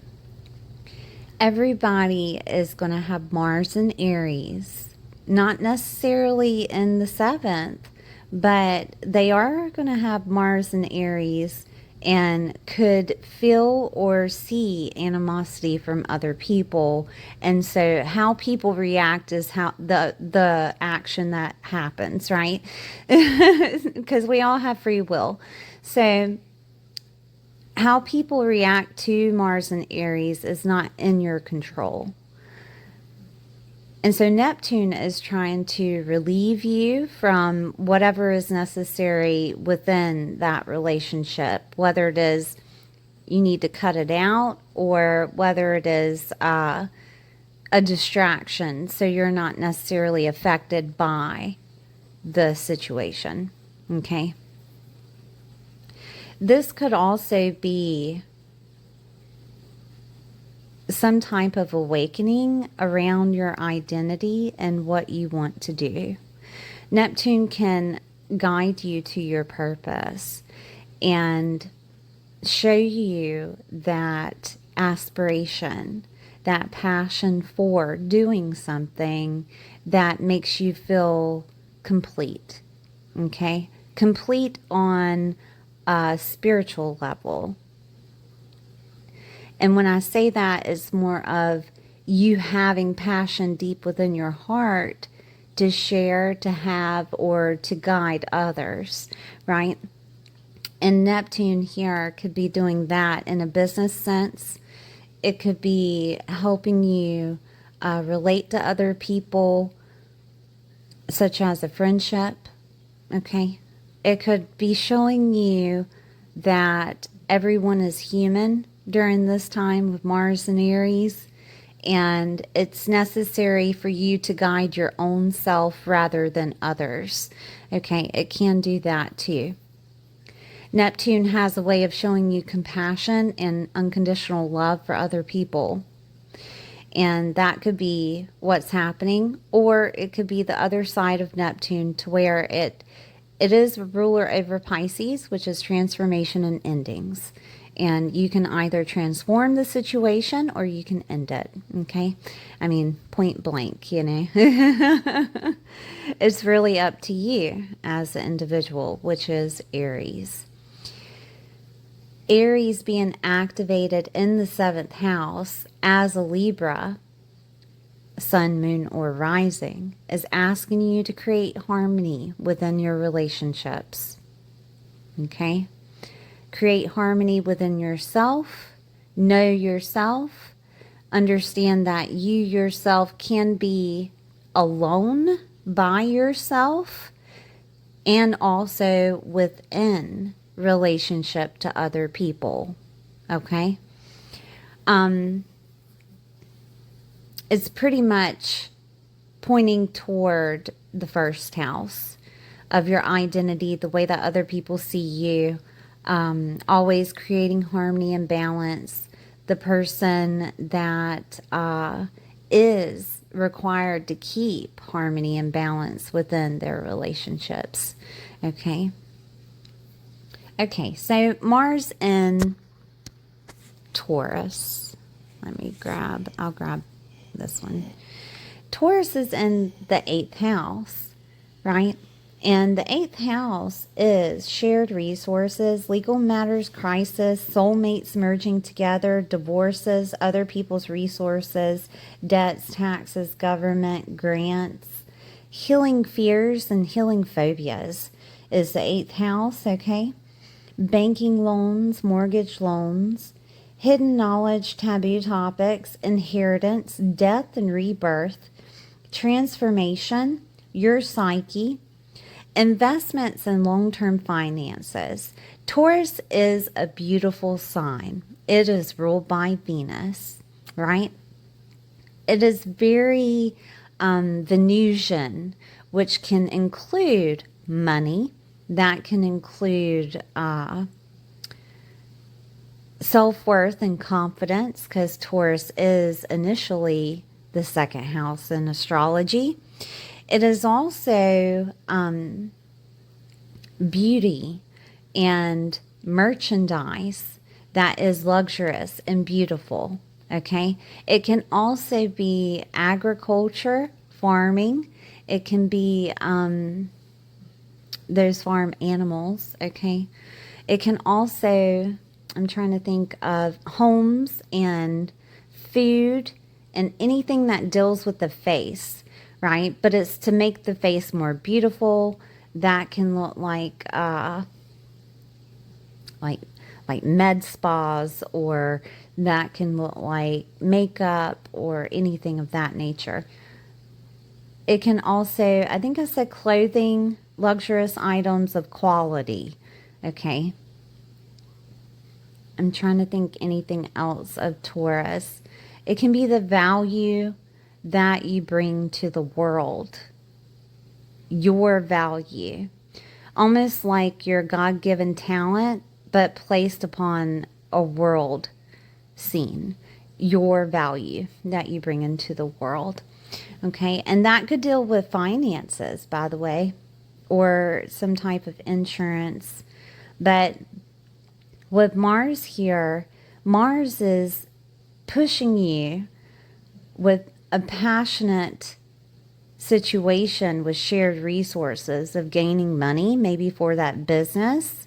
It could be motivating you to find out how to use the government for the business, or get a grant for the business. Or this could be the person in your life is doing this, okay? That they're the ones figuring out how to. This could be that an inheritance is coming to you, so there is money coming, or taxes are coming back and there's money coming. It can be any type of shared resource that is coming to you, okay, during this time. Or you are taking the action to get those shared resources, okay? And that could look like money. That could look like whatever you want to put into a Venusian definition, right?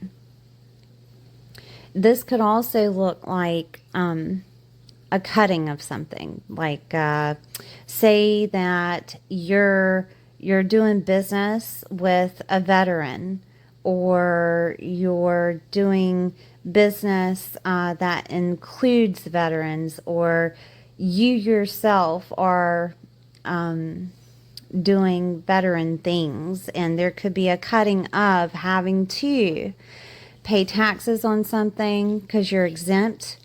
It could be cutting something of the government in a way. You would have to fill in the definition.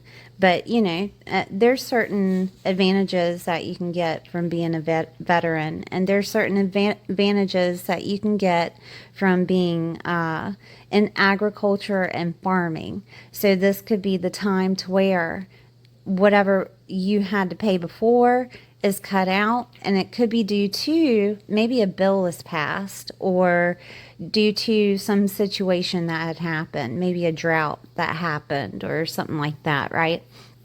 It doesn't matter. It's more of Mars giving you the motivation to get things done, okay, within this 8th. Now, death and rebirth is the 8th house, okay? And there could be some type of rebirth of an animal, or there could be, yes, it could be a death of an animal, but it would be more of maybe being a butcher, because we have Mars here and it's metal. Does that make any sense? Like you had raised a cow and you're deciding to butcher it. Does that make any sense? That could be it. I'm trying to think of anything else. Now, inheritance can come to you, or a long-term finance that you've had. Maybe you had stock in some type of luxurious vehicle manufacturer, right? Like, let's say Tesla, okay? Or you had something of a shared resource that was connections with farming or something, and it pays out, okay? That could be the time that it does this. I'm trying to see if there's anything else here that I can tell you. Divorces are here. This could be the time to where you're motivated to act upon that divorce, or this could be a time to where, you decide that, divorce is off the table. It could be either cutting or ambition to get it. Okay. Same with soulmates. This could be a time to where your soulmate decides to move things further. I'm seeing if there's anything else. Be careful talking to people that are dealing with your money, or that are a part of the government. Try not to have too much animosity, because you're going to have a lot of passion within. Try not to have too much animosity when it's wrapped around finances, okay? Because it doesn't necessarily turn out in your favor when Neptune is in Aries for everyone, all right? I do want to remind you that Saturn is going to go into that 7th house with Neptune, and it's prepping you. It will go in, I think, February. I think it's in closer to the middle of February.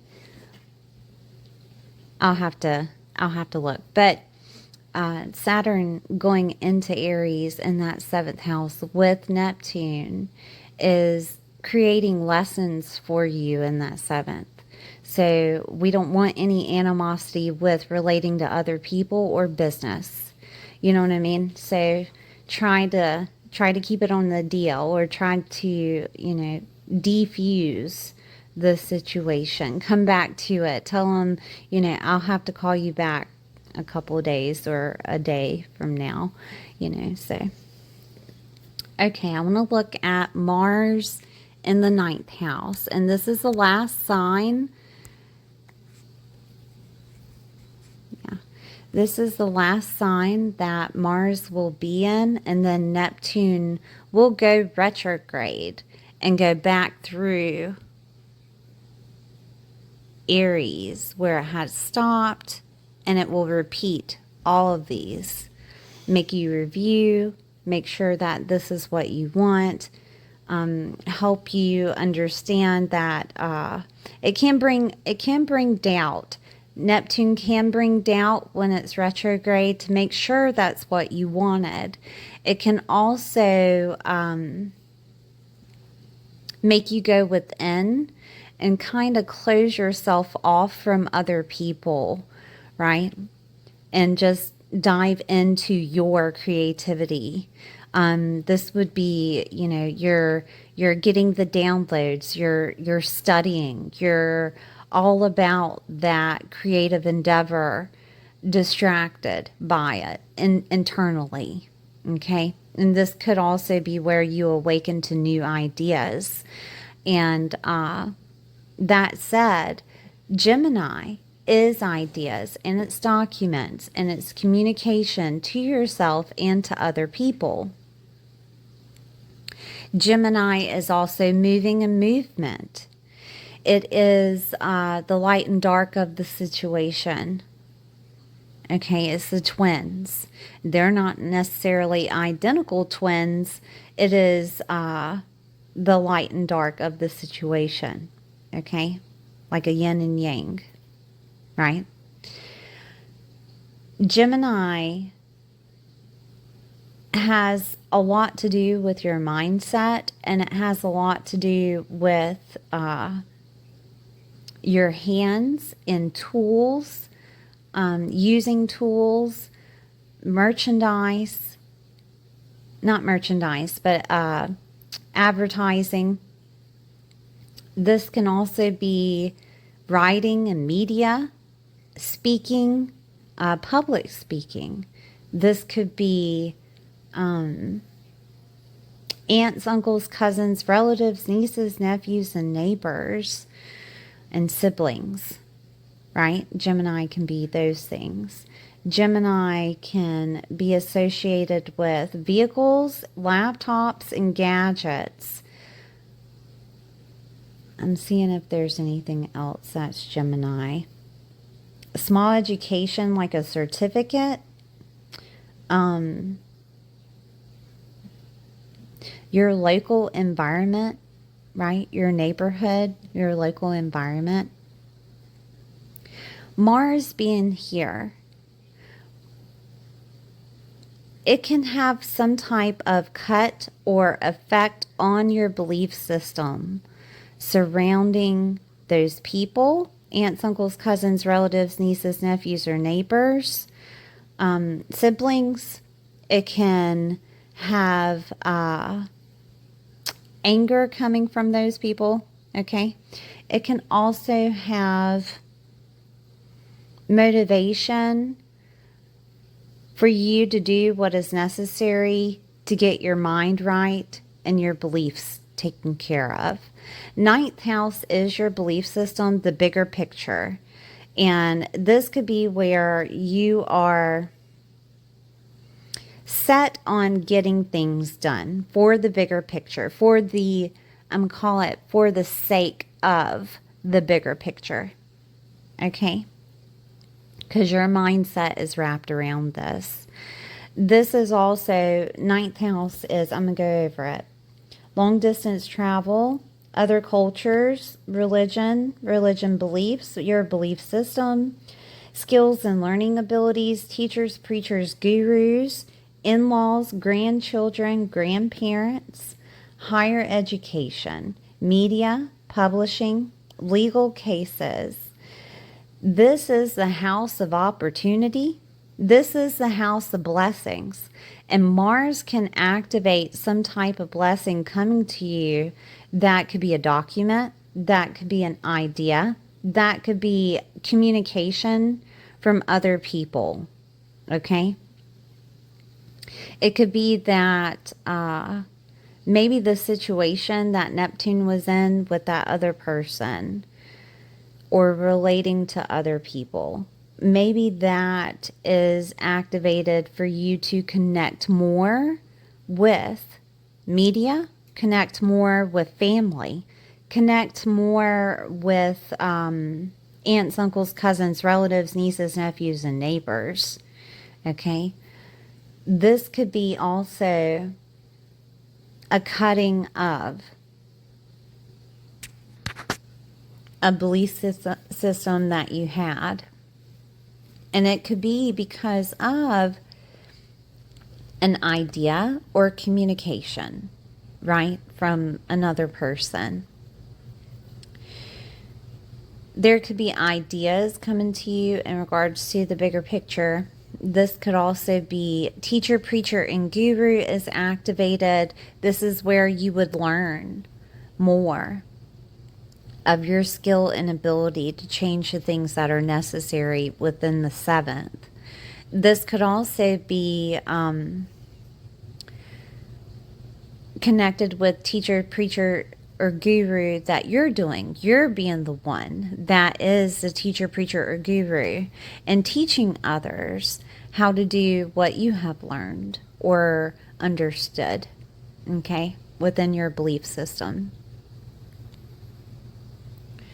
Mars can also act upon, if this is a time to where you needed some type of encouragement, or you needed some type of get up and go motivation. Mars can act as a person, and it would be a male that comes in your life that's a teacher, preacher, or guru to teach or show you how to help your mindset, or have more motivation, or give you that motivating courage, if you would, because it's connected with Aries, right? So Aries is the warrior. Perseverance can be Aries with Neptune. So this could be where you find that teacher, preacher, or guru to help you. I'm seeing if there's anything else here, because blessings are a thing, and you could be blessed with maybe a vehicle, a tool of some type. You could be blessed with something that you use with your hands. This could be that maybe that awakening or idea feels like a blessing. Does that make any sense? Coming to you. And like I said before, it doesn't necessarily have to be to you. It can be toward your partner, right? Communication going to that partner, and it's relayed to you, and it feels like a blessing. And therefore, you're capable of moving forward with whatever endeavor that you had in mind. Now, Mars will continue through the signs, right? But Neptune will go retrograde after being in Gemini, or after Mars is in Gemini, okay? So as Neptune is going retrograde, it will then go in, Mars will go into Cancer, it will go into Leo, it will go into Virgo, and so on and so forth. Okay, July 2nd until December 8th. And I'll probably make a video about it, right? But thank you, Libra, for being here. I do want to say to you that Neptune in the 7th house, being in relationships, don't let people scare you in regards to getting into relationships, starting relationships. there is a purpose behind it. And it may not be what you thought, okay, because it is Neptune, can be the trickster. But at the same time, it was a path that was necessary. If it wasn't that relationship, it would have been another, okay? So don't let it scare you when people say, don't get into a relationship with Saturn and Neptune in your 7th, because I did it. All right. And I've been married for almost 13 years. Okay. I'm not saying that it's easy, but I am not saying that marriage itself is easy. Okay. So I don't want you to be fearful. All right. Thank you for being here. Please like, share, and subscribe, and I'll see you next time. Hi, Scorpio. I hope you're doing well today. This is for Scorpio Sun, Moon, or Rising. We're going to take a look at this Neptune and Aries in your chart. Please take time out to like, share, and subscribe. Okay, so Neptune can be inspiring. It can bring clarity. It can also make things a little confusing at first, put rose-colored glasses on the individual, and then open up to an awareness. Neptune is the ruler over Pisces. Okay, so it holds Pisces themes. It can dissolve situations because Pisces is transformation and endings. And it can also evolve situations more so than what you would have thought, such as bringing your dreams down to earth to push you on a trajectory made from the cosmos. Okay, so Pisces being ruled over Neptune, it can bring on any type of spiritual experiences, dreams, visions that may include premonitions. This could be the divine speaking to you through dreams and visions. This could also be your psychic and intuitive abilities heightened. Okay? If you are going through any type of the dark night of the soul, because the dark night of the soul, to where you're healing for your soul's journey, is apparent when it comes to Pisces or Neptune. Okay, so if you're going through it, it will be quicker than normal. Aries is quick. Aries is the warrior. It helps you persevere through situations that may have taken others longer. This could also be Neptune showing you that you have the strength necessary to get through situations that you didn't know that you had. It's almost like a divine gift that's given to you. And in this case, we're talking about the 6th house. And the 6th house is your health, your daily routines, your daily work and employment, co-workers, servicing others, organizing and detail orientation, pets, and self-mastery. So what this could turn out to be is Neptune giving you the strength, perseverance, or making things happen a little bit quicker than normal within your health situation. And I'm going to explain. So let's say that you have a habit, okay? And this habit isn't necessarily a good habit, right? It could be drugs or alcohol. It could be dealing with an Aries person that is involved with drugs or alcohol. Neptune could actually make you see the problem with clarity and also obtain the capability of taking care of that problem in a quicker manner than normal. This could be rehabilitation. This could be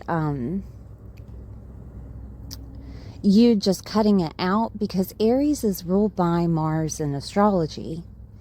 So just cutting out the habit.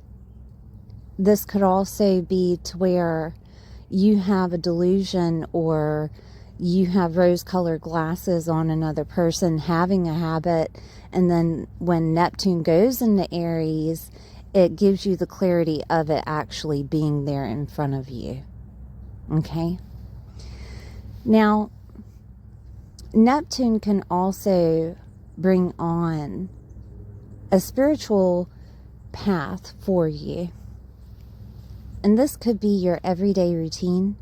This could be your personal or professional life that you have on a daily basis. You working on a daily basis. And there could be times to where with Neptune here that it feels like you're having to struggle with a job. That can end in a result of you deciding to quit the job, or the job dissolving in front of you. And I say that because there's something else that matches with your energy. Okay? With Aries, Aries is trying to bring out the authenticity of you. You as the first house, which is ruled by Aries in astrology, the identity of you, the way that other people see you, your self-autonomy, your physical appearance is also connected with this transit. You could actually start an exercise regime to get your health back. This could also look like, instead of doing that habit, that you're getting connected with getting healthier. This is also a situation of you working at a place that provides exercise. That could be it, like a gym or some type of spa or something. Something Neptunian could be aquatic spa, right? It could be that a life is starting for you in a Neptunian way. Lifestyle is the 6th house, and Neptune can be the beach. It can be by or residing by water, okay? As an independent individual, Aries. So this could look like you starting a new life or a new lifestyle around that area. I also want to say, with the 6th house being service to others, that you could have this inclination within yourself of your self-identity. You are a part of astrology, or you wouldn't be here, right?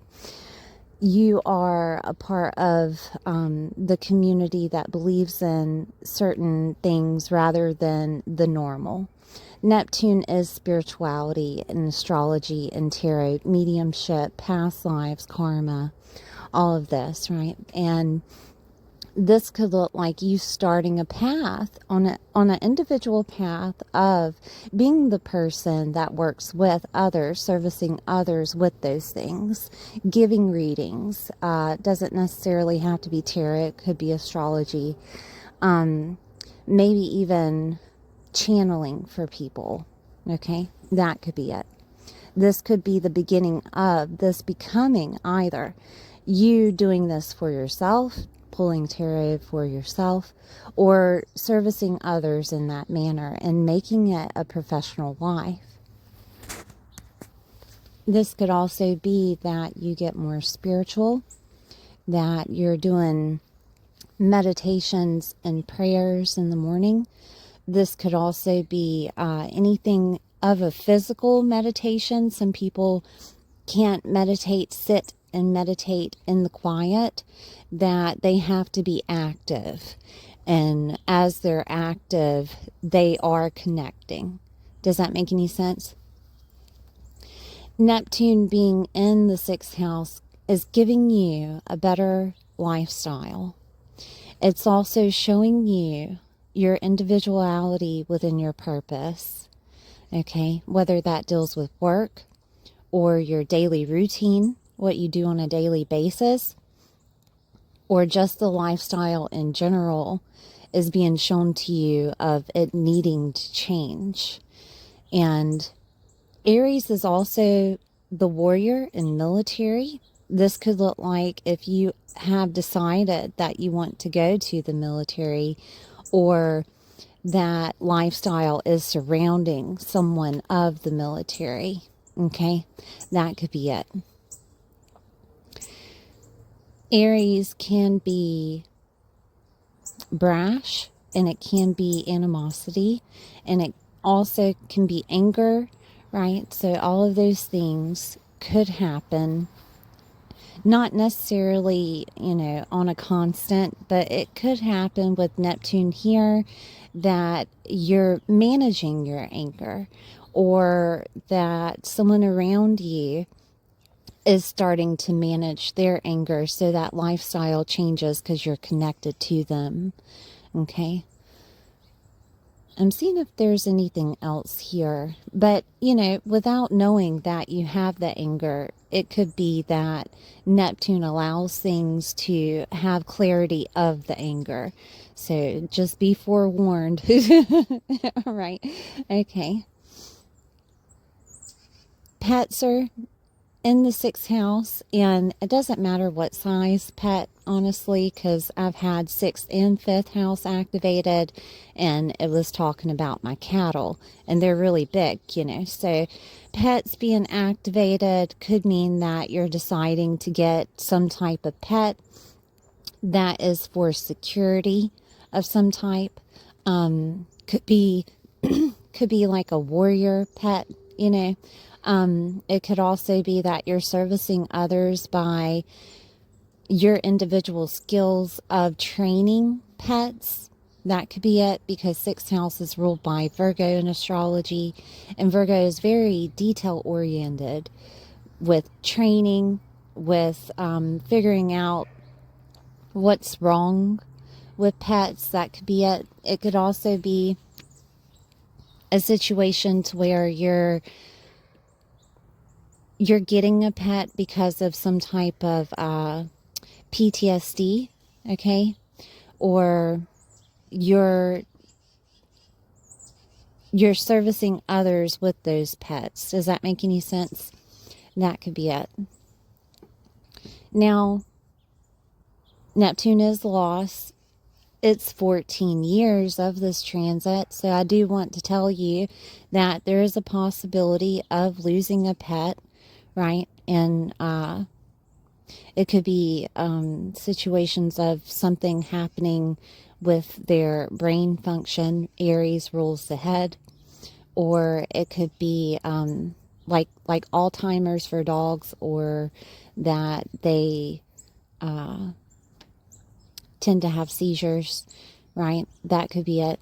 It could be also within your health situation. You could get headaches of some type to show you the inclination to change that habit, or it could be something that deals with the head, right? That makes you want to change the health situation. I am not a doctor. I am not a physician. I do not have a license medically, but I'm just saying or stating astrology and what Aries rules. All right. So we're going to talk about Mars. Mars will be in Aquarius during this transit of Neptune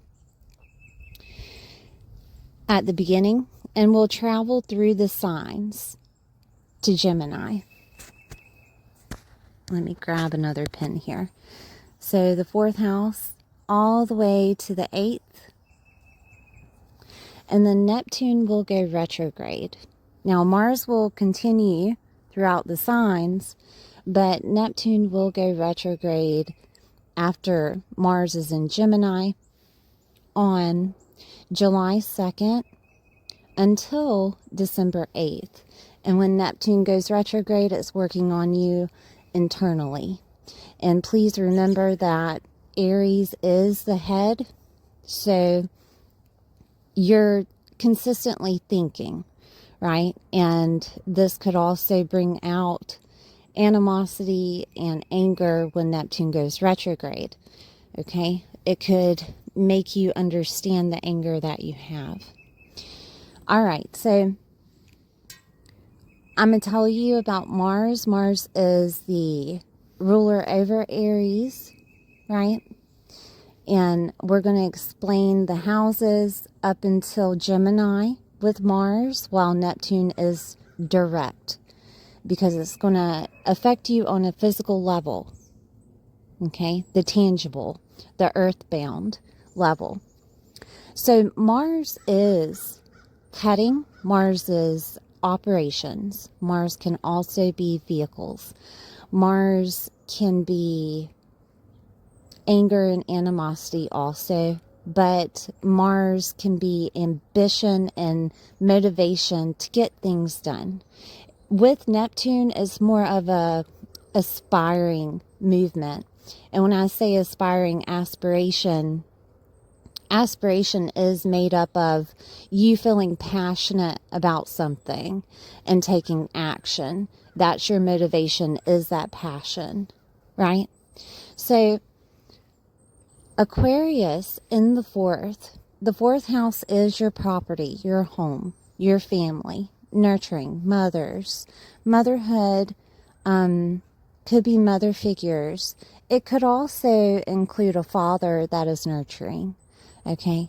Security, ancestral patterns, the past, your emotional security, your sense of belonging, your emotional body, and foundation. Mars being here could motivate you to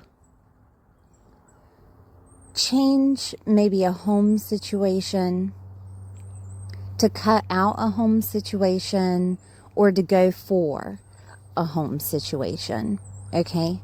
That is connected with a mom, the nurturing parent, okay? Or connected with family.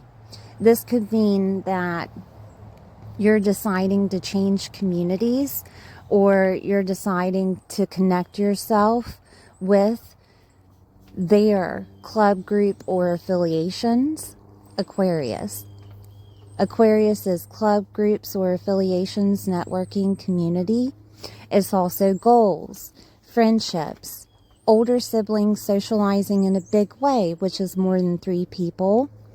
The internet or technology, your rewards and gains is Aquarius, okay? So Mars could give you a type of push forward motivation to change where you're living or to change a home situation, okay? And it could be Mars acting out as either motivation or cutting that home situation. This could be that you're getting into real estate, or that you're getting into where your family resides, or you're cutting out living where your family resides, okay? Community is very important in the 4th house for you to be connected with other people. This could be that fulfillment of emotional body for you. This is also where Aquarius could act out as detachment, or not really caring, okay? Because it's hitting that emotional body. It could be that there's animosity where you are, where you're living, or your home life, or with family. And there's a detachment there. This could also be that other people getting angry because of you being detached, okay? But with Neptune, it could be because you have your spiritual guard up, or it could be that it's almost like a divine intervention for you to disconnect from the situation that's happening at home. All right? This is to help you see things objectively, because Aquarius is innovative and does things differently. Aquarius is, you can call it strange or weird, or, allowing your freak flag to fly, right? And maybe where you are, you're not allowing yourself to be free. Aquarius is ruled by Uranus and has a liberation and freedom factor. And this could be that you feel like you're not having that. Therefore, the anger comes out or the detachment comes out. It can go either way. This could be where you make the choice to let go or leave the home life, right? Because of not feeling like you have freedom.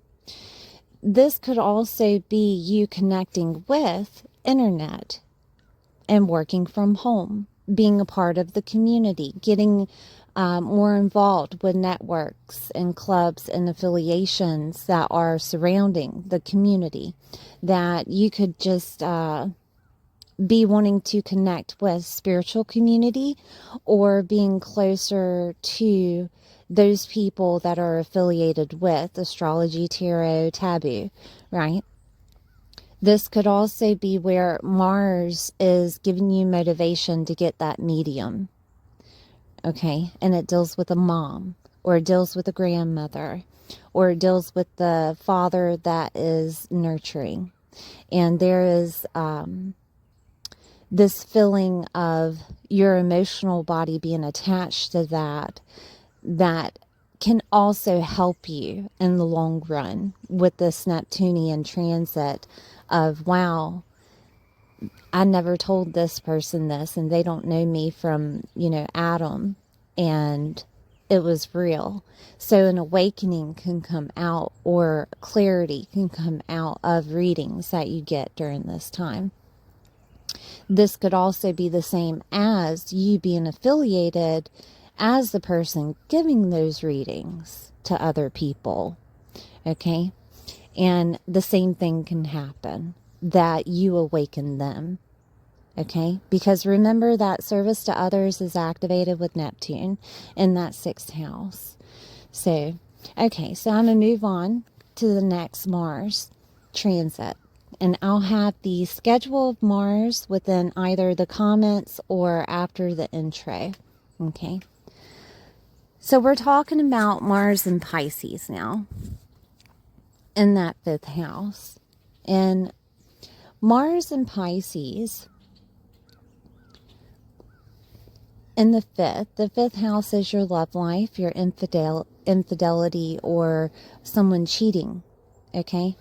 It is romance, it is fun sex, it is talents and genius, your God-given talents and genius. This is also friendships, hobbies, children, joy, hope, and optimism, motivation, celebrity, popularity, and recognition status, pets, dating, creativity, okay? The 5th house is fun-loving, but it also has, just like every other house in astrology or sign in astrology, they have 2 faces, right? And so that's why I said infidelity or cheating, because it can be that in the 5th house. Overindulging in fun can happen when the 5th house is activated. Mars being here, Mars is telling you to do the things that make you happy. But do it in a spiritual way. This could be that you're cutting out overindulging in that happiness with those habits of drugs or alcohol, because that's Pisces, right? Remember, I talked about Neptune. And with this happening here with Mars, in Pisces in the 5th, it would be correlated to a full moon that happens in Pisces. And when those happen, drugs and alcohol doesn't let you escape. Okay? It actually makes you sad when water signs have full moons and you're correlating that full moon with your habits, right? And it doesn't let you escape. And sometimes depression sets in with Pisces activated, okay? So this could be a time to where you are aware of what's happening with your habits. This could also be a time to where you understand that rehabilitation is needed, right? Or therapy or anything of that nature. Anything that deals with healing. This could be that you're starting to heal your love life. This could also be a loss of a love life, depending on the person, because Mars can cut out things for you. And it can make it easier for you to cut out things, okay? This could be a transformation that's happening within your child's life, or that you're having a baby, okay? Mars can be C-sections, right? Operations. And it could be that you're having a baby. It could be that your children are going through a spiritual awakening, or your children are connecting with you in a spiritual sense. Okay, and that could be through mediumship. That could be through tarot readings of any sort. This could also be dreams that are coming to you in regards to children.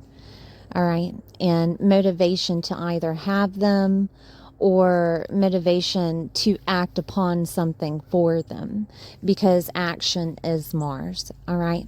This is also where that joy, hope, and optimism can come back to you, because Mars can give you that love motivation. Okay. And it doesn't necessarily have to be cutting out of love. This could be transformation of that love. And it feels like divine guidance. If you're not in love with someone, this could be to where you are visited through dreams or visions of that feeling of love, so that you can open up to vulnerability. This may be required of you to heal any type of past conditioning that you've been through with love. This could be that awakening, that you're understanding that it is an ancestral pattern. Okay? This could be an awakening of anger being associated with that ancestral pattern. This could also be a winning, or something that happens that feels like it couldn't have happened if you didn't believe.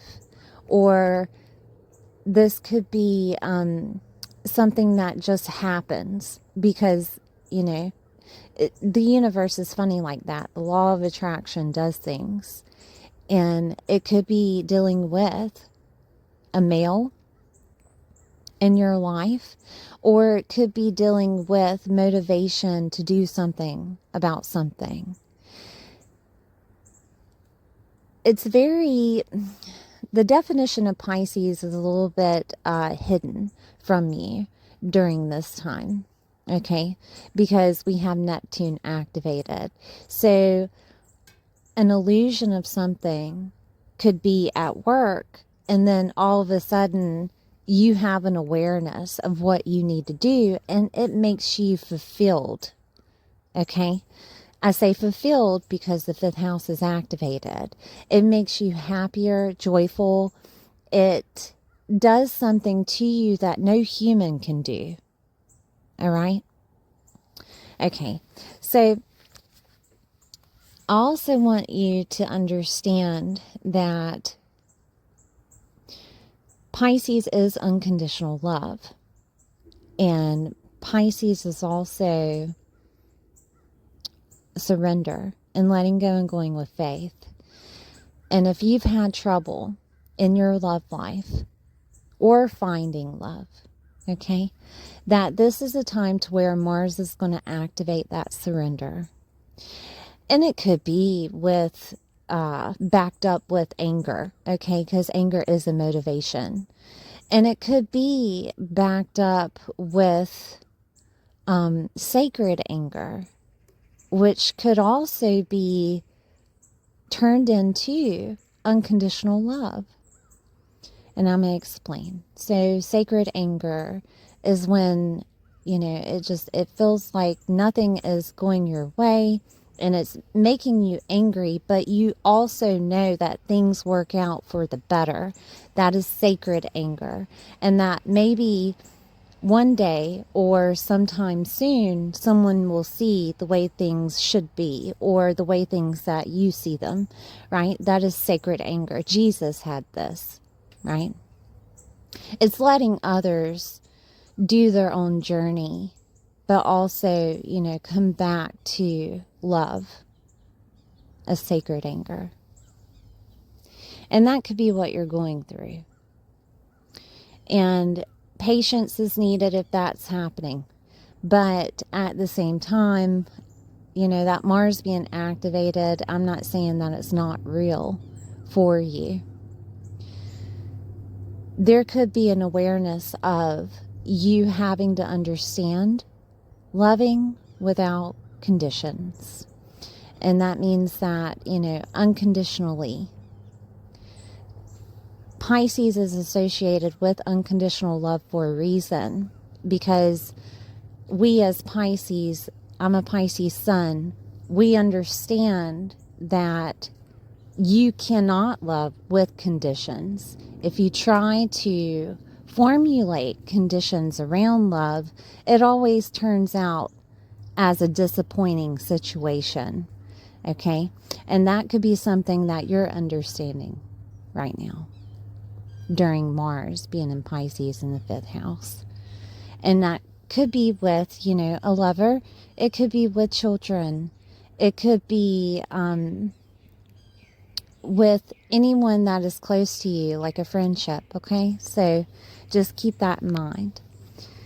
All right, so this could also be that your God-given gift is to be in the spiritual realm, to be a part of the spiritual community, to do tarot, astrology, readings, working with anything of spiritual things, okay? That could be an awakening that you have during this Mars in Pisces of my God-given gift is to do this. And I'm trying to figure out a way to put it in my lifestyle. And the next row would be the 6th house being activated with Mars being with Neptune. And this could be where you're implementing that spirituality within your lifestyle. Okay, so let's look at it. 6th house.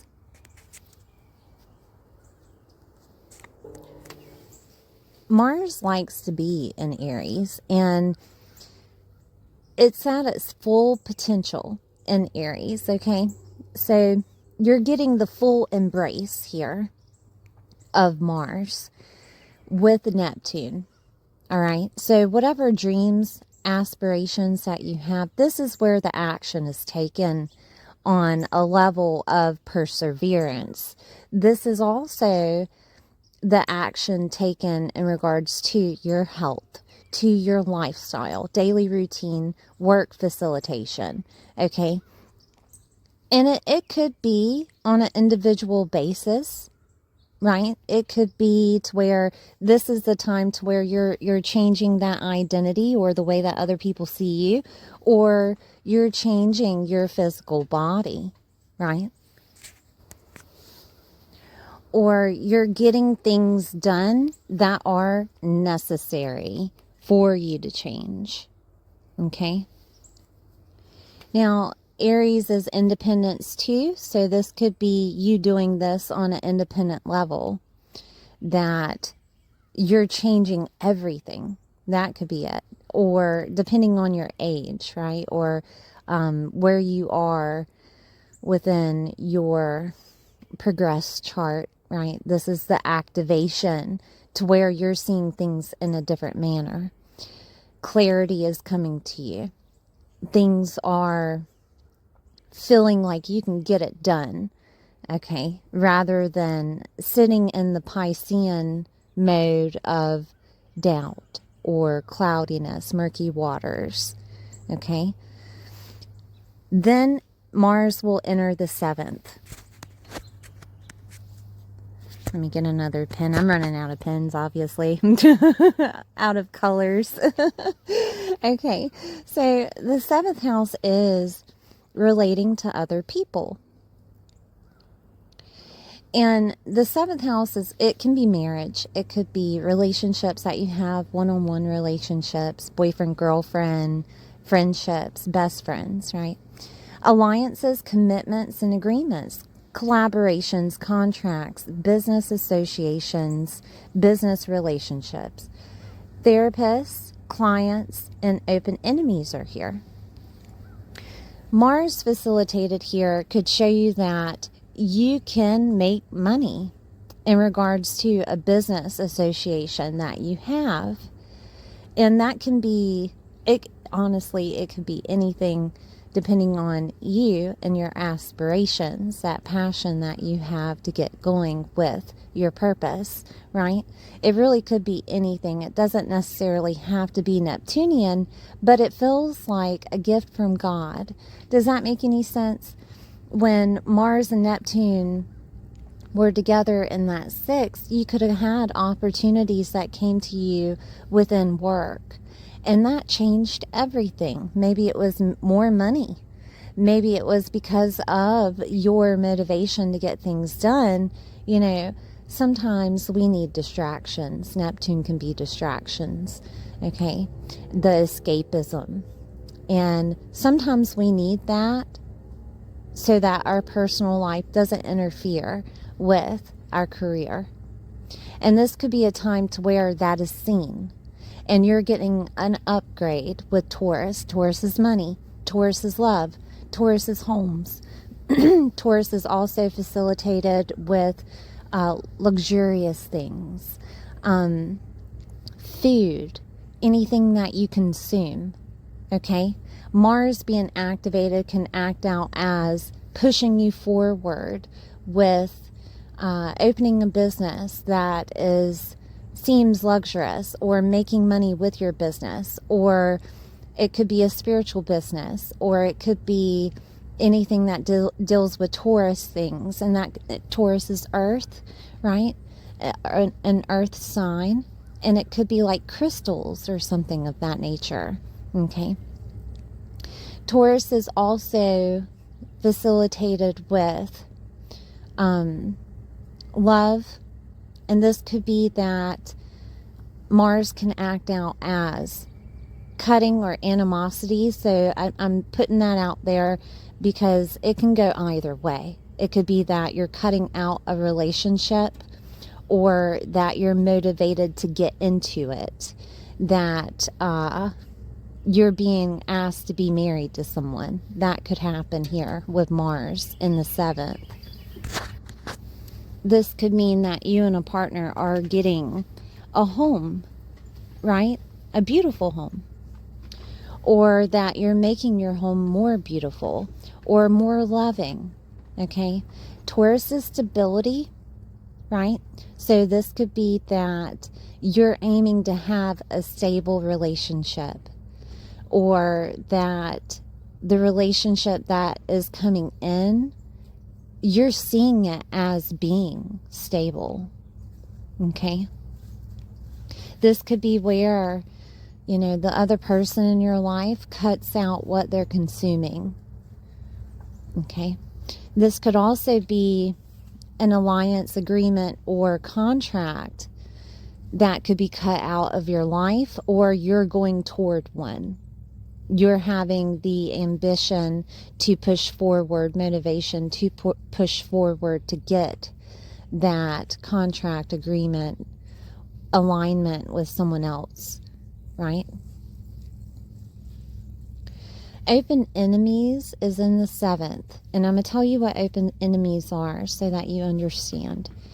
Open enemies is that best friend or that person in your life that isn't scared to tell you the truth, no matter the consequences. Usually that's the best friend, right? Or it's someone that you know that won't hold back. And this could be where that happens. And it may make you angry, right? Because Mars facilitated in Taurus, you could be stubborn about your situation, or, you could be stuck with that stubbornness and be angry of hearing the truth. But it's still the truth. And what you do with that is your free will. You know what I mean? So therapy is also here, and this could be a time to where you're getting therapy or deciding that you need couples therapy, any type of therapeutic situation, right? And it could deal with anger because it's Mars. It could deal with fighting in the relationship. When it's in Taurus, it's because you're looking for stability, right? You're looking toward a stable relationship, okay? I think I said business associations, making money and upgrade in money. I'm trying to think of anything else here. This could be where you're getting gifts from another person because, Taurus is Venusian and Taurus is love. And you could be receiving gifts from another, okay? Doesn't necessarily have to be a love. It could be like a friendship, right? Love. So I just want to put that out there. And clients. You could get gifts and money from clients during this time with Mars here. I'm seeing if there's anything else. You could decide to get into a business association with someone that is in agriculture. Taurus is agriculture and farming and farm animals. So that could be something. Okay. Let's look at Mars in the 9th house when it goes into Gemini. Oh, sorry. The 8th house. I got ahead of myself, right? When it goes into Gemini. So the 8th house is shared resources. It's legal matters, crisis, soulmates merging together, healing of fears and phobias. We got divorces activated, and debts, taxes, government grants, loans, banking loans, mortgage loans, okay? Deep bonding, sex, kundalini awakenings can happen here. Hidden knowledge, taboo topics, esoteric knowledge, inheritance, death and rebirth, transformation, your psyche, investments, and long-term finances. So the 8th house with Mars in Gemini. Gemini is communication and ideas. Gemini mixed with the 8th house can be like a private investigator, right? Could be communication from an investigator, because Gemini goes through every knowledge, skill, and learning ability that they can. It's more or less of finding out the truth within conversation. Okay. Gemini is also is honestly the junk drawer of the zodiac. So I'm gonna go through it. Okay. So we have the environment you grew up in, communication to yourself, other people, and your mindset, ideas, documents. Okay. Aunts, uncles, cousins, relatives, nieces, nephews, and neighbors are Gemini. Small education, moving or movement, media and writing, skills and learning abilities. It can be advertising, okay? With Mars in connection with the Aries and Neptune in your lifestyle, this could be transformation that happens that you actually see, okay, of your lifestyle. It could be that this is the final results of you exercising, or this is you seeing your mindset changing because of you exercising, because of those heightened endorphins that are happening. Okay, they're flowing, they're making you happier. Okay, and this could be a time to where you understand that. This could also be a divorce communicated to you, or you're communicating the divorce to someone else. Now, I do want to say too that Mars being here, it could be within anger. Okay, so not necessarily a decision being made.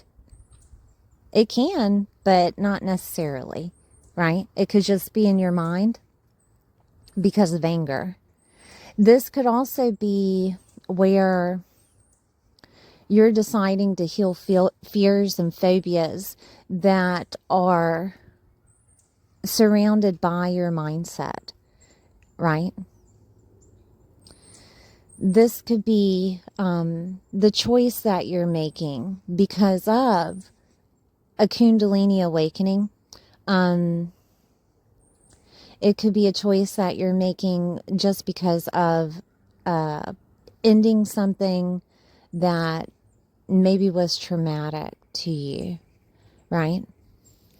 Because you have to remember Mars is going to go to that 9th house next, and that's your belief system.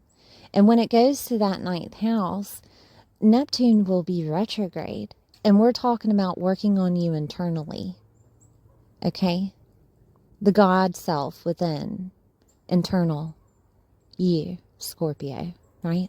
So, and it's in Cancer, so that deals with, emotional body and past situations, all of that, right? The whole point of this is so that Neptune can show you how to heal yourself. And Neptune can show you how the universe has your back in any situation that you're going through. All right. Okay, so I'm going to continue with Mars and Gemini. I got off track there. But I get deep when it comes to my readings. That's just how I am. I'm a Virgo rising. All right. So Mars in the 8th house also can facilitate a cutting of situations that had been happening, like a crisis or a legal matter. It can cut out situations of debt or taxes or something that dealt with the government in some way, shape, or form.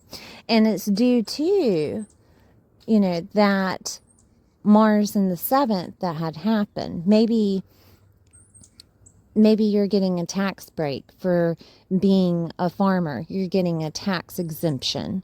Or maybe it's you being motivated to pay off what have you because of that upgrade that had happened with Mars with your money.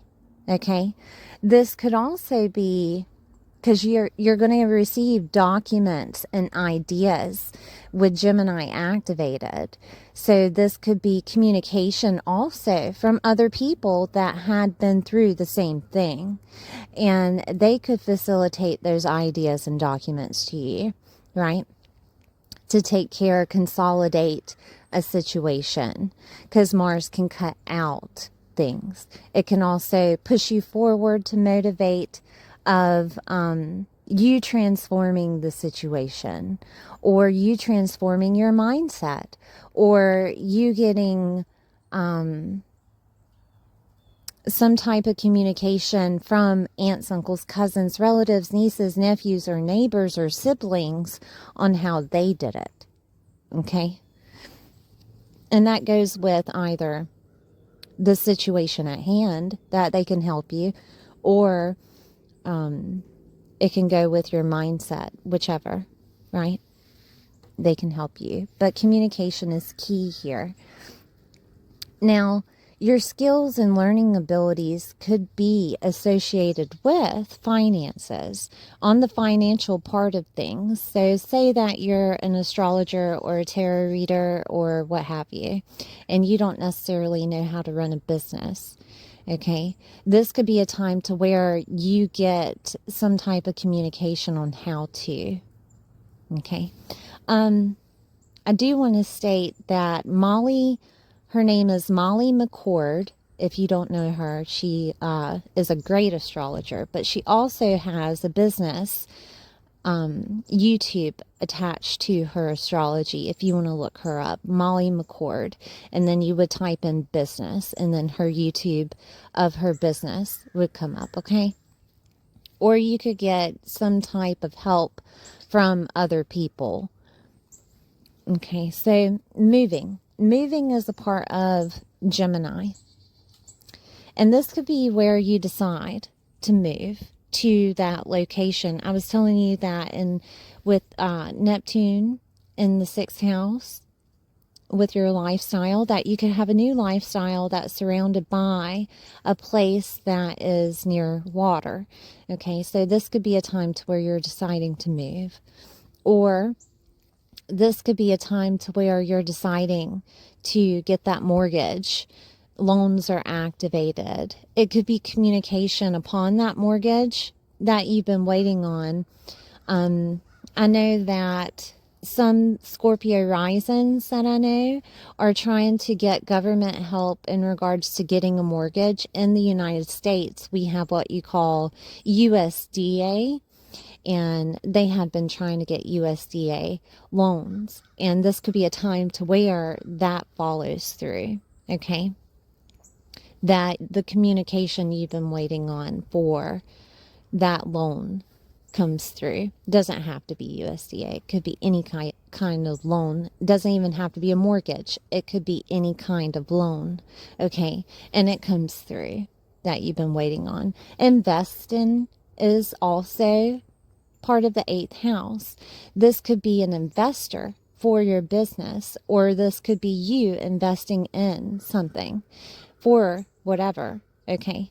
And that communication comes through.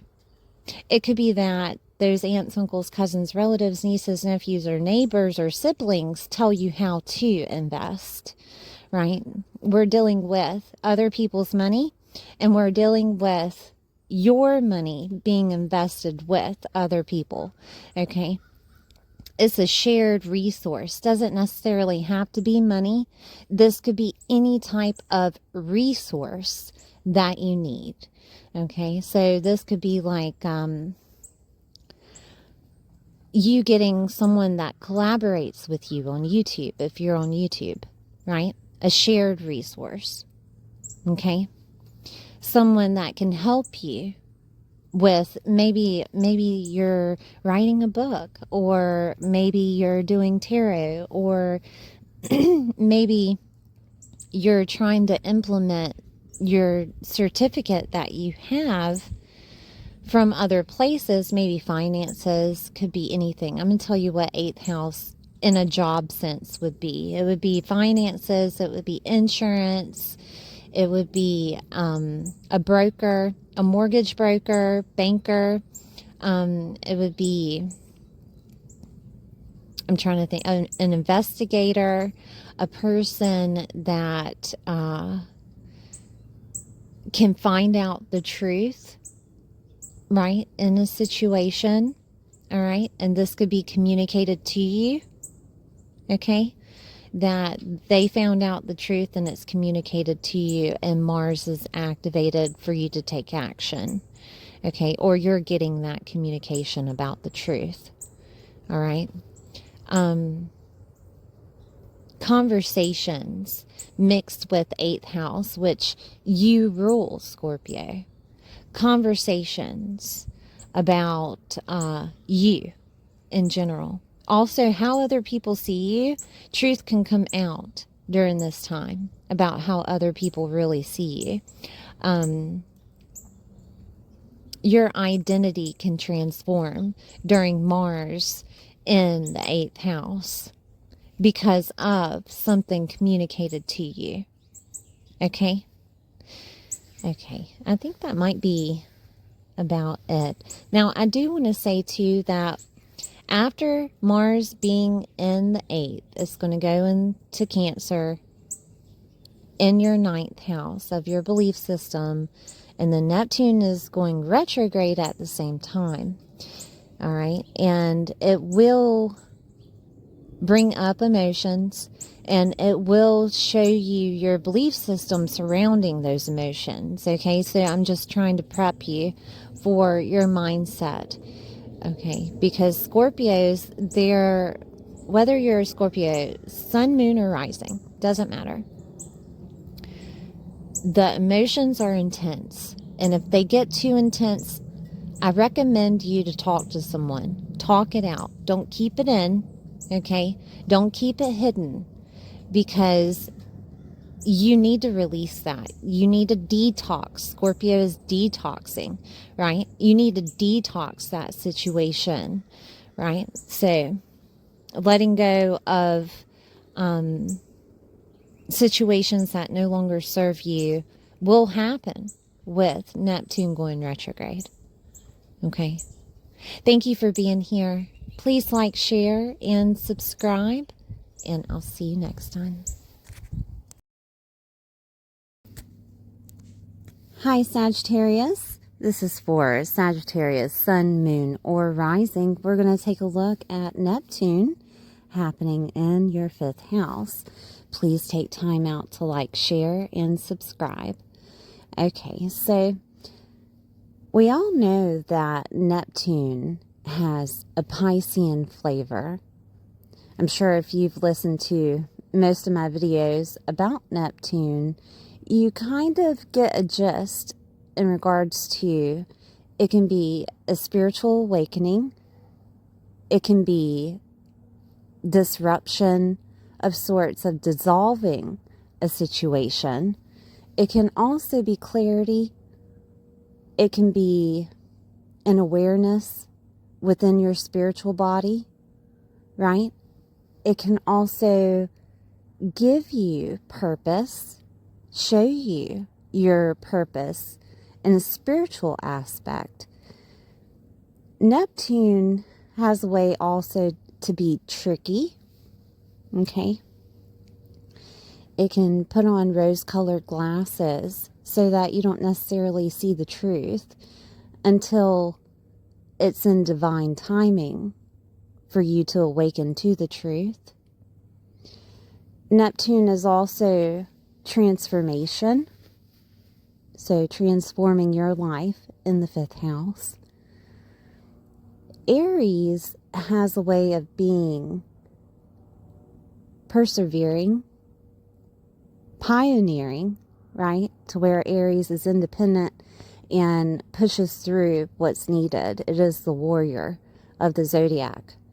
Aries is also capable of pushing down emotions to get what is necessary to be done, right? Aries is connected to your identity. It is the 1st house in astrology, so there is connections to identity change. That is a possibility within the 5th house. Aries can be anger and animosity. To pull out that healer, or to pull out your surrender to the divine, right? 5th house in astrology is your love life. It's romance, talents and genius, your hobbies, your children, having children, joy, hope, and optimism, celebrity, popularity, recognition, status, pets, dating, pleasure and creativity, friendships are here. It can also be performance.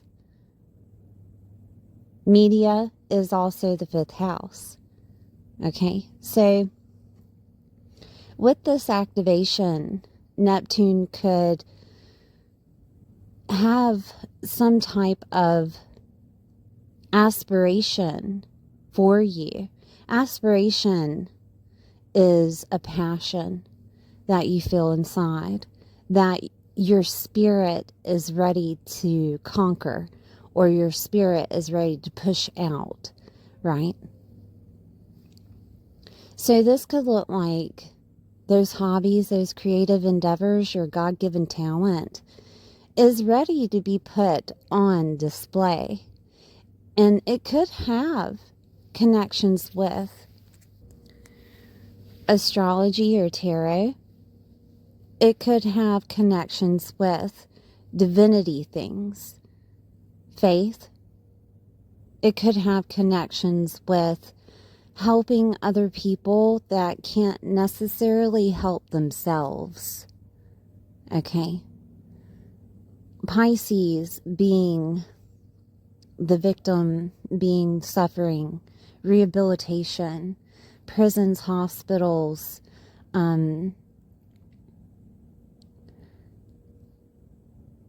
also habits. Okay.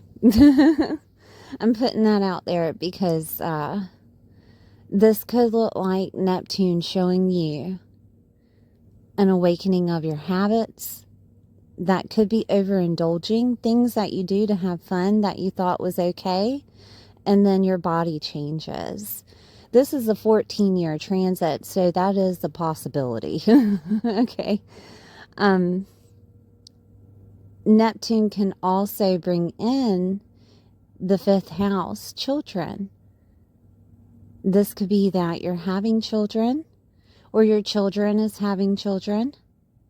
An identity shift is at play. Authenticity is at play.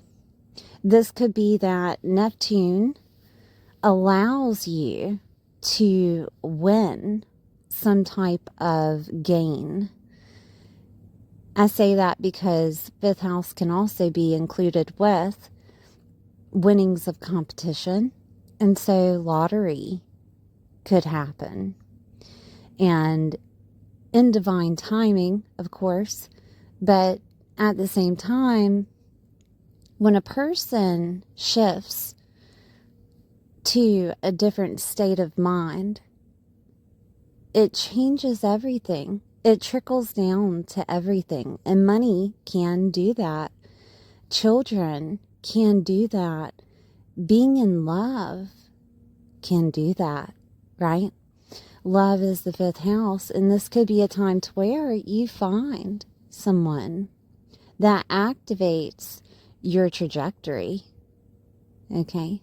Because we're talking about the 1st house, and we're talking about Neptune being a part of the divine that's interacting with you to show you the possibilities of a different type of you, a different type of Aries energy.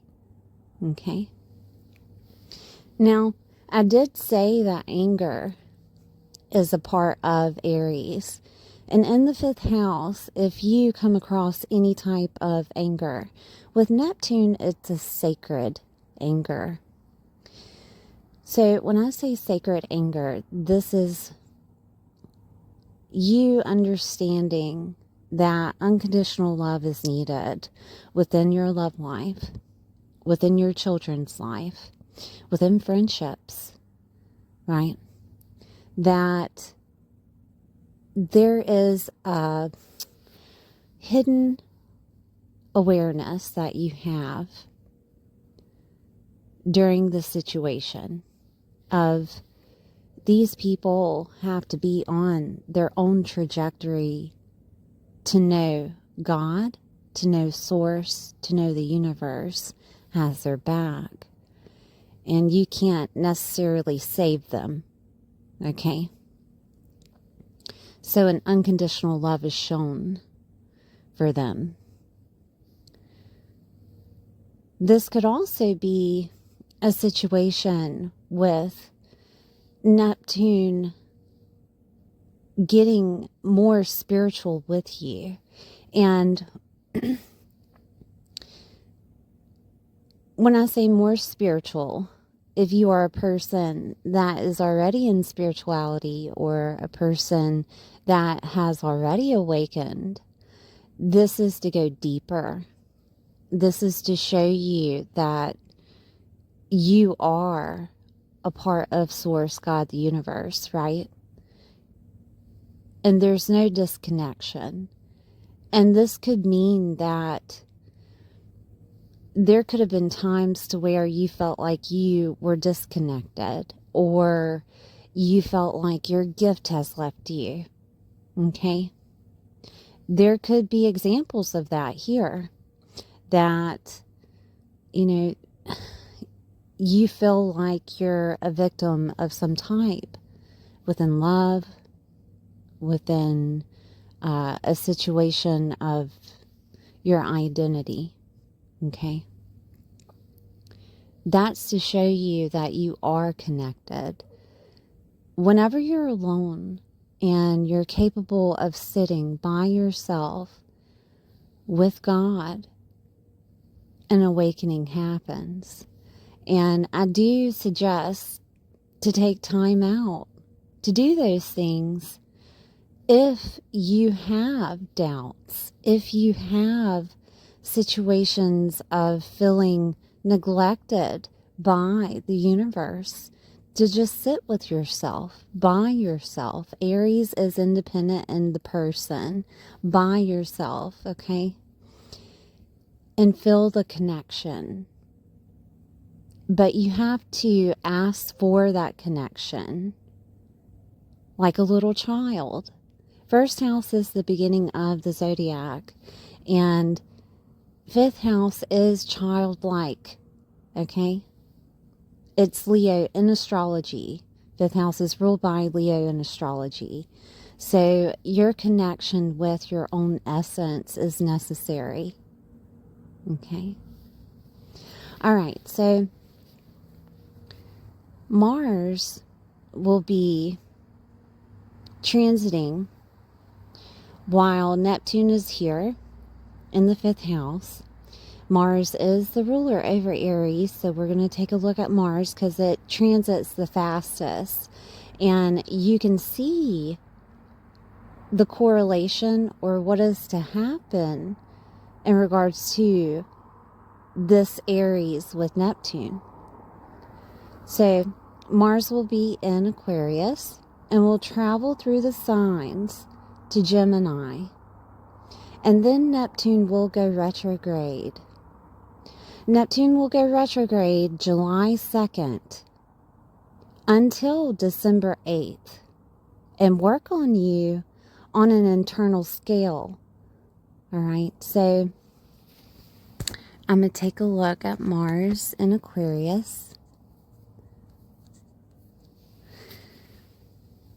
Now, Mars will not stop transiting when Neptune goes retrograde, of course, but I'm only showing you examples of Neptune direct until it goes retrograde, and then I'll make another video, right, for you to understand how it's working on you on an internal way. But when it goes internal, it's talking about your mind, your heart, working together to understand situations that are happening within your physical, okay? So, not to get off track, so Mars in Aquarius. So Aquarius deals with your hopes, dreams, wishes, your networks, clubs, affiliations, community. It deals with friendships of long distance, older siblings, socializing in a big way. It can deal with the internet. Aquarius can also help you detach from situations so that you can do what is necessary to get done. Okay. Aquarius is a little strange and a little quirky, but it's innovative, right?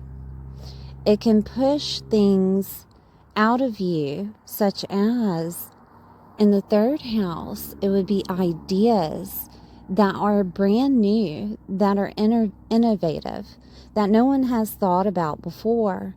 Mars is giving you that push. It's giving you motivation to get things done. It's also a few things about Mars. It can be cutting of a situation. It can be anger and animosity. It can also be vehicles. It can be male figures, okay? It can be an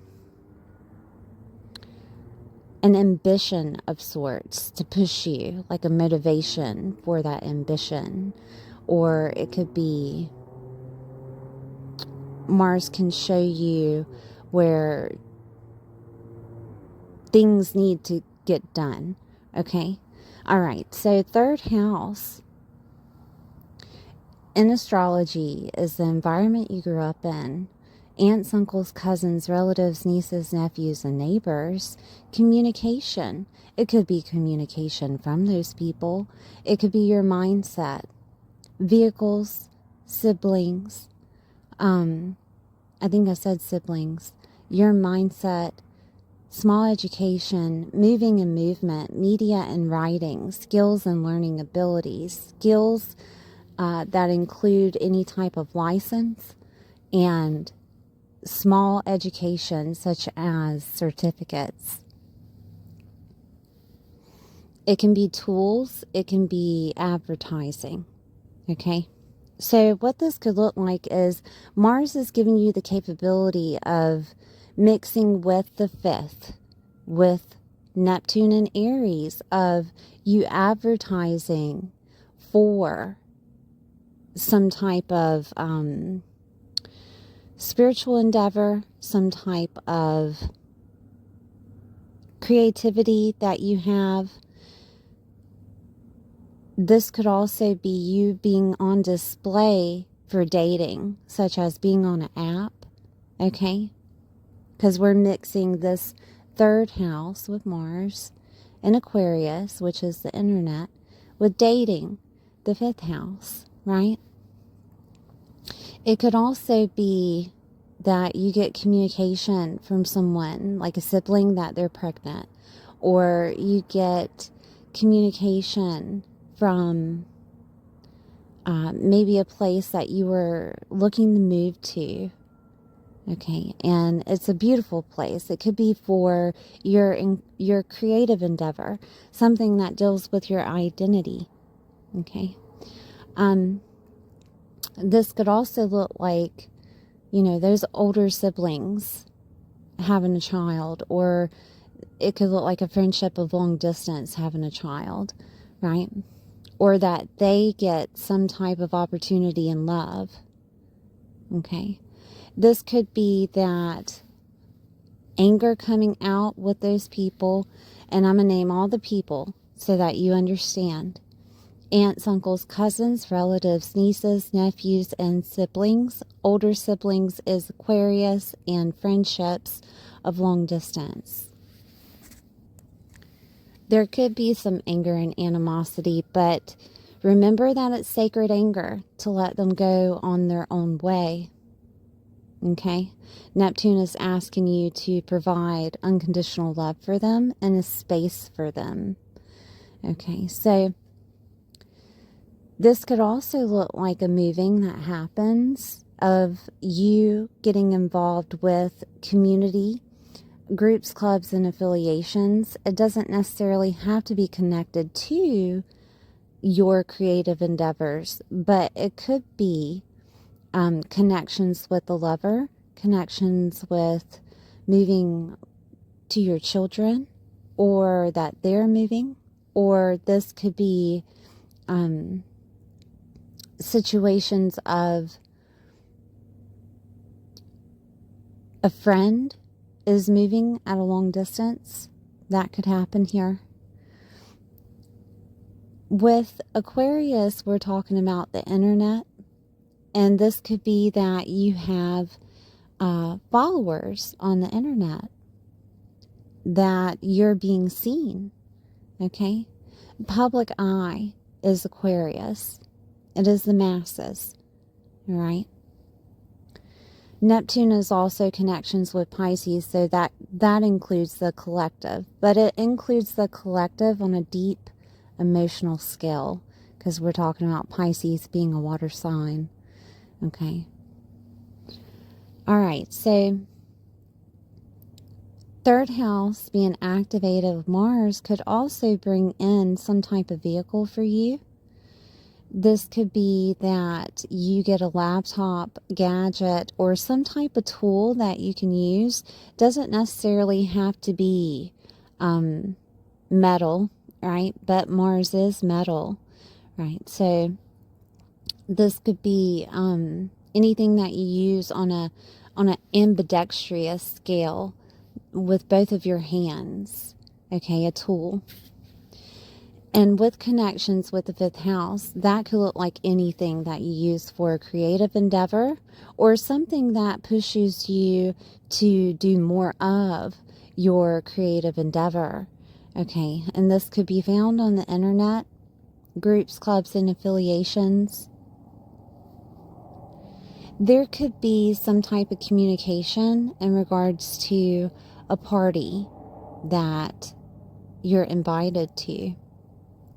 This is more than 3 people. And this party could include some type of baby shower, wedding shower, some type of celebration for those things, or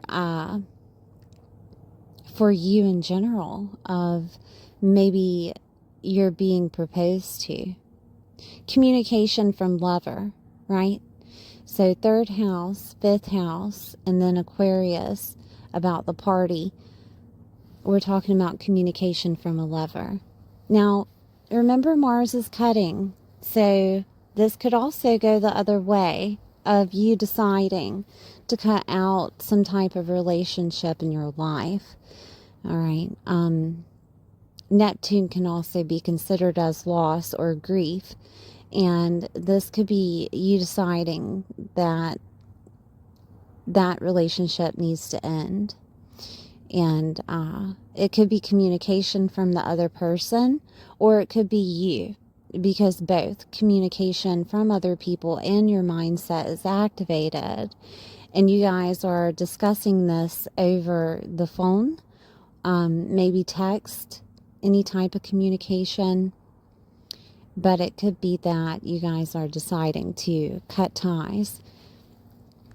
This could also be that you're changing the way that you are approaching groups, clubs, and affiliations that you have, that you're approaching them in a more optimism way. There could be some skills that you're learning in regards to that. I use Lisa Nichols. She's really good at public speaking, if that's something that you were looking to get into. But this could be that you're deciding to do that somewhere, public speaking. Public speaking is third house, and Aquarius, it would be over the internet or through the community. Rewards and gains are activated. This is a time to where I personally would play the lottery. Okay. To see, if things come through. But I do want to say that Mars, the calendar of Mars, will be connected with the intro, or connected with the comments if you need to follow along with the Mars calendar. But or the Mars dates that are affiliated here in this video. But I do want to stress that independence may come up. with Aries activation. And this could be a time to where you're feeling that fire, because you are a fire sign, but it would be more of needing to get things done for your aspirations. And this could be you trying out or going toward different clubs, groups, or affiliations to let them see you for your creativity, maybe your love, maybe just joy, hope, and optimism that you have. This could also be a situation of infidelity. And I say that because 5th house can be infidelity. Every house, every sign has both good and bad. And infidelity is activated in the 5th with a new identity. And in this case, it would be pointing as Mars toward groups, clubs, and affiliations in the internet. Okay? And it could be connected with those that are in the local environment, or connections with aunts, uncles, cousins, relatives, nieces, nephews, neighbors, or siblings. Okay? So I know that's a downer, but I have to put it in here because it is here. All right? And this could be the time to where it's shown to you. All right? Okay, so we're going to head toward Mars in Pisces.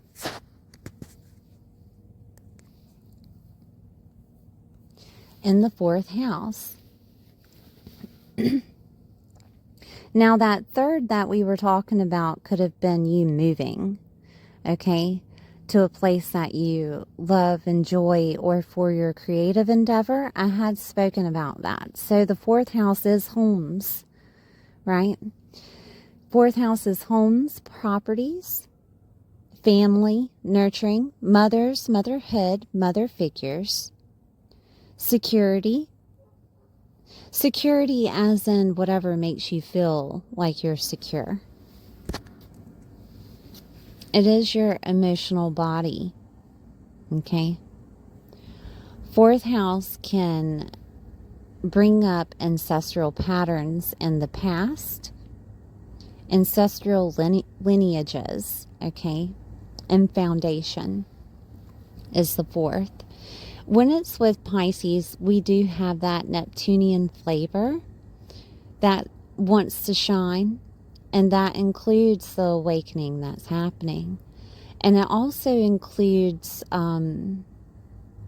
you understanding in the background why things happen. Okay? This could be where you see the divine working, right, in the physical. So with Pisces activated, Pisces is loss and grief, yes, but it's also awakening, spirituality, soul work. It can be healing. It can be connections with mediumship, past lives, karma. It can also be letting go and going with faith, endings. It can be transformation, psychic and intuitive abilities. Okay? This is also where things are hidden in private with Pisces. And with the 4th house activated, that's like extra private, because you're at home in your home space, or you're connecting with yourself on an emotional scale. Prisons, hospitals, insane asylums, and rehabilitation is the 4th. All right? And this could be that maybe the third made you move because of that overindulgence that was happening in the fifth. That is a possibility. And you're deciding to go to rehabilitation. That could have been it. Or it could have been a situation of you actually finding a home. Remember, Mars' motivation to get things done is pushing you forward. It's helping you to understand your sacred anger. And there could be connections with that with family. There could be connections with that with mothers, okay? This could also be a situation that Mars is bringing in or pushing you toward an awakening of where you are in life. So you're sitting and looking around at your home space and everything that is connected to you, which includes friends and family, right? Everything. What makes you happy. And Mars could be awakening you to what is hidden, to what actually does make you happy, or if you are happy, okay? I'm telling you this because we have that connection with the fifth house. What makes you happy? And this could be a time to where Mars makes you angry about it. All right? Remember, it's a sacred anger that you can understand and look at for what it is, because there will be an awakening to why. Okay? When Neptune is direct, it gives clarity. It shows you situations that can change if you decide to change. Okay? Now, with the fourth house activated, we're talking about your emotional body. So that's connections with happiness. We're also talking about family or being a mom. And this could be a time to where that's something that you want in your life. Or this could be that you feel victimized by your children, okay, as a mother.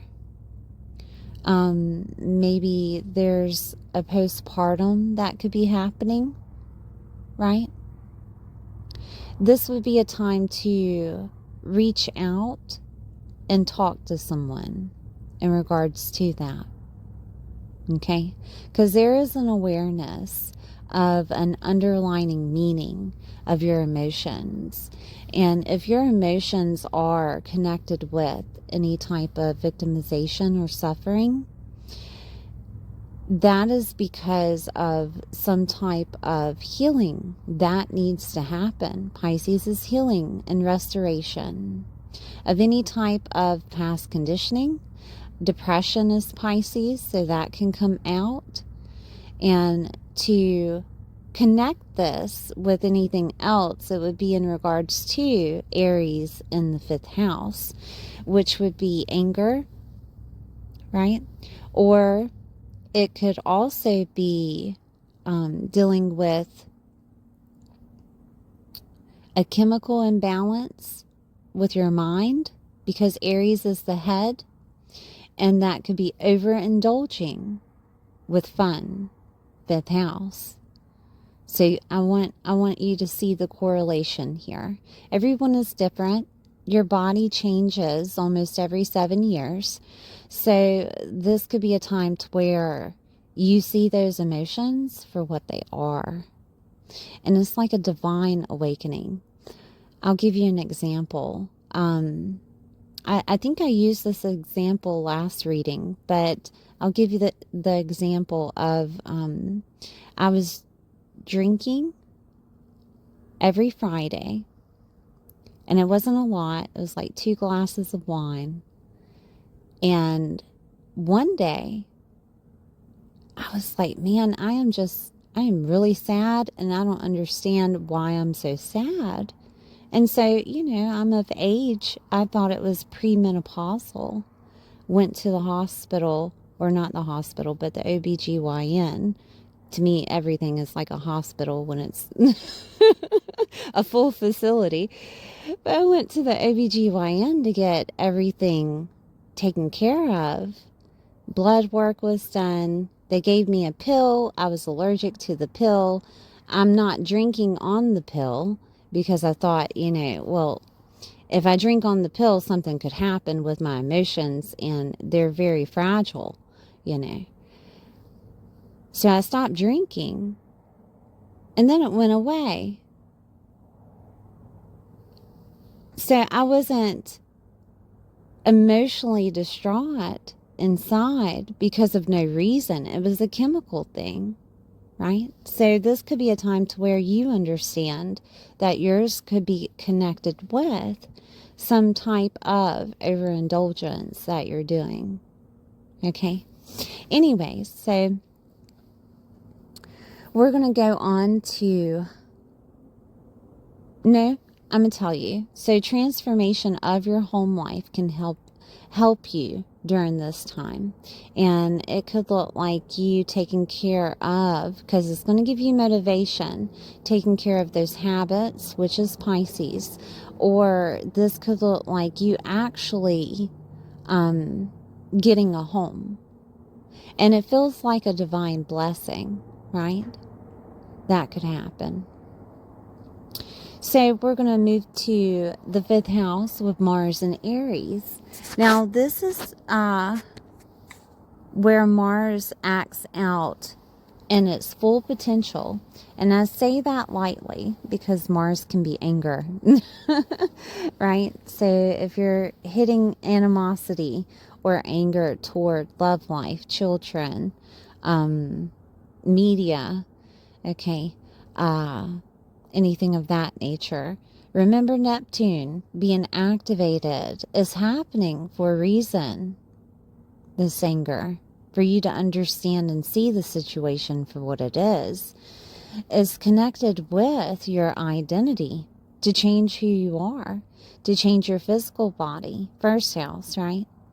Maybe even to let you understand that you need a vacation, or you need a break, or you need to step away and be with God, source, the universe. Okay? This could happen with Mars here in the 5th. Now, Mars can also push you to being noticed, going viral, right? Winnings, again, are activated. This could be that is pushing you to be more vulnerable in love. It could also be that creative endeavor or whatever God-given talent that you have to do something with it, right? To make it a part of your identity. This could be that it has something to do with metal or vehicles. It doesn't necessarily have to be, but it could be. This could also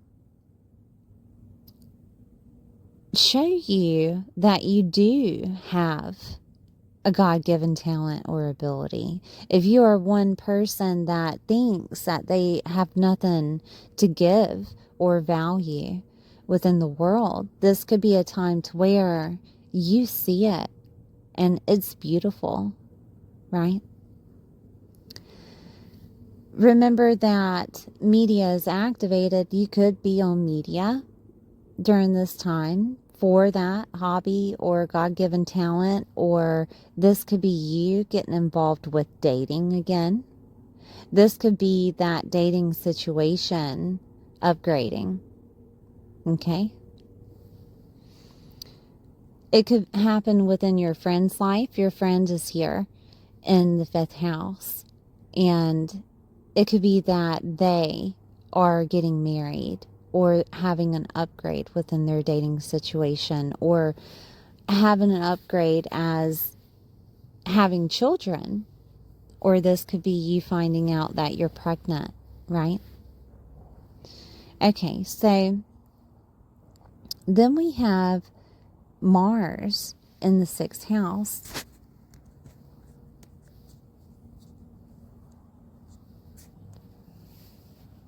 The 6th house is your health, your daily routines, your daily work and employment.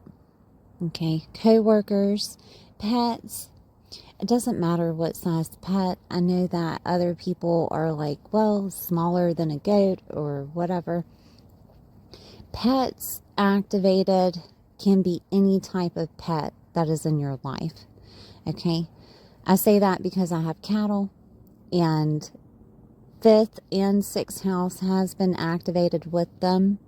So, I mean, cattle are pretty big. Okay, anyways, service to others are here. Organizing and detail orientation. Also, self-mastery is activated here in the 6th. And this could be that Mars is giving you the ability to service others in regards to whatever your creative endeavor was. This could be that you're motivated to do so. Or with Taurus activated, it could be that you're getting money for it, right? Taurus is money. Taurus is Venusian, beautiful things, things of luxury. It can also be included with agriculture and farming, okay? It can be merchandise. That's beautiful. An upgrade of like a renovating situation of making something beautiful. Taurus is also homes, okay? Real estate. So it could be that you're making things beautiful for other people at home, or on a daily routine, you're including your creative endeavors of making things beautiful, such as maybe you're doing your makeup online, right? Or this could be that is connected with food. Taurus is what you consume. And it could be connected with your health, right? The whatever you're consuming with your health is changing. Mars is motivating you to get healthier, to eat better, to maybe stop consuming things of an overindulgence, okay? This could be that Taurus being activated with employment, that you're getting an upgrade within your work. And that helps you have more fun, 5th house, right? Because we're still connecting Mars with the 5th, no matter what, in this discussion. Okay, so this could be that you get that money that was won, or that upgrade in work, right? That could be money with Taurus activated. It could also be servicing others to help them get money. That could be it. Or find money. I know there is a lot of reels or videos on Facebook that talk about hidden ways that you can get money, right? And you could be one of those people that show other people how to find money that's hidden. That's very Neptunian, because Neptune is connected with Pisces. Okay. Okay, so Taurus is also facilitated with the 2nd house. So it has a little bit of 2nd house flavor. So we're talking about your money on an independent scale. We're talking about your self-worth and confidence. And this could be a time to where Mars brings someone in your life, such as a male, to help you with that motivation of getting your confidence back, of getting your self-worth back. And when it's in Taurus, it deals with, your self-worth and confidence, but it also deals with love, okay? So it's loving yourself, included with the 5th house. So this could be a time to where you make that a routine, to love yourself, to have self-worth for yourself on a daily basis. And that could look like anything, honestly. It could look like you're taking time out for yourself on a daily basis to show yourself that you deserve something, right? Such as maybe at night you make it a routine for you to I use crystals at night, and crystals are earthly, just like Taurus, and they're beautiful, right? So I use crystals on a daily basis in the morning and at night. I pull on a crystal tarot. I forget what it's called. I think it's daily crystal tarot. And then I pull on another tarot at night, which is sacred geometry tarot, and it includes frequencies and crystals. It's very Neptunian. I am a Pisces sun, right? But sacred geometry helps because it also not just gives you crystals to use, it gives you frequency work. It also connects you more so, I think, with the divine, because it has affirmations in it and things of that nature. I think I said tarot, but I meant oracle. Sorry about that. But that's my daily routine. And it could be that you're getting ready. It could be as simple as you getting up, getting ready and dressed, making yourself beautiful so that you have that self-worth on a daily basis, okay? There is examples here of maybe you have a service that is connected with agriculture or farm, right? And this could be a time to where you're getting more clients for that service, because the next is Mars being in Gemini of clients for business, right? So this could be that. It could be that someone is showing you how to do a service for agriculture or farm, or do a service in a Venusian way of renovating something, making something beautiful, or making yourself more beautiful. Okay, self-worth has a lot to do with Taurus, so keep that in mind as things that give you that confidence and push you forward with Mars being activated. Now, again, animosity and anger is Mars, and it could be that someone, is jealous of you. But remember, when people are jealous, it means that you're something, right? It should make you feel good, honestly. I know it's a pain, but it could be an awakening of a friend being jealous of you and who you are. Or it could be an awakening of, a lover being jealous of you and who you are, right? Because that connection with the fifth. But you should be flattered, Sagittarius. You definitely should be flattered. I know a lot of Sagittariuses, and they're very accomplished. And a lot of times it's like it's a blessing in disguise that happened to them. And opportunities, right? And some of them, they did work for that accomplishment and deserve, to be seen as an ambitious one. So, anyways, but the sixth house is also that self-mastery, organizing, and detail orientation. And there could be things that you're doing on a creative endeavor that needs to be more beautiful.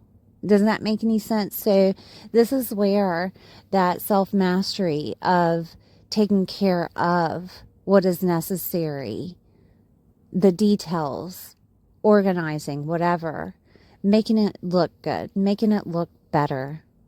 Okay? with Mars, Mars is pushing you to do this with whatever aspiration that you have.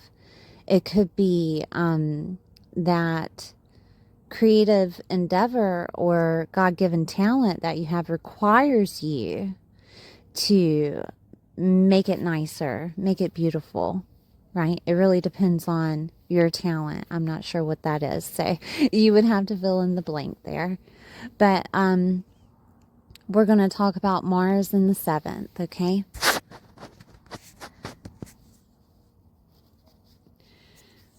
And this will be the last transit of Mars, and then it will go through the other signs, but Neptune will be retrograde. But this is the last transit I'm talking about in this video. So, the 7th house with Mars could be cutting. It could be pushing you towards something, right? So, we're looking at it in both stance with relating to other people. And that could be connections with love. It could be connections with your creative endeavor, or it could be connections with friendships. All right. Best friends are here in that 7th.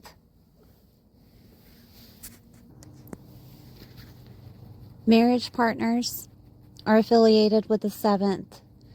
One-on-one relationships, you know, boyfriend, girlfriend, like I said, best friend. Also, alliances and commitments, agreements, collaborations, and contracts are here. That includes leases, okay?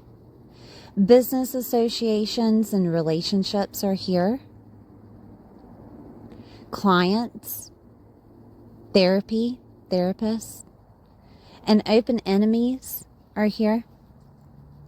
When I talk about open enemies are people that will tell you the truth, no matter the consequences of that truth, okay?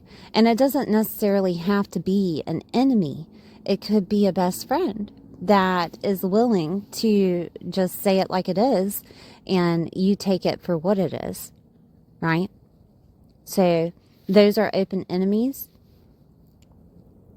And this could be a time that's communicated to you, because it's in Gemini, that the cold, hard truth is communicated to you. And it could be from a lover. It could be from a friend, right? The cold, hard truth is communicated to you. Remember, Mars is here, so that sacred anger is activated with Mars and Neptune together. Now, Gemini is communication. Gemini is communication to yourself, to other people. Also, your mindset. Ideas and documents are activated with Gemini.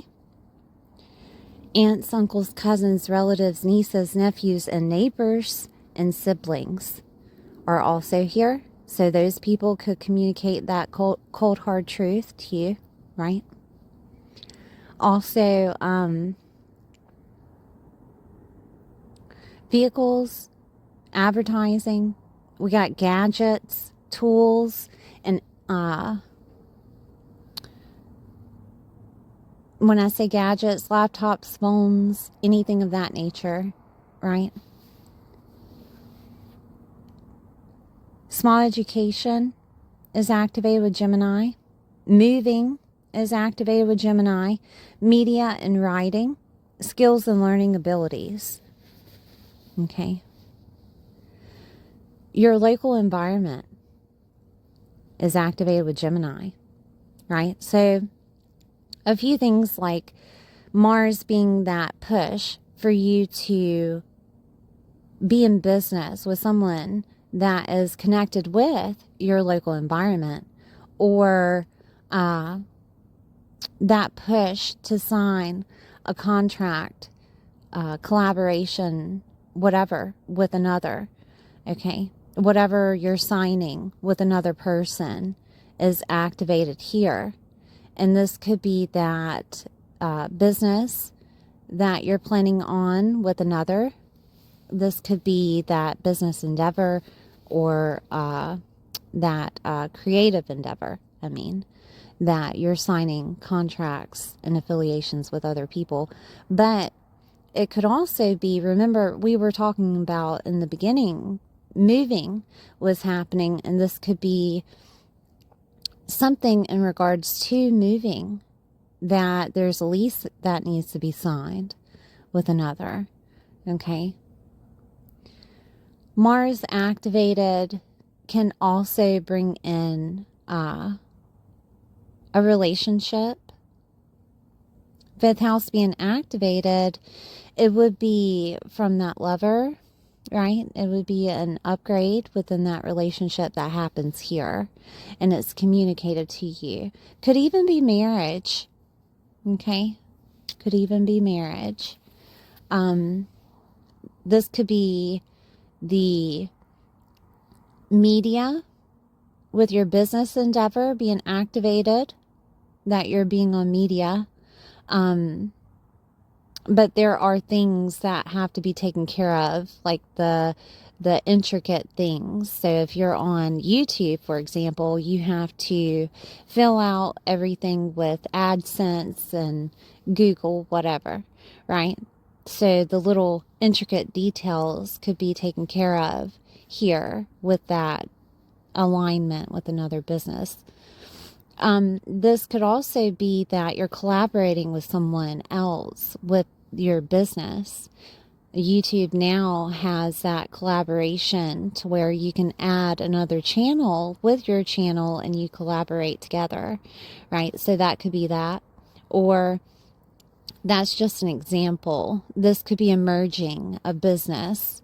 Okay, if you're not facilitated with anything that deals with YouTube, it could just be a merging of business. And that could include friends that are involved. It could include the creative endeavor that you have, right? That God-given talent that you have. This could also be a situation where there's a cutting of relationship. And that could be with friends. That could be with a lover. All right. It could go that way because Mars is cutting. And it could be communication from that other person. Or it could be communication about aunts, uncles, cousins, relatives, nieces, nephews, or neighbors that their relationship is severing. Okay? So it doesn't necessarily have to be with you. But you're involved in their world in some way, shape, or form. Right? So I'm seeing if there's anything else I can tell you. Now, skills and learning abilities is activated with Gemini. Your partner or your friend could have an upgrade with their skills and learning abilities, and they're the ones that are connected with being on media, or they're getting some type of certificate, or it could be that you're deciding to partner up with your lover in a business endeavor, okay? And you're having conversations in regards to this, or this could be the concluded conversation that is communicated to you about the business. So say that you applied for a license whenever Mars was connected with your third house at the very beginning of this video, right? And this would be when you get communication in regards to anything that's needed in regards to the license, or you get that license, because Gemini is licensed, okay? So just to let you know. I'm seeing if there's anything else here. Now, fun is activated, and while Neptune is here, it wants you to escape with having fun for yourself. So this could be you enjoying shopping with another. This could be you taking a short distance travel within your local environment and enjoying yourself with another person. I do want to emphasize that sacred anger being activated. So just remember where you stand whenever conversations have been had, okay? Because anger and animosity is Mars. So there's a delicate line there with being connected with other people. I'm seeing if there's anything else I can tell you. I think that may be about it.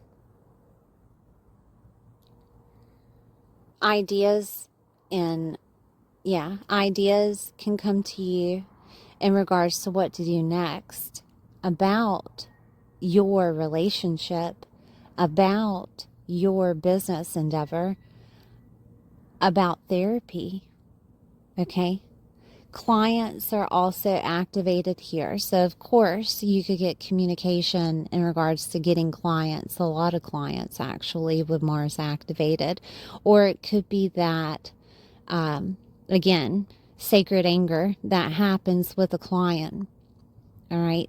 Now, as a person that does service to others, you can't please everybody.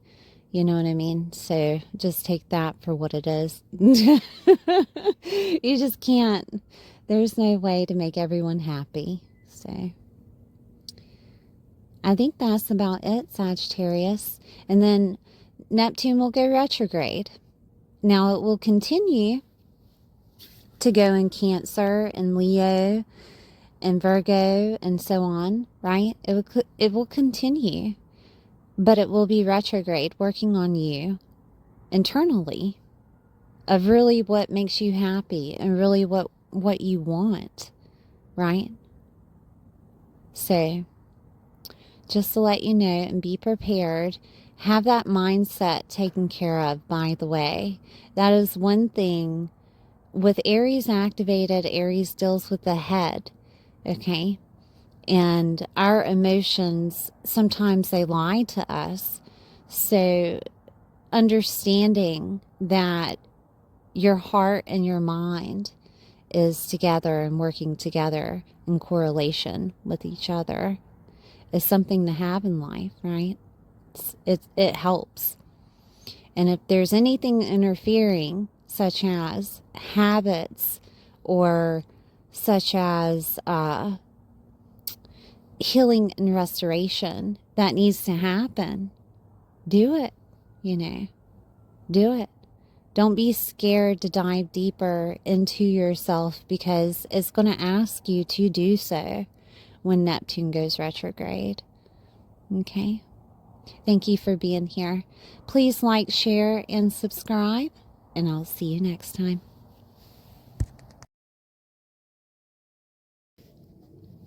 Hi, Capricorn. I hope you're doing well today. This is for Capricorn, Sun, Moon, or Rising. We're going to take a look at this Neptune going into Aries on the 26th of January in your 4th house. Please don't forget to, I know I said it before, I'm going to say it again. Please don't forget to like, share, and subscribe, or even hype the video. Okay, so the 4th house is your property, your home, your family, nurturing, mothers, motherhood, mother figures. It is where things are private to you. Security, what makes you feel secure? Your emotional security. Sense of belonging, your emotional body, and your foundation. Capricorn, with Neptune is going to give you some type of inspiration. It could also make things seem like they're a dream in this 4th house. You could feel like your emotions are helping you understand yourself. Does that make any sense? I hope so. I'll give you an example. So, say that you've had problems with family or problems with mothers. This could be also problems within yourself with your emotional body of feeling secure. Okay. Neptune here can give you an indication of what is ailing you. Neptune can show you inspiration to take action on what you need to feel emotionally secure. Sometimes with Neptune, it can show you your purpose. Sometimes with Neptune, it can also give you inspired ideas to take within, in this case, it would be in the fourth, within your home space to make things more escapism or to make things more dreamful within your home space. If you don't have a home, you could be dreaming about building a home. And if that was already a dream, Neptune here can actually make it happen. Okay? Neptune is also the planet of illusion. It can keep things on rose-colored glasses so that you don't understand or quite get the fact of what is really going on around you, so that you take the necessary action to play out the steps to get to where you need to be. And this could be that Neptune gives you inspired action to be a mother, right? But what you don't see would be all the things that come along with being a mother or a parent. It doesn't necessarily have to be a mom. It could be a single father, or it could be the father that is nurturing within the family. These things can also happen with those people in your life, your mom, your family, the father that is the nurturing parent. It can have an indication of, I need you to help your father, or I need you to help your mother.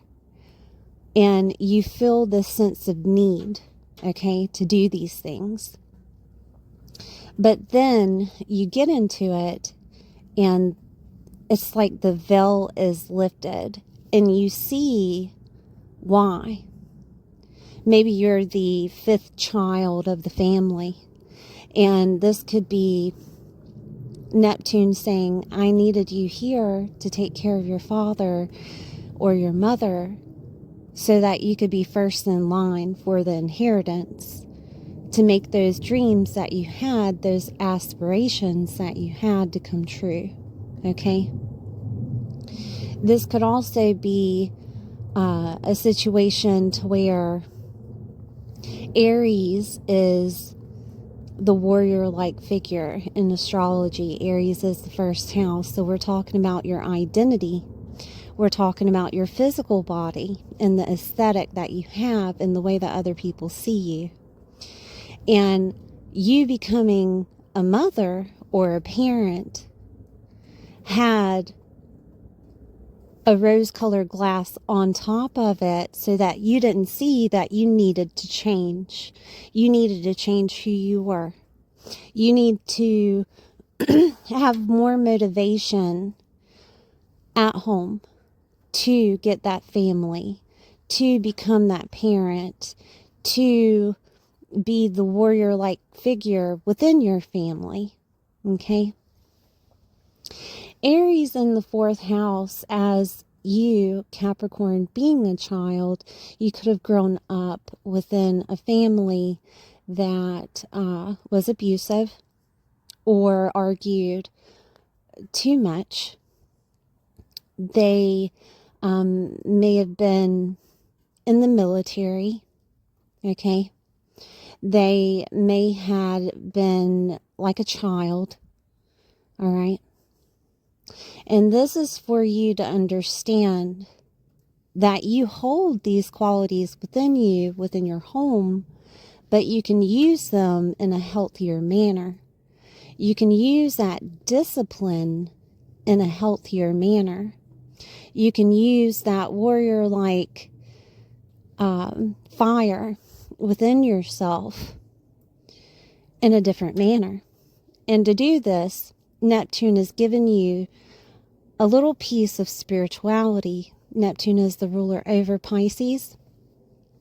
Neptune has Pisces definitions such as awakening, such as spirituality, such as compassion, surrender, letting go and going with faith on things. And it could be that you are capable, rather than your other siblings, to be able to put down the sword of fighting and do the things that need to be done, because Aries is ruled by Mars, right? You're capable of getting things finished all the way to the end. And this is why that torch, if you would, is given to you. The fiery torch of you take action rather than your siblings taking action with your parents. This could also mean, if it is your moon, that you are on a journey of awakening to some type of childlike or inner child situation that may have been hidden from you. You're taking the first step with Neptune going into Aries to heal that inner child, to be the warrior in your family, to take up the reins and do the things necessary for whomever is in your family with compassion, surrender, and letting go of any types of arguments, any types of animosity. Remember, Aries rules Mars, so arguments and animosity will come up to test you during these 14 years, okay?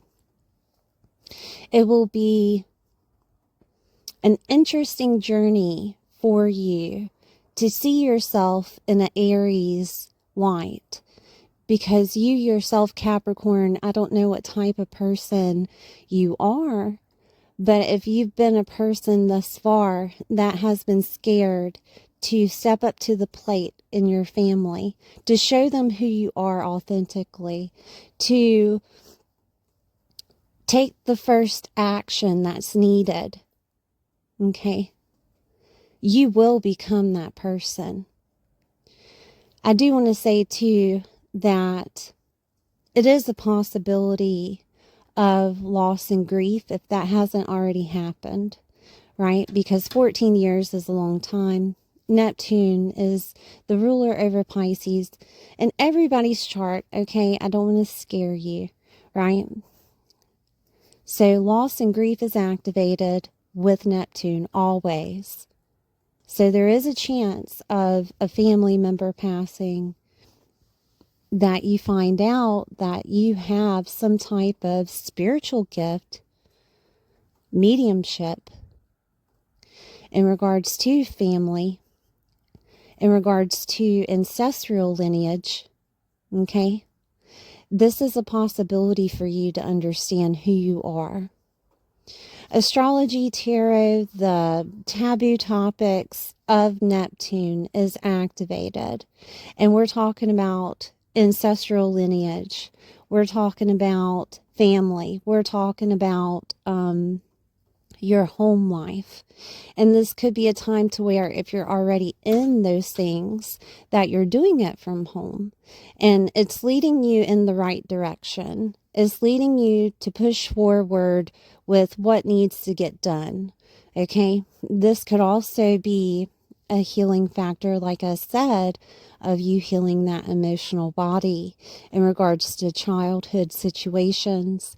I do have in my playlist healing, and if you want to look in that, I think it's healing techniques is what it's called, and it may help, right? I have to advertise myself, Capricorn. You know this. But it is there, and it may help you. And if it does, please let me know, so I'm not just sitting in the wind wondering if, my videos actually do help. Anyways, I want to talk about Mars, of course, because Mars is transiting through the houses while Neptune is direct. Okay? And it will go all the way up to Gemini in this transit. Oh, no, I'm sorry. Let me back up. It will go from Aquarius to Gemini during this transit of Neptune being direct. And then it will go retrograde. It will continue through the houses all the way through, right? Past Gemini, it will hit Cancer and Leo and thus forth, right? But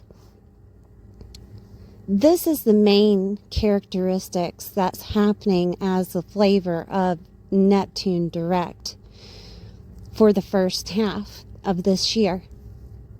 Then it will go retrograde on July 2nd until December 8th, and it will cover again the same flavors of this Mars in Aquarius, Pisces, Aries, Taurus, and Gemini, but internally. Okay, so I'm just giving you a little bit of an indication of this is where you take action. You do it now before it goes retrograde, July 2nd. Okay, now July 2nd, I think it's in shadow. You'll feel the shadow. I think it fully goes retrograde July 7th, if I'm not mistaken. But I just want to give you a little bit of indication of how to use astrology versus your emotional body. Okay. Now I will put the Mars schedule either in the intro or in the comments. But we're going to start with Mars in Aquarius, okay? So the second house, being in Aquarius with Mars, second house is your money, your values, material things that you value, your self-worth and confidence. This is where you bring value into the world.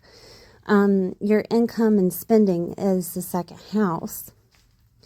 Aquarius can be detachment. Aquarius can also be innovative. Okay, it can be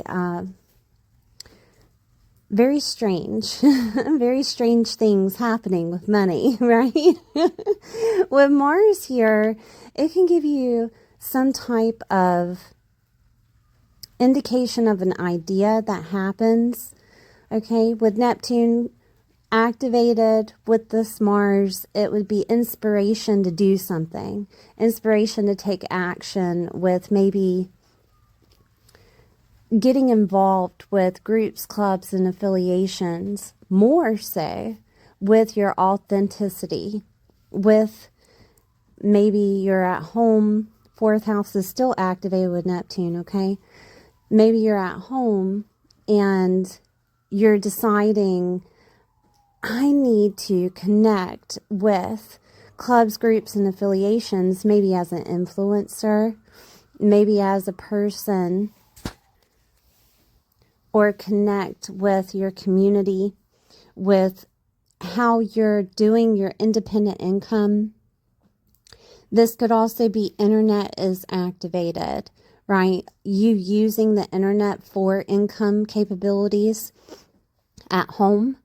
And this is you showing yourself or showing how you do something at home.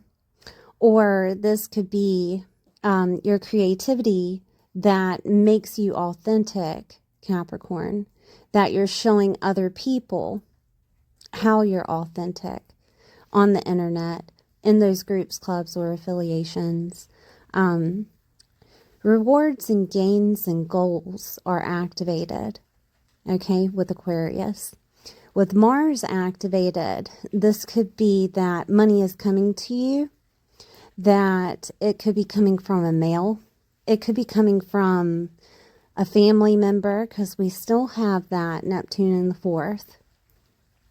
It could be coming from someone that is a male figure in your life that's connected with your home. Or this is a friendship that's a further away friendship is being established within your home space. And I'll give you an example. So your friend lives in Washington State, and you live on the East Coast of the United States, and they're deciding to come live with you. That could look like this, right? And they're coming here to help you make money, because the money house is still activated, right? So that could be it. It could also be you figuring out how to do things to make your own individual income, and you're figuring this out through the internet, through clubs, groups, affiliations, through connecting with male figures within the community. This could be that there are male figures within the community that are willing to collaborate with you for you making independent income, right? That could be it. It could also be a situation that they give you inspiration on how to, right? With Aquarius activated, there is also a detachment that happens.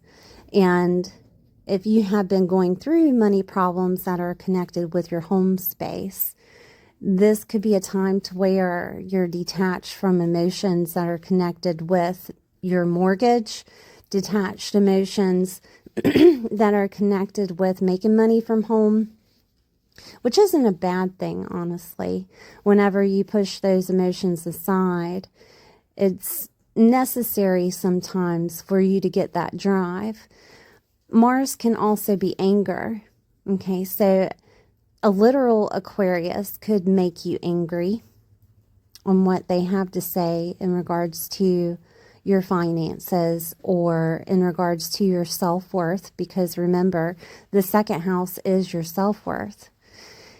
This could also be you detaching from what had happened to you as a child, or detaching from your mother's emotions, or detaching from a father's emotions, and doing the things as needed to preserve your emotional body. You are coming into your own authentic self.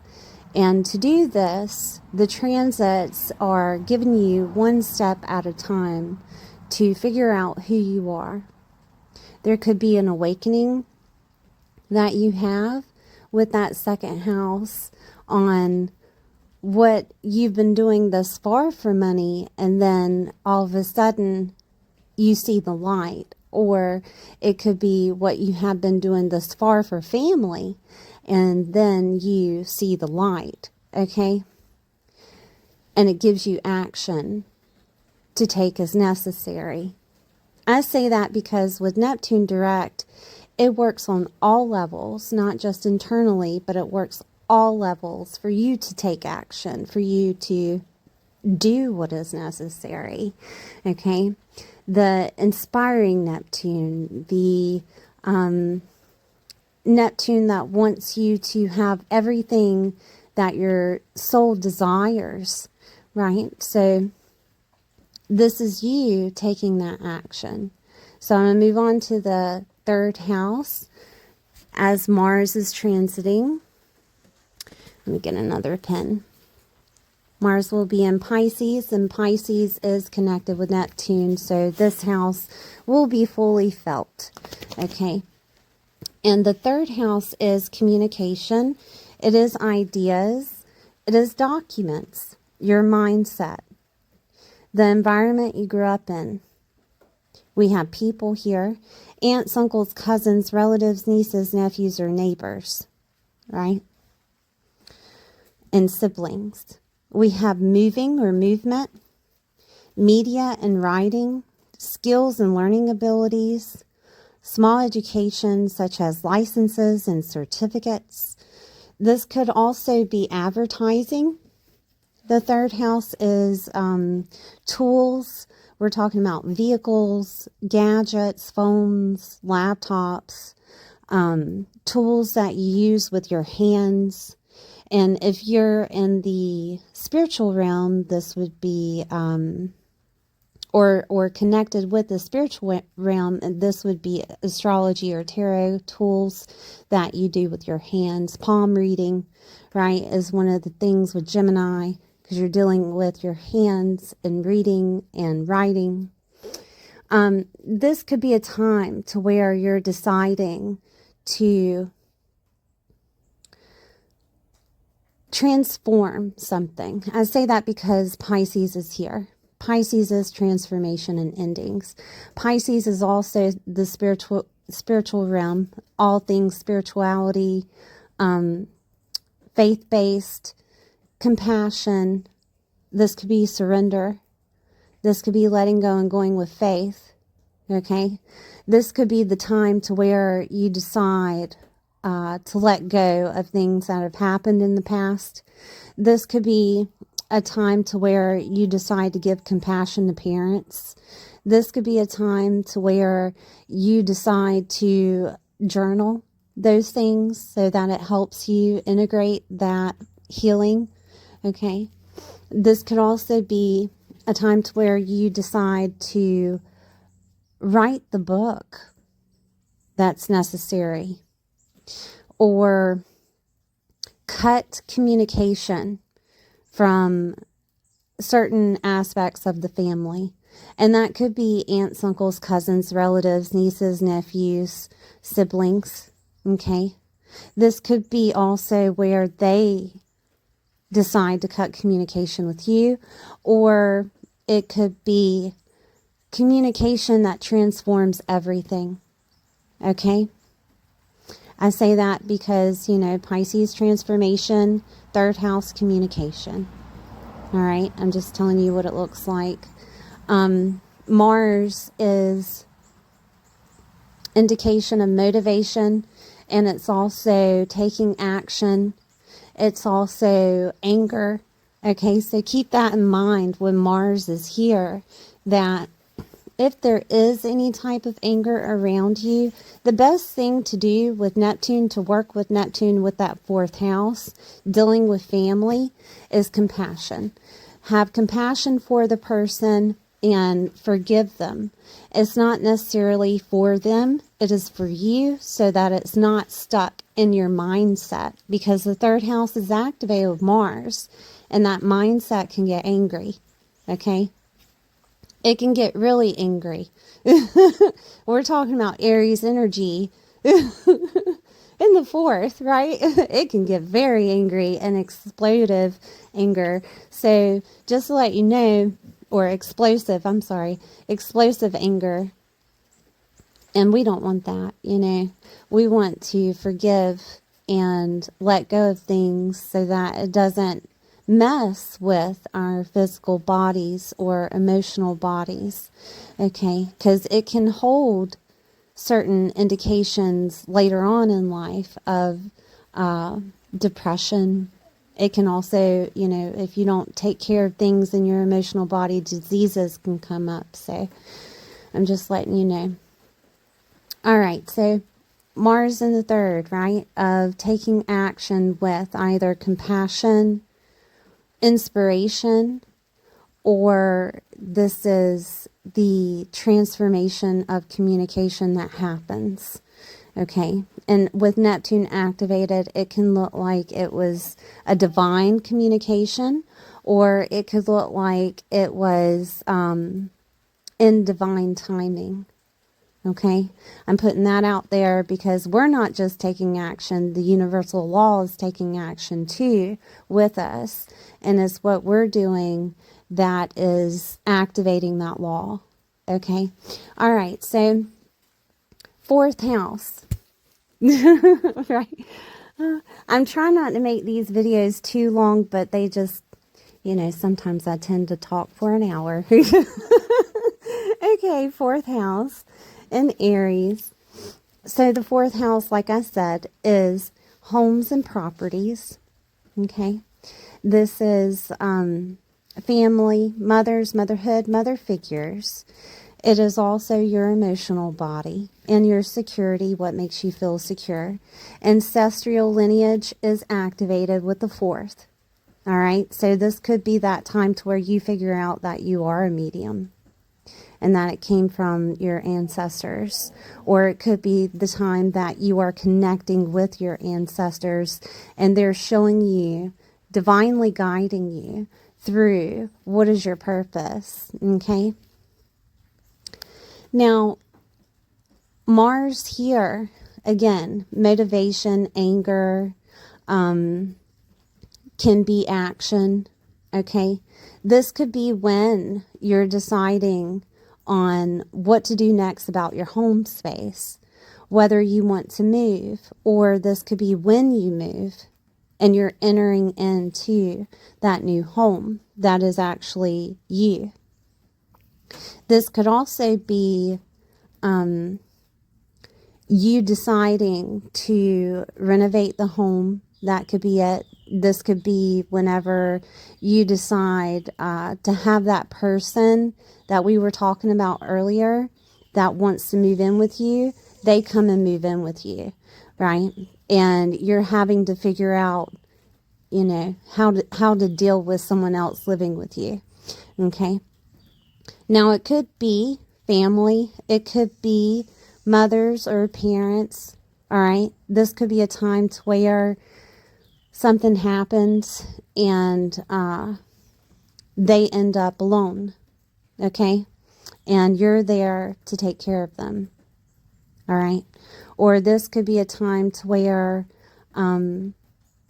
they're having because there are certain planets that happen that transit when you get older, and it's almost like another midlife crisis. and this could be when they're going through one of their midlife crisis, and your parents have been together for 50 years and now your father's deciding to get a divorce.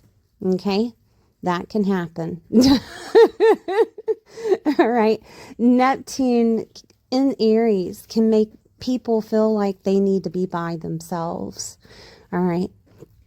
It can make you feel like you need to be by yourself. 4th house, away from family, being reclusive, being private in your own little world in Aries.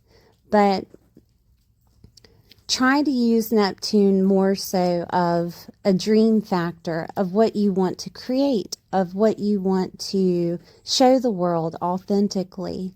Okay. If those things happen to where there is a cutting of relationship, either within your family or parents, it could be that you have to step up to the plate to help take care, or I'm trying to tippy toe over the anger, but I can't tippy toe over the anger. Oh goodness, because it's there, right? This could be a time to where you need to say what needs to be said, honestly. but keep it truthful. Try not to add things to the past that weren't really there. But keep it truthful and help them understand that you see where they're coming from.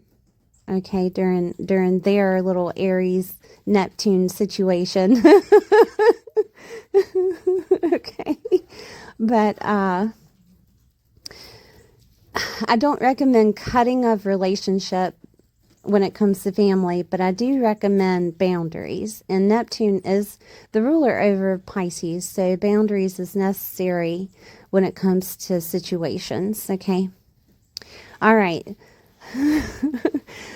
You have to remember it's going to be very strong here with Mars and Neptune together in Aries. Mars likes to be in Aries because it's all on fire with passion. And passion isn't necessarily a good thing.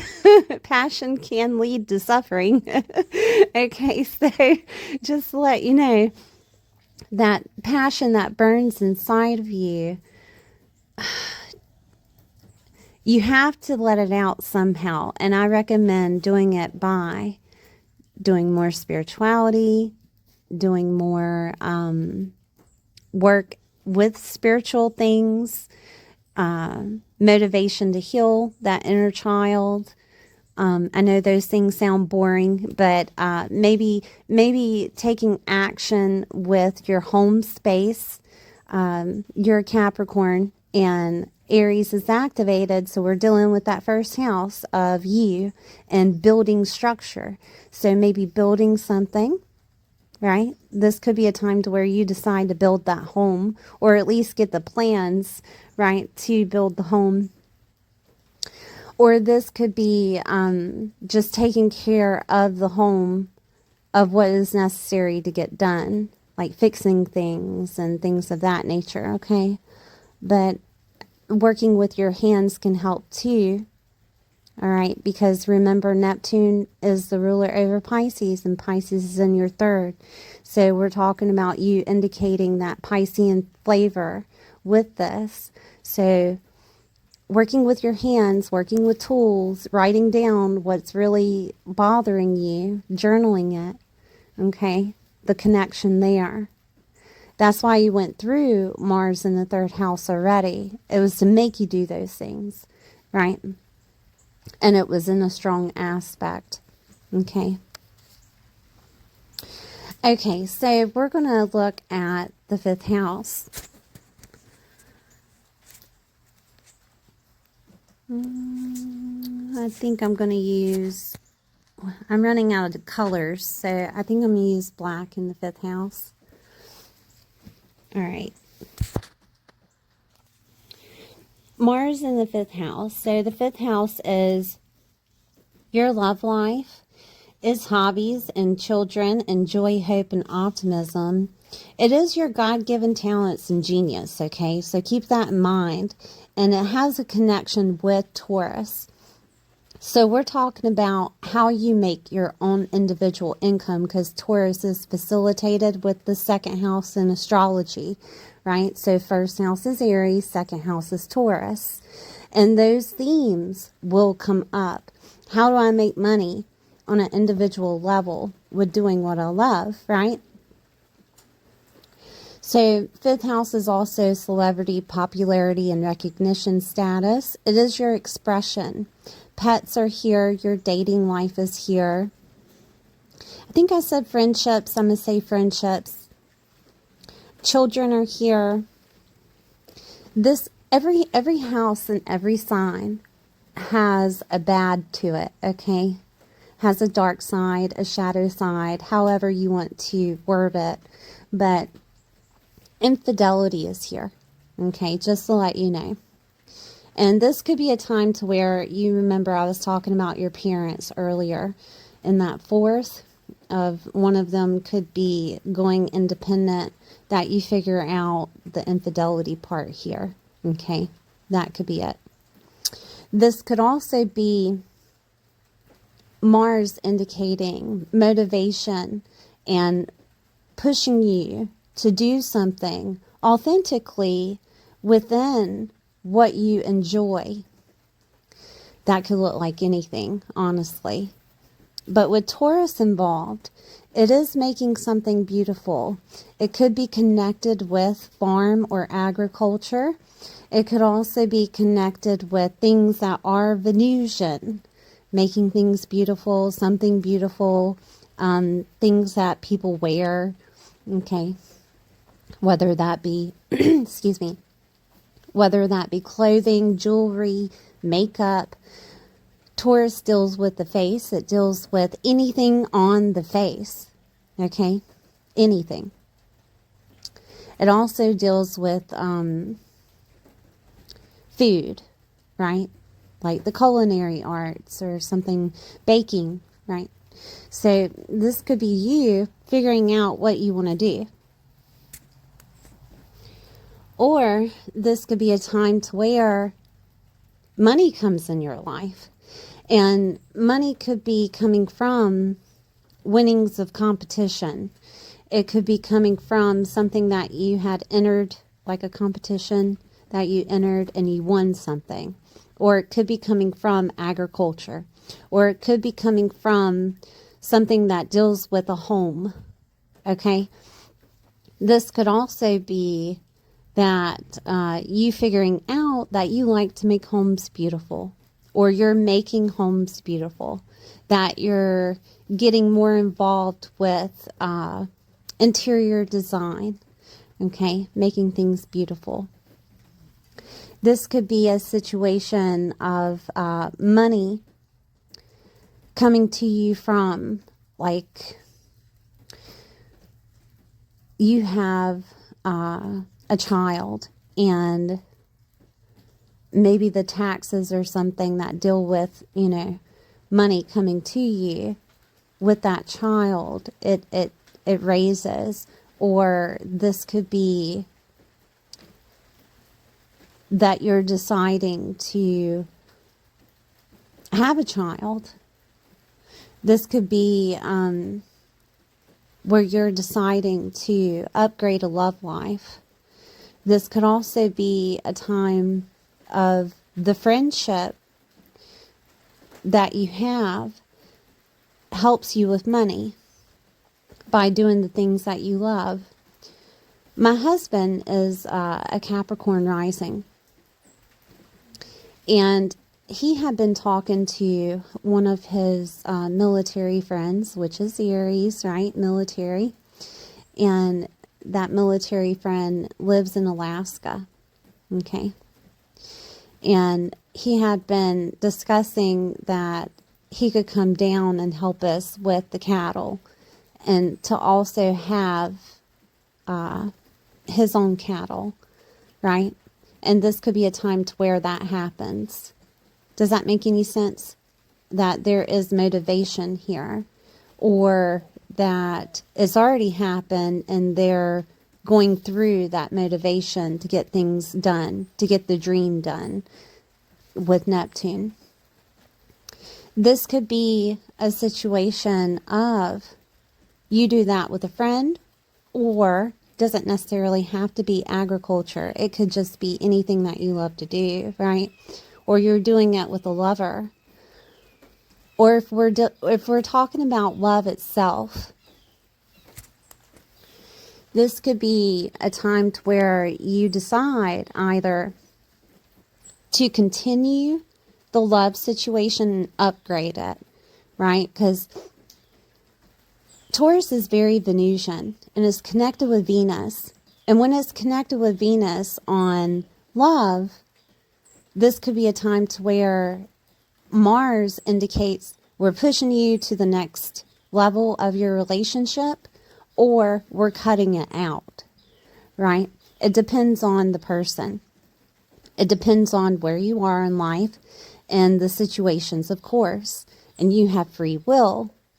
So whether you decide to keep it or let go of it is up to you. But Mars will make you make a decision. It will make you take action. And it will push you forward with what's needed on the rest of the path. Okay?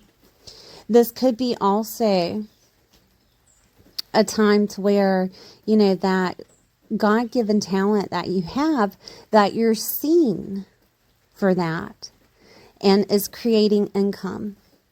Okay? You go viral. You start making money. Okay? That could be a time to where this is happening. People are seeing you do this independently, fourth house, at home. Right? Okay, so let's move on to Gemini. Now, I do want to say that Gemini is connected with that third house because it rules the third house in astrology. So you're getting kind of the same flavor. That third house is very important because your third house is in Pisces. Neptune is the ruler over Pisces.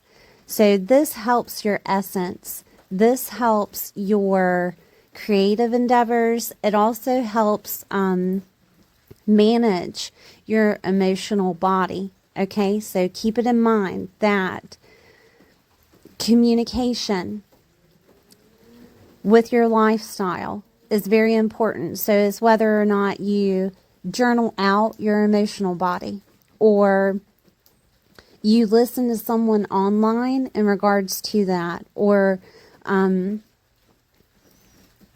you could be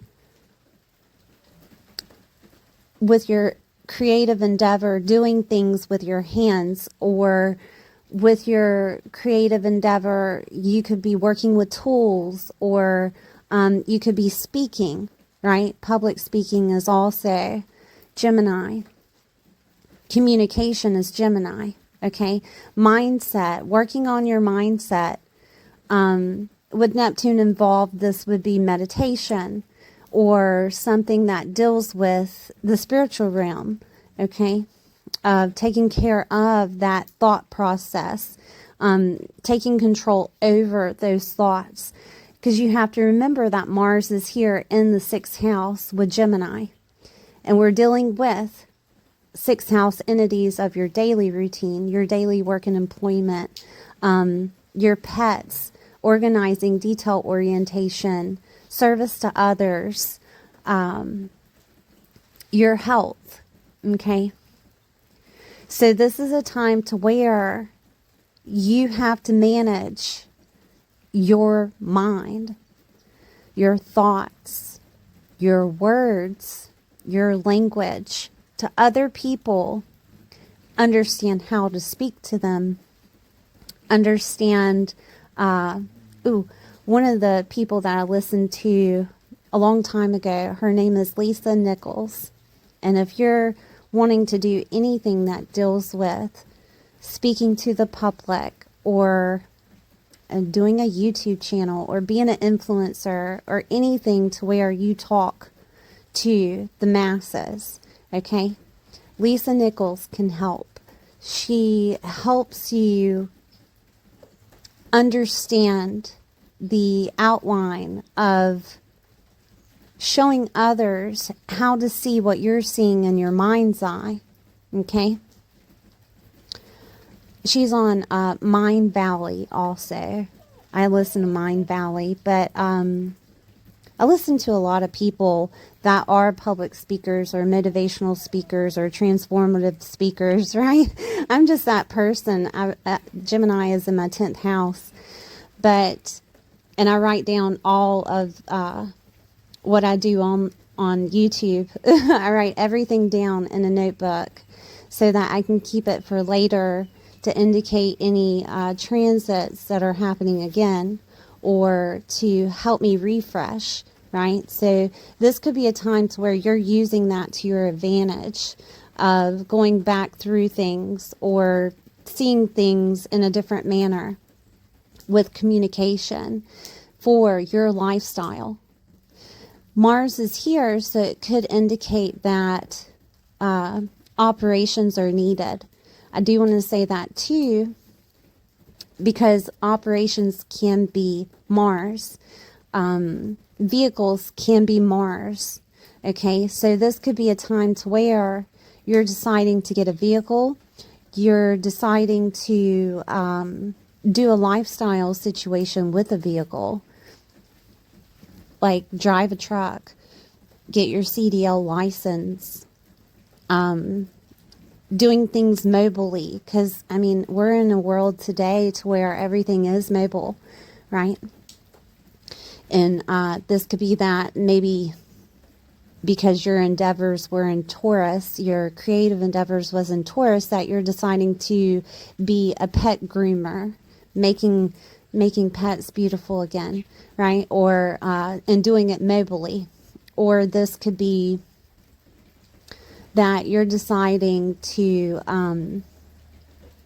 show others how to fix something on a lifestyle basis. It really depends on the person that you are in your creative endeavors, right? But this could be the time to where that comes out.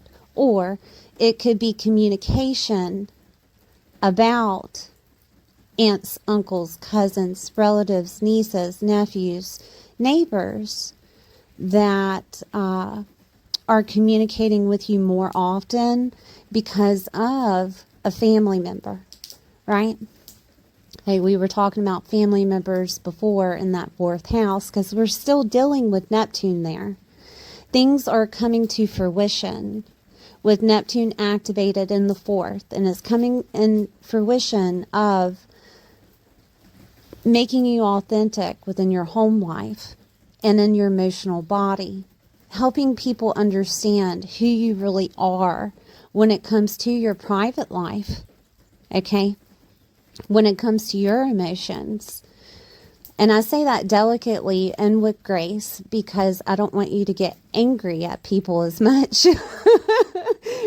Please, I'll go over the definition of Neptune again, right? Of forgiveness and compassion. And we can use that anger as a spiritual anger. Right? Oh, goodness. Oh, man. But, sixth house is your service to other people. And if you're in that line of work, this could be that you're getting more communication about servicing other people. Work is coming through. Work is activated within the sixth house with your daily work, right? What you do on a daily basis. And this could be that you are motivated or pushed to connect with people more often to facilitate the discipline that's needed within that work lifestyle, okay? Because Mars can do that. It can push you through, right? I'm seeing if there's anything else here that I can tell you.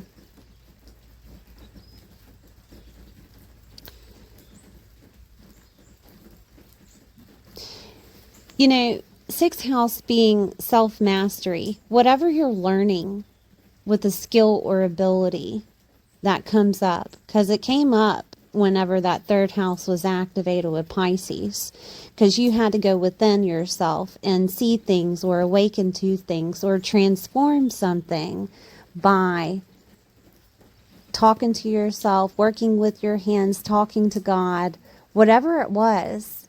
It's going to show up here in that sixth house too, of you doing this on a daily basis or self-mastery to yourself to get good at something, right? So you're practicing, and usually with practice, things come to fruition. All right, just keep that in mind. If you're getting bogged down with consistently having to, let's say, heal the situation, write down the situation, use affirmations. I mean, you know, I can go on and on about, you know, certain habits that people do to make things better in their life. But this could be a time to where Mars shows you how it's working. Okay, so keep that in mind. All right, Capricorn. Then Neptune will go retrograde, remember, July 2nd until December 8th, and it will work on you internally. It could be a little bit foggier. Okay, things could be a little bit more confusing when it comes to Neptune and Aries in the fourth house while it's retrograde, of maybe things kind of calm down a little bit because the Aries energy won't be as potent, right, with Mars, that you have to figure out your own way within your mindset. And that's why, you know, it's stopping in Gemini, dealing with your mindset and ideas and the way that you speak to yourself and to other people on a daily basis, and using Neptune as spiritual work, or using Neptune to transform something for the better of you getting what you actually want in life with your purpose. Okay, so all right, thank you for being here, Capricorn. I will see you next time.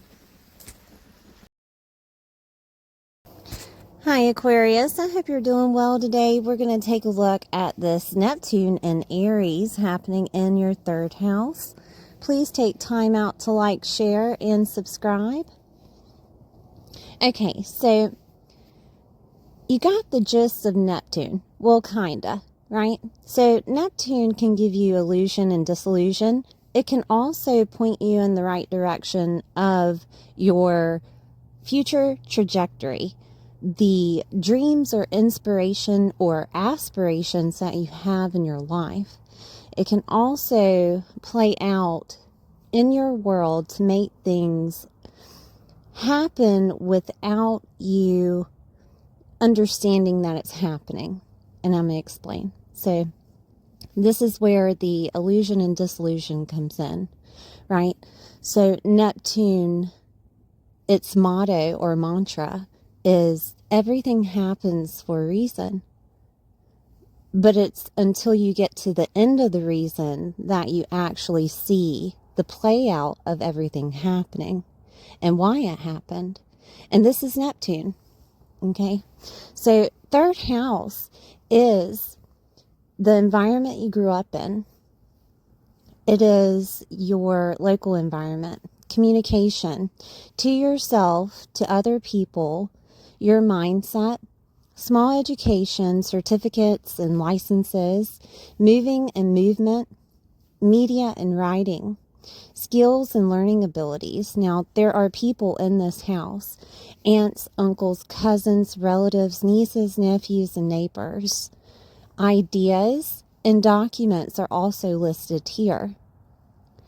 I did say media and writing, so on a psychological standpoint, this would be you writing out your dreams connected to Neptune. Or this could be you adding inspiration to your mantra using the media, or you doing this as a person, a spokesperson of sorts, right? Motivated, inspirational speaker, okay? With Aries involved, Aries is going to give you that drive. Aries will also give you that warrior-like feeling of, I have to do this, passion. Okay, there's going to be a want to. Aries is also connected with the first house. It is your identity, the way that other people see you. Okay, and you will be seen as a person that's intellectually sound, or a person that can actually speak out. How can I say this? Right? I'm trying to get the third house here. Oh, goodness. Speak out in a way that other people can articulate what you're trying to say. Articulate meaning understand exactly what you're trying to say. Okay? And this could be you practicing this, or this could be you getting better at this. And along the way, Neptune will place situations into your life to push you to do the things that you wouldn't normally do, such as give you a passion for it. Okay. Now, Aries is ruled by Mars in astrology. So Mars has a way of using anger as motivation. It can also just be motivation in general. But when it comes to your mind's eye, this could bring up certain things that had happened in the past. Okay.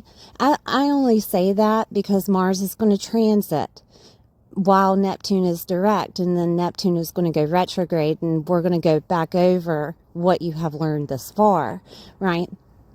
But Mars can also be a male figure in your life, give you that motivated mentor that person that actually helps you find the information that you're looking for. Okay, now we're going to go over Mars through the houses. Not all of them, only what it's transiting. January 26th, Neptune will be in Aries, direct. And Mars will start off, let me get another pen here. Mars will start off in Aquarius. And it will transit all the way to Gemini. And then Neptune will go retrograde. And there will be some flavors of what you have learned through Mars through Gemini repeated. Okay. And it will go retrograde. July 2nd will be around the shadow. You will feel the shadow of July 2nd, Neptune retrograde, until December 8th. Okay. That's a long time, just to let you know. So I'm trying to prepare you for what can happen here. So Neptune can also be Pisces definition in a certain aspect, because Neptune is the ruler over Pisces. It's creative. It has a touch of the divine, spirituality, the divine feminine could be a thing. It also has a touch of the other side of Pisces, which can motivate you, with Mars included, with depression. It can be suffering, seeing other people suffer. Okay. It can be, I'm trying to think of anything else with Pisces. Victimization is another situation that can come along to motivate you, right? If things are happening that way, it is to push you forward. It is to get you out of the trajectory you are in now, to place you in a different type of trajectory. Or it is for you to help other people to see what they're in because you had experienced it. Okay? Aries deals with the head, right? And health astrology. I'm not a health astrologer, by the way, but I just know that Aries deals with the head. It is the first sign of the zodiac. And there could be some things that you're dealing with in your mind's eye on a psychological level that have to be taken care of. It could be inner child healing. It could be just your sense of motivation of, you know, getting your butt up in the morning or pushing yourself to do, right? Neptune can show you that inspiration for your aspirations. All right. So let's look at Aquarius, where Mars will be at the beginning. Now, I will have the schedule for Mars after the intro and also within the comments. Okay, so that you guys can look back and have that schedule. Oh, it's in Aquarius and it means this kind of thing. All right, so Aquarius also has Pluto set within it. And Pluto is transformative, but it can bring you back to hell that you have experienced, to rise you from the ashes. Okay, and is connected with groups, clubs, and affiliations, is connected with your goals, right? There's a burn off of what no longer serves you. Okay, that's happening with Mars, with Pluto. It will be burning the person that you were away, that connects with groups, clubs, and affiliations, that connects with the internet, that connects with your goals, your dreams, your hopes, your wishes. It could be older siblings involved in this. It could be friends of long distance or acquaintances that you're dealing with. It can also be socializing in a huge way. So with Mars here, Mars can bring motivation for you to be a leader, and mixed with Neptune, public speaker, of some type, or a person that can show ideas to other people, okay, or present you with the opportunity to do so by pushing you to be in clubs, groups, or affiliations, or have them influence you to be that person. And that can come by either, private messages, because we're still dealing with that third house communication, right? Or that could come by an idea to be, okay? This could also look like moving. Remember, moving was in the third house, and it could have you thinking about moving to a different type of neighborhood or community, so that you can be yourself, so that you can be your authentic self. Or this could be you getting angry, right? And moving. I mean, honestly. Mars can be anger. Mars can be motivation. It can be cutting. Mars is also included with metals. It is also included with operations. I'm trying to think of anything else Marsy, or Martian, right? Well, when it's in Aquarius in the first house, it could feel like it's Martian, like it's not necessarily you, and you're having to fit into your britches or fit into your pants, right? Of being that leader. I'm excited for you because Aries energy, although you are an air sign, air and fire, man, it is just a beautiful setting. And then you have the water element with Neptune of you feel it to your bones, right? I'm really excited for you. Anyway, so this could also be you deciding to journal or write, and it could be because of some type of group setting. And that could be affiliated with a male figure, or it could be affiliated with your anger, okay, that's motivating you.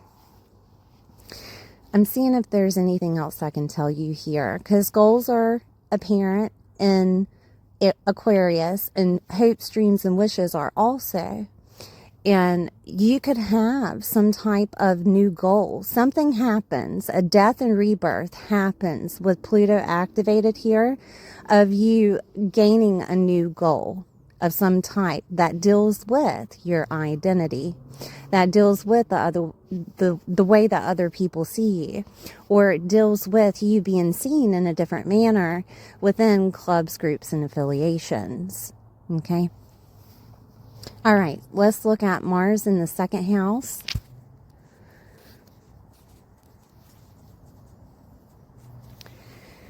Okay, so we're dealing with Pisces in that second house. Okay, second house is money, the value that you bring to the world.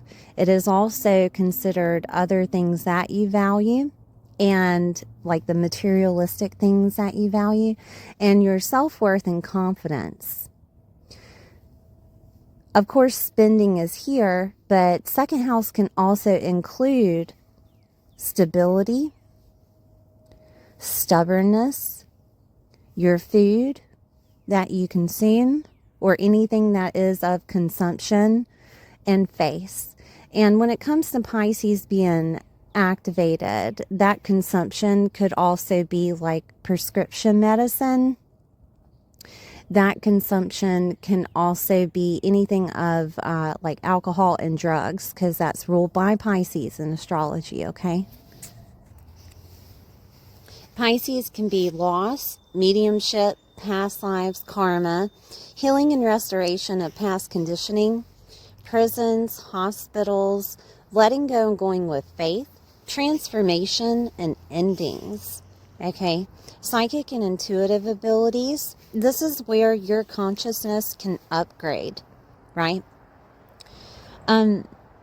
This could be with Mars activated for you to express what really happened when you were on a certain type of medicine to other people. to groups, clubs, and affiliations. That could be it. It could also be you talking about your habits or expressing, and because we're still talking about the third house, right? With Neptune. So this is you taking that expression of communication and pushing it out to other people of what really happened. Okay. This could be an idea or awakening that happens because of loss of money that you went through, financial loss, or it could be loss of your self-worth and confidence, right? This could also be a cutting of the way that you're doing finances, or a cutting of some type of way of you in your faith or spirituality. This is you changing up things, okay? Because next we have Mars going through the third. This could be you cutting out some type of food, not just, drugs and alcohol that you're consuming, but some type of food that you could be eating. This could also be an awakening of some type of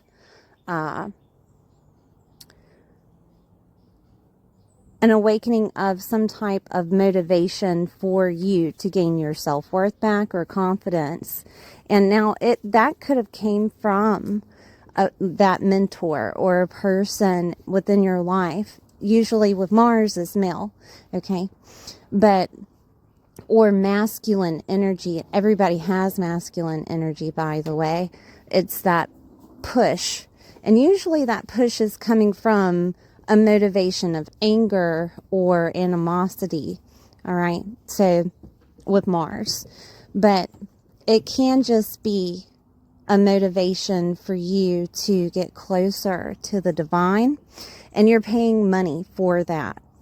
Money's going out with the second house being activated with Mars, or you're changing up the way that you're making your money. This can also be that you're deciding to be some type of speaker or writer or some type of person of communication dealing with spirituality. And that could be astrology and tarot, right? Because Pisces can include taboo topics.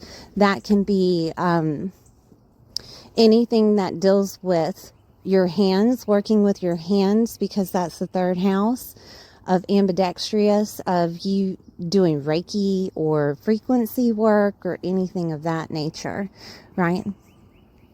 And this is to help others help themselves, because you have experienced something within your identity. Okay. All right. So Mars in the third.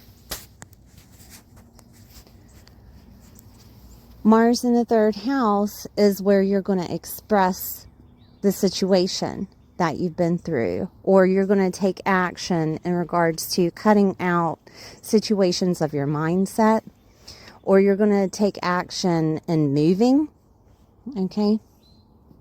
This can also happen from other people. It doesn't necessarily have to be you. It could be an Aries within your life that is moving, and somehow it motivates you. Does that make any sense? You're freeing your mind of past debris that has been sitting there for a long time. And this isn't just you, this is everyone, of getting their inspiration for aspirations from Neptune. This is a 14-year cycle. I'm just talking about it beginning to go direct in Aries until July. Okay. But it is a 14-year cycle.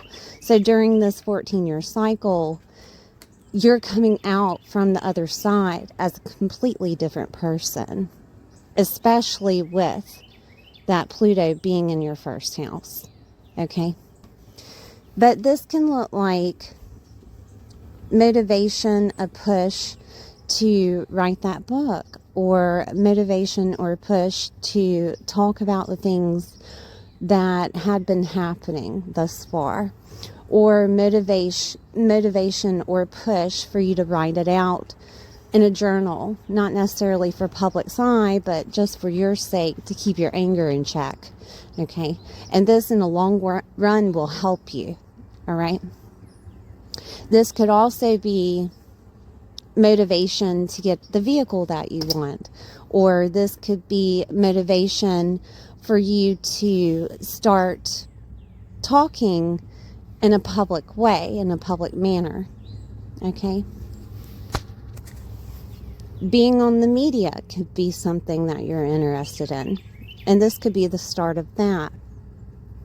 Or just thinking about it. Doesn't necessarily have to happen now, but there will be some type of push for you to have inspiration to change things about yourself.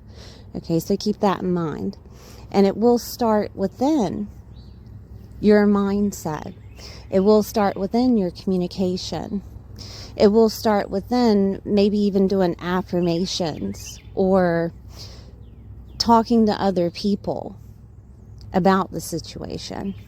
Okay, so Mars in the 4th.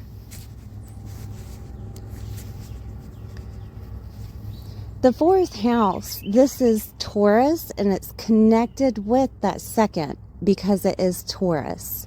Okay, so Taurus deals with money. Taurus deals with love. Taurus deals with homes. It deals with agriculture and farming. It also deals with merchandise, anything that is materialistic and tangible but beautiful, because it is Venusian. In the 4th house, we're talking about your home and property, family, okay? Mothers, motherhood, mother figures. This is also your emotional body. Taurus is also food and consumption. So Mars here can give you that motivation to do something in regards to maybe the food that you're eating or consuming, because it's dealing with your emotional body. And you could see that maybe too much sugar is making you angry, or too much wine at night is getting you close to being an alcoholic because you're feeling depressed. Or this could be some type of motivation or cutting. This is when you could leave it alone or let it go, or figure out that it's actually happening. Maybe it took many times for you to understand what was really going on, the underlining of why you were feeling a certain way. We're talking about your emotional body connected to love, stability, right? Taurus things connected to money. Maybe you're just spending too much money in regards to the habits, right? I mean, that can happen. And it could have ended up to where Mars did something with your mortgage, or did something with your home life or family life, or you seen something happening within that family life, and you're mirroring that to see that it could be happening to you. Okay? This could be Mars of you're motivated to be a mom, and you're willing to change things that need to be changed, or it is that awakening, because Neptune is still involved, that, hey, I might be pregnant. This is why I'm starting to feel this way, or this is why I'm eating so much, right? This could also be a situation with homes, that this is where you're motivated to get a new home, or you're doing something with your property. Okay? In terms of money, this is where it could be decided that I want to make money from home. It could be included with agriculture. It could be included with farming, merchandise, making things beautiful, interior design, jewelry, anything that you wear that's beautiful, okay? Culinary arts, because we're talking about food. It could be others and their finances, teaching others how to do their finances. That could be something that happens. Or you're learning how to do finances. And you're learning it about either real estate or working with your money for getting a home, or just finances in general. Okay, doesn't necessarily have to be connected with the fourth. It can just be Taurus themed in regards to finances. That Mars is giving you motivation. Of course, you're doing it at home, right? You're listening to whomever. I use Tony Robbins. I love Tony Robbins, right? I'd be listening to Tony Robbins for finances, or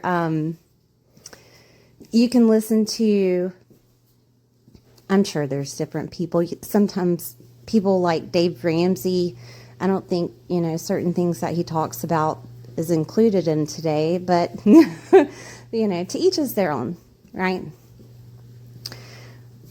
But then we have Mars going through the 5th. And the 5th house is Gemini. Now, Gemini is related to where Neptune is originally in your chart. And Neptune is in the 3rd house, transiting the 3rd house. And Gemini is the definition of the 3rd. Okay?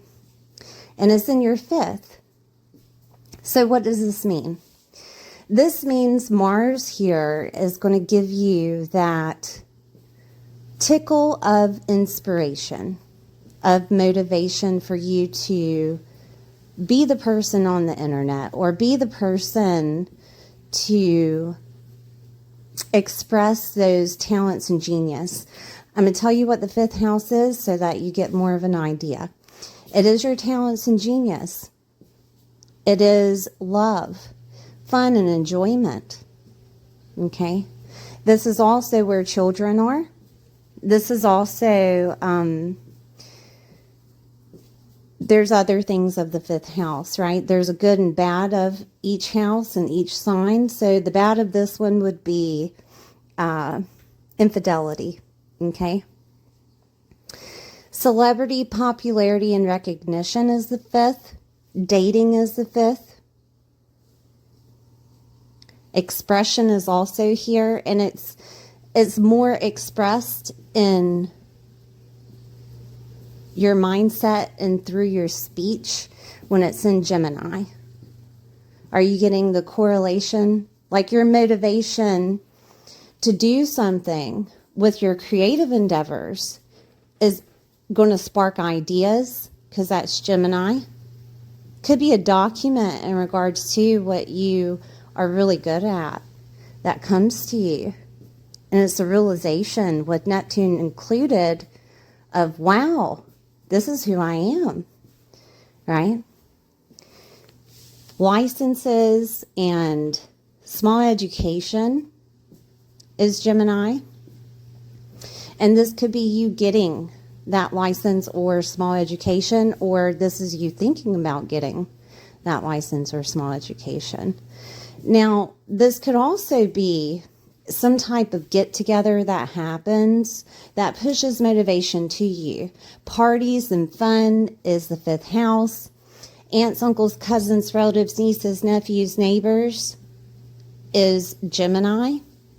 And this could be where you're meeting up with people and they're giving you ideas. Or you're meeting up with people and there's communication on what you're good at. Now remember, Mars is also anger and animosity. So this could be you feeling that, and it's motivating you to push through on something. Okay? And honestly, it could be anything. Because if you go to a party, there's so many topics that are listed, right, at parties. So, oh goodness.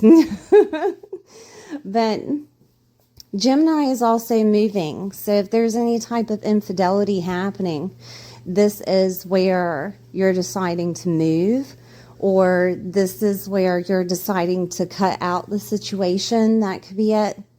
I do want to say too, Neptune can create illusions so that you don't necessarily see what's happening. You could be at a party and something happens, or you're told that something has happened at a party, okay, dealing with the lover or someone you were dating. Now, it doesn't necessarily have to be bad, all right, but it is a possibility that that can come out.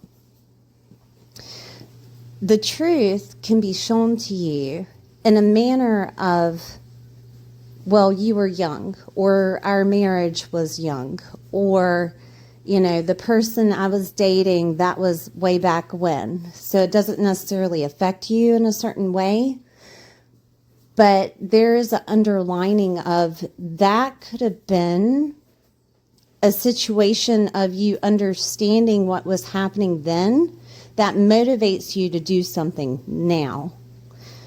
It will sneak up on you. Even if you put it in a passive sense, it will sneak up on you. You'll think about it 2 or 3 days, and it comes back to you of, wow, that's why that happened. Or, I'm not going to let that happen in this relationship. Or, that's why I act this way. Gemini is trying to touch that intellectual you and try to help you see the trajectory that has been thus far, okay? And maybe even push in forgiveness or unconditional love with Neptune activated, because that's part of Pisces, right? But not just for the person that did it, but for you.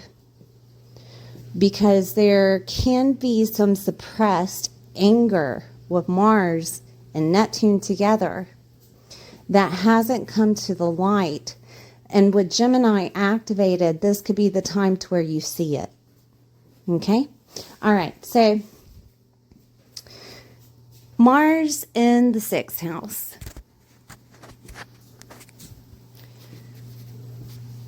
In Cancer.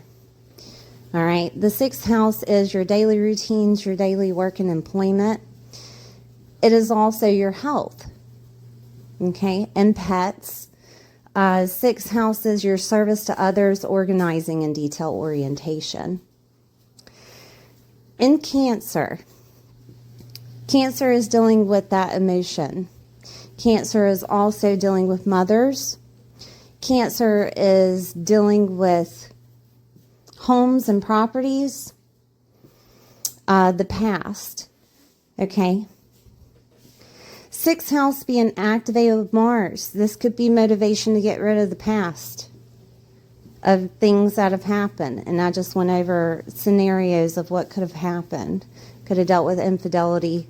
It could have dealt with people that you dated. It could have dealt with anger of friends, or anger of best friends, or anger of lovers. And there's a forgiveness that comes along with that. But this is also considered your emotional body with Cancer activated. And this could be motivation to work on your emotional body. And using Neptune as either the awakening factor that you need some help with your emotional body, or this could be understanding that the only way for you to have what you want out of life is to take care of yourself emotionally, spiritually, okay? And this could be a time to where you're understanding that that is necessary, okay? It could also be a situation to where boundaries are being put up in regards to family, in regards to moms, because that is Cancer. Or boundaries are being put up. I say boundaries because that's Neptune. Is being put up because you have things that you have to get done on a daily basis. Doesn't necessarily mean that they did anything to you. It's more of you're making yourself a priority. Okay? We're talking about your daily routine. And it could be also that you're deciding to take time out to take a bath with candles, or take time out to deal with that emotional body, like I said earlier, or take time out to maybe call your mother on a daily.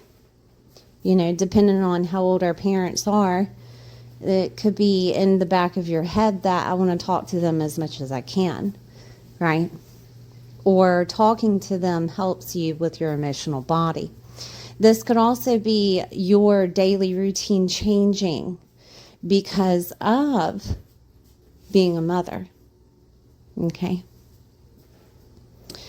Let's see if there's anything else here I can tell you. Servicing others is activated. With Mars here in Cancer, this is you nurturing other people. And it could be because of their emotional body, or you're just taking care of someone. Okay. This could also be that you're working with other people in their homes, right? Or their property.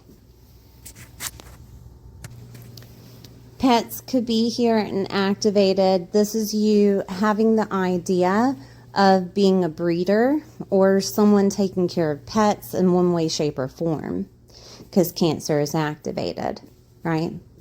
Like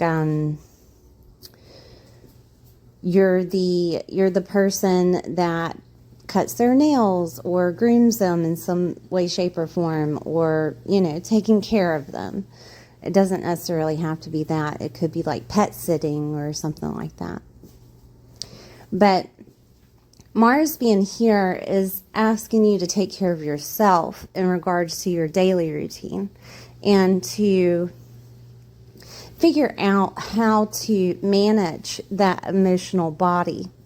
And I went over a lot of explanations on how Mars can affect from the houses of Aquarius all the way to now, but correlating the same theme that consistently happens over and over and over again, you'll know the pattern.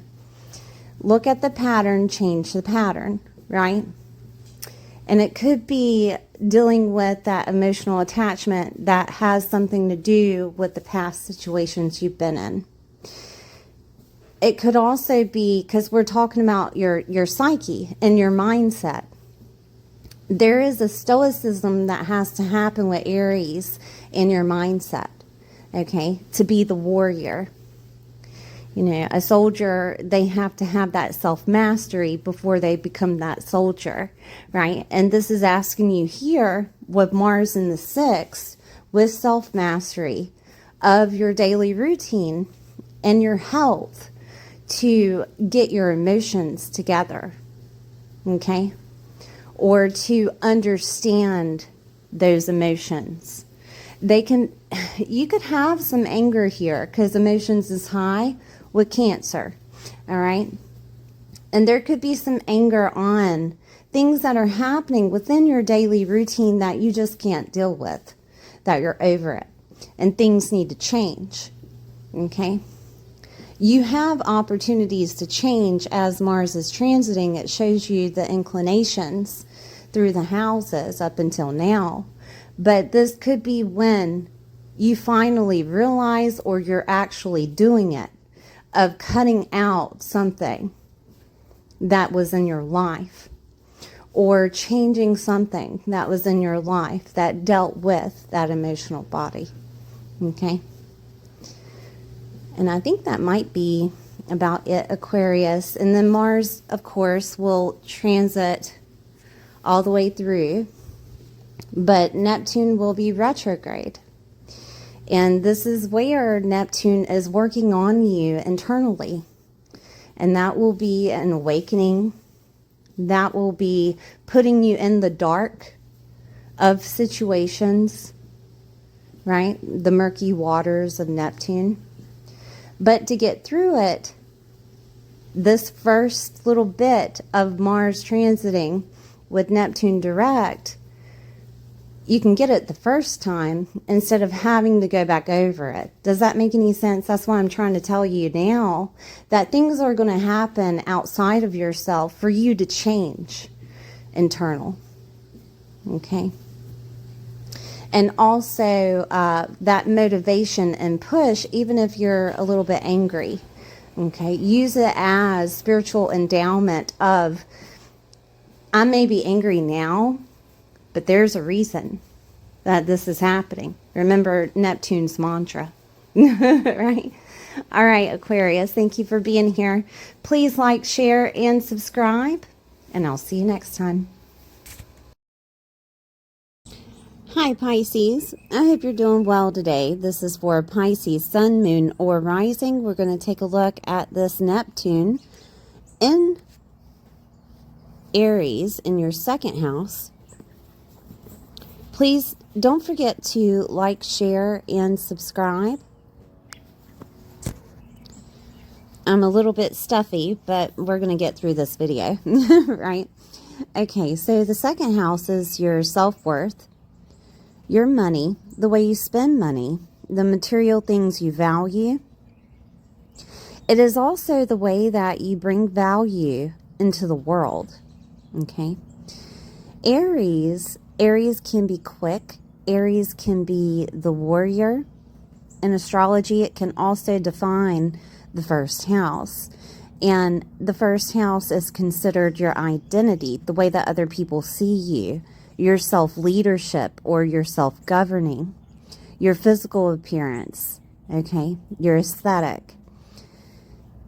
With Neptune is the ruler over Pisces, and it has a little bit of flavor of Pisces, such as mediumship, astrology and tarot, karma healing, spirituality. It can be your self-sabotaging habits. It can be enlightenment and awakening. Endings and transformation can also be Neptune. Neptune can be considered loss or grief. In the second house, we're talking about Neptune being direct, which will have an impact on your finances and an impact on what you bring into the world, the value you bring into the world, and your values, what you value to have materialistically and psychologically, because your self-worth is connected. The way that you feel confident is connected, okay? With Neptune in Aries for 14 years, it will be 14 years, okay?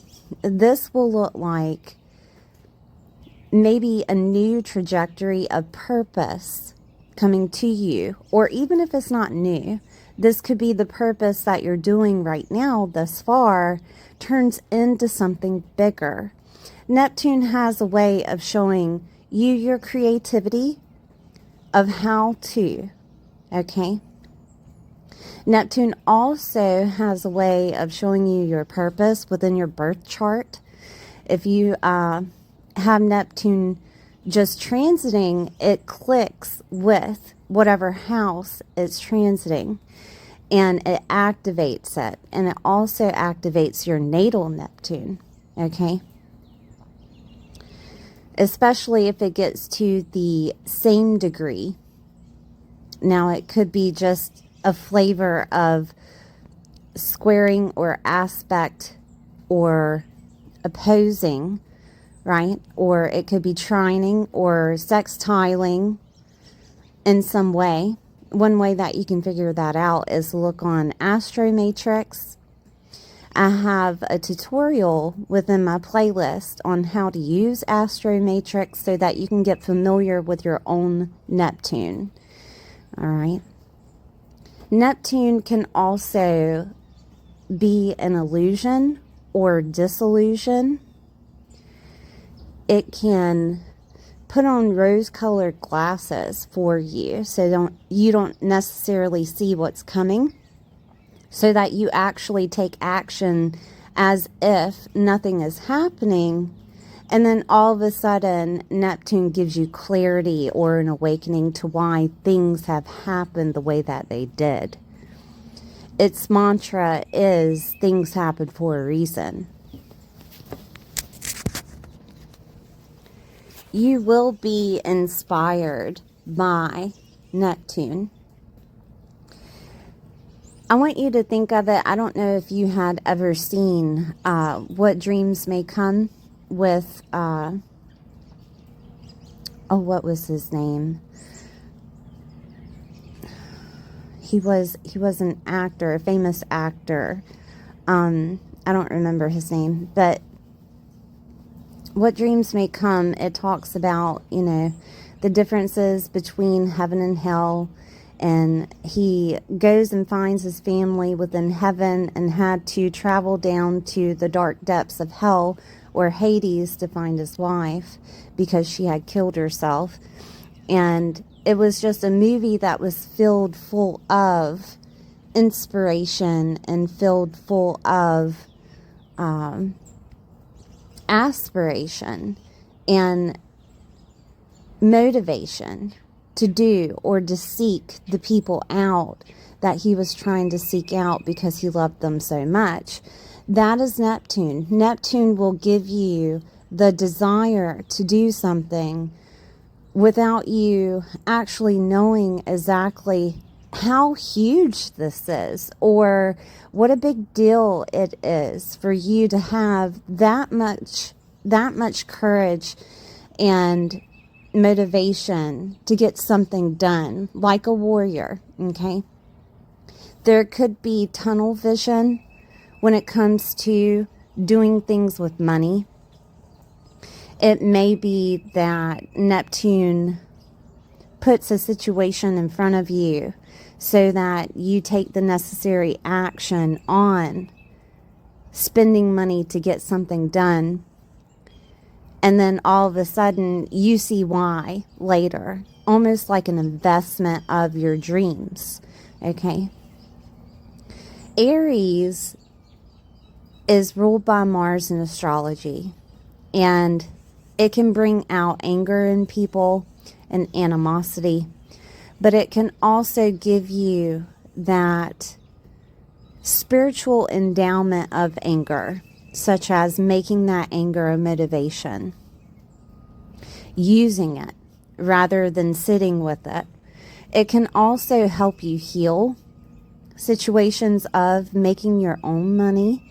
It can also make you heal situations of feeling like you are a victim in situations because self-confidence is coming out.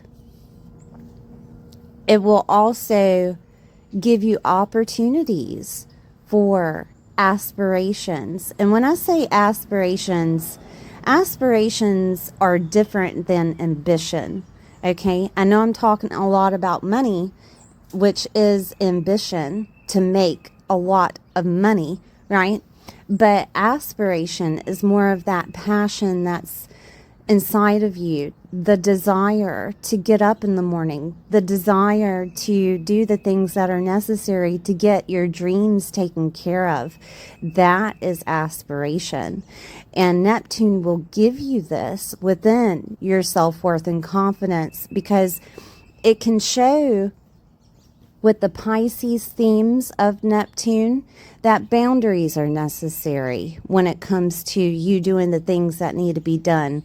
Or it can show you compassion and forgiveness for other people that have hurt you, that dealt with your self-worth and confidence. Okay?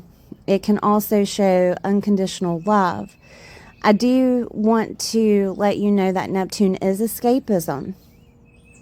And when it is direct, you will feel like you want to escape, okay, from certain situations that may happen, that are bringing up psychological things, or that are bringing up circumstances that are repetitive of what hurt you before.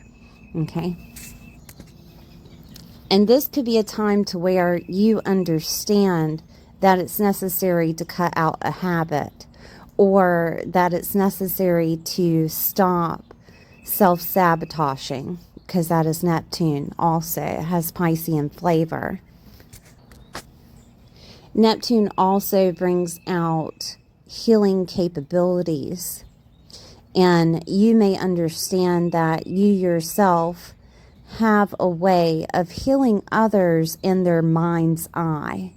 Okay, because psychic and intuitive abilities are activated with Neptune.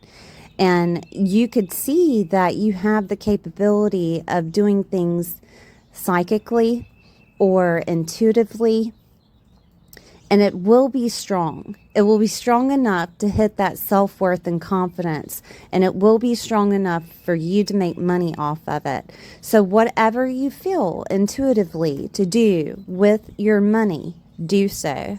The same goes with whatever you feel that needs to heal or comes up within your mind's eye. It needs to be taken care of quickly, because Aries is quick. This could be a time to where the dark night of the soul hits you out of nowhere. And it's in regards to finances, making your own finances, or your self-worth and confidence with yourself, not with other people, but with yourself. Okay. How much do you love yourself? Are you taking care of yourself? Do you need to realize that burnout is a real thing? Okay. And this could be a time to where you decide to heal that. Because Aries has connections with Mars, I'm going to go over the Mars transit until Neptune goes retrograde. It will go retrograde. July 2nd will be the shadow. I think it actually turns retrograde on the 9th of July. But the shadow will be on the 2nd. It will be heavy, okay? Because Neptune is that dreamscape, right? And when you wake up from the dreamscape, you have to face reality. That is Neptune retrograde, facing reality for what it is. And there could be some confusion on what to do next, because Neptune retrograde does that. It puts you in a state of confusion or in murky waters so that you can climb up to the top or swim up to the top of those waters to get air. Okay. It will work internally. I think I said that, but I'm going to say it again. It will work internally of you healing what is necessary, of whatever habits you could be doing, self-sabotaging you could be doing. When it's in Aries, it'll come on quickly and then it can leave quickly, just as quickly. Okay, so keep that in mind. But you have to be willing to do the work. And the thoughts that you have in regards to that second house, I want you to understand intuitively there's something that your soul is wanting to upgrade with to make you more confident, to help you feel that self-worth, to help you make the money necessary to do your aspirations that you have in life. Because Saturn will also come into this house. And with Saturn working with Neptune, it will ground out those dreams. It will place you in the reality that is necessary, but it will do so with following lessons of money, okay? And following lessons with your self-worth. Stoicism is necessary for you to get involved with, of understanding your body and mind and heart are all working together to put you in a place where your soul is wanting to upgrade. Okay. And you can look up Stoicism. You can also look up how to create habits within your mind's eye, or creating habits on a physical plane. Because whatever habit that you're creating or habitual ritual, right, of what you're creating is going to stick and be a discipline for you, which can also be Saturn. Saturn will help you work with that, but it will also help you, excuse me, it will also help you work with Neptune on what is necessary for your dreams. How do we put them down to earth rather than them being just in the ether? Okay. All right. So Neptune will be retrograde from July 2nd until December 8th. That is a long time. That is a long time to work internal. Okay. It is a long time to heal. It is a long time to be confused. And it is a long time for the murky waters to come up of, is this really what I want to do? But no worries, because Saturn will be in this house by then, right? But to let you know, if there are waves of doubt, make sure that you understand that there is something within you that has to be healed first before you step into those shoes that are made from the cosmos for you. Okay, so Mars can help you while Neptune is direct. It can help you be pointed in the right direction, give you ambition and desire to do what is necessary. Action is Mars. It can also be animosity and anger, pulling up certain types of fears, pulling up certain types of animosity to push you through. Okay? So the first house that Mars will be in as it's transiting while Neptune is in Aries direct is Aquarius. So right out of the gate, we have the 12th house activated with Pluto. Okay? Pluto is in Aquarius. It will be there for the next 20 years. Pluto is transformative and intense. Pluto is ready for you to take the leap, to burn off whatever is necessary, okay, for you to take the next step with Neptune. It's working with Mars. Pluto is transformation, death, and rebirth. Okay, Mars is cutting. Mars is anger and animosity. Mars is also drive, ambition, right? Pushing you forward. Pushing you forward with that Aries energy in Aquarius. This can mean that ideas are consistently coming to you on what to do next. Write them down, okay? 12th house is the definition of Pisces, okay? It is loss, grief, mediumship, past lives, karma, healing and restoration of past conditioning that you've been through, awakenings. This is the dark night of the soul, right?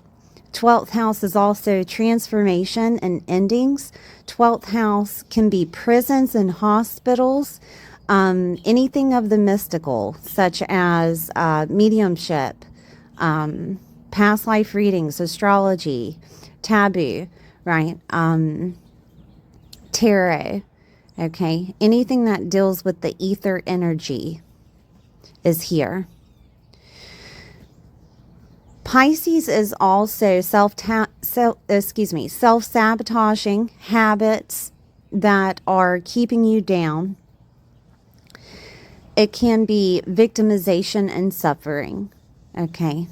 And you could be feeling this way thus far, considering that we've had planets in that first house and they're starting to move forward, but man, has it taken a toll, right? And what did you learn? And this is where that awakening could happen of what you have learned. With Aquarius activated, we're talking about through groups, clubs, and affiliations, the way that you socialize with other people. This is also community. This is also internet, anything that deals with electronics and the internet, okay, is Aquarius. Innovative ideas is Aquarius. Also, older siblings, friends of long distance or acquaintances. Your hopes, dreams, wishes, and goals are connected with Aquarius, okay? And this could be a time to where Mars and Pluto are getting together. I think Pluto will be maybe at 2 or 3 degrees. I'm not for certain. You'll have to look that up when Mars is conjunct Pluto. But the energy will still be standing while Mars is in this house, okay, of Aquarian themed. And this could be a time to where there is explosive behavior, okay, to end a situation. It could come out through groups, clubs, and affiliations. Your older sibling, friends at long distance, or acquaintances, okay? It could come over the internet. People could have a lot of animosity within the groups that you're affiliated with, within maybe spirituality. Maybe those groups still deal with spiritual things or the ether things or the mystical things. And you can see the tension. It's intense, okay? Transformation and endings are apparent for you. This could be a time to where you have the notion to change groups, clubs, and affiliations, or you want to create your own, because Mars can actually turn you into a leader. And you have rules and regulations dealing with those groups, clubs, and affiliations that you are creating, not necessarily dealing with other people's rules and regulations, right? This could be a time to where transformation is happening to your goals. And it could be due to groups, clubs, and affiliations, or something over the internet. It could be with Mars that is giving you drive to be on the internet or be connected with other clubs, groups, and affiliations. This could also be a situation to where there's a complete transformation of your anger that's held toward an older sibling, a person that is an acquaintance of yours, okay? There could be a complete transformation there because you are deciding to heal it, right? You could also be working with groups, clubs, and affiliations. Mars is that drive and action, doing things, right? And you could be getting more involved with groups, clubs, and affiliations, or more involved with your goals and wishes. Transformation is happening, okay? Now, there is a connection with this and your 11th house because it is Aquarius in astrology. 11th house is Aquarius in astrology. And I'm pointing this out because Pluto is very important because it's making its first debut, right, of you changing the way that you lead yourself, okay? Changing your legacy, changing your professional life, changing your status, single to married, married to single, changing that status of being a mother or a father, changing the status at your workplace, okay, is activated with transformation. Your 11th house, I'm going to circle it so you know. Your 11th house is in Capricorn. And Capricorn has 10th house definition. Your professional life, your legacy, your status, your your father's health and wealth. It's also connections with Saturn, because Saturn is about to go into Aries, right? And keep that in mind as it's transiting with Aries, that this house will be connected with Saturn. The whole point of Saturn in your chart, transiting your chart throughout the years that you're alive, is because of this house having leadership, having stability, having a plan, a strategic plan, and it is to make your hopes, dreams, wishes to come true. It is to make you involved with groups, clubs, and affiliations, socializing, having the or holding the leadership within those clubs, groups, and affiliations, right? Having the authority within this house is Saturn's purpose. So when that video comes out, I want you to remember that this is where you hold authority. Okay? All right. So this could look like those things changing, okay, of groups, clubs, and affiliations, of your hopes, dreams, and wishes coming true, that there's a transformation happening here for you. Now, we have connections with that 11th house because of Aquarius being activated. But what is activating also is that second with Neptune of money. Okay, so this could be a situation of your money changing because of groups, clubs, and affiliations. Or this could be that your self-worth is changing, that you're getting more confident and pushing forward, because there's a transformation and ending happening in that 12th.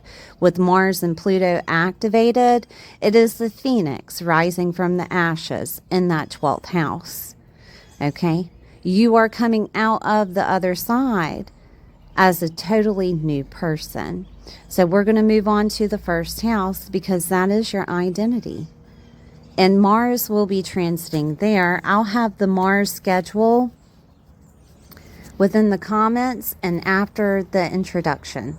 Okay, so that you can keep up with, well, when is this going to happen, right?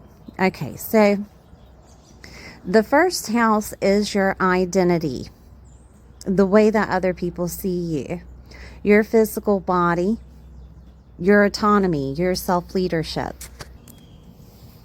So with the first house activated, with Neptune and Aries, we're still including Neptune and Aries and the first. Okay. This could look like an identity of you being a tarot reader and making money, right? Or you being part of spirituality or the mystic, making money. This could be a situation of loss of money, okay? Just to let you know, because there can be things of Mars of maybe anger and animosity in regards to money, right? Which should be taken as motivation for you to push through. With Pisces, remember Pisces' definition is loss and grief, transformation and endings. All right. So there could be a transformation of your finances because of you ending an identity that you have. It could also be a loss of identity that you have. It could also be you having the necessary drive to heal something within yourself, within your identity, changing things to match the personality that you have now. Okay, because after all of those planets being in Pisces for 14 years, Neptune was there, right? Creating creativity within you. Also creating illusion and disillusion and clarity, right? that came out with your awakening. You are a totally different person, and the world is going to see that now. Okay? So with Mars activated is to show and have the drive to show the world of your awakening and how you healed, right? This is also a situation of Neptune creating a safe space for you to be the person of who you truly are. And that could be within Mars situations, such as Mars deals with vehicles, right? And you could decide to make that creativity mobile. Or Mars deals with just drive and ambition, right? Pushing you forward with something that feels like a passion. And it's divinely given to you. Like you feel it within yourself to change things, to transform them, or to end them. Okay? This situation can also be Neptune showing you within meditation, Reiki healing, or some type of spirituality that you're involved with of who you need to be and how to make money doing it. Or some type of enlightenment, if you would, to your self-worth versus who you really are and how other people see you. Okay? And a change will follow that. There will be some type of drive to get whatever is necessary for them to see you for who you are out into the world. Okay? Now, things can just happen with planets transiting. They can just happen. And I do want to tell you that accidents are Mars, so please be careful. And operations are Mars, right? And you could have some type of operation that changes how others look at you, because your physical body is attached to this house. This could be also some type of situation that happens that you never seen coming. That this is a divine intervention to help you with your aspirations that you never seen coming, okay? Because Neptune can keep it hidden from you. Right? You never seen this coming.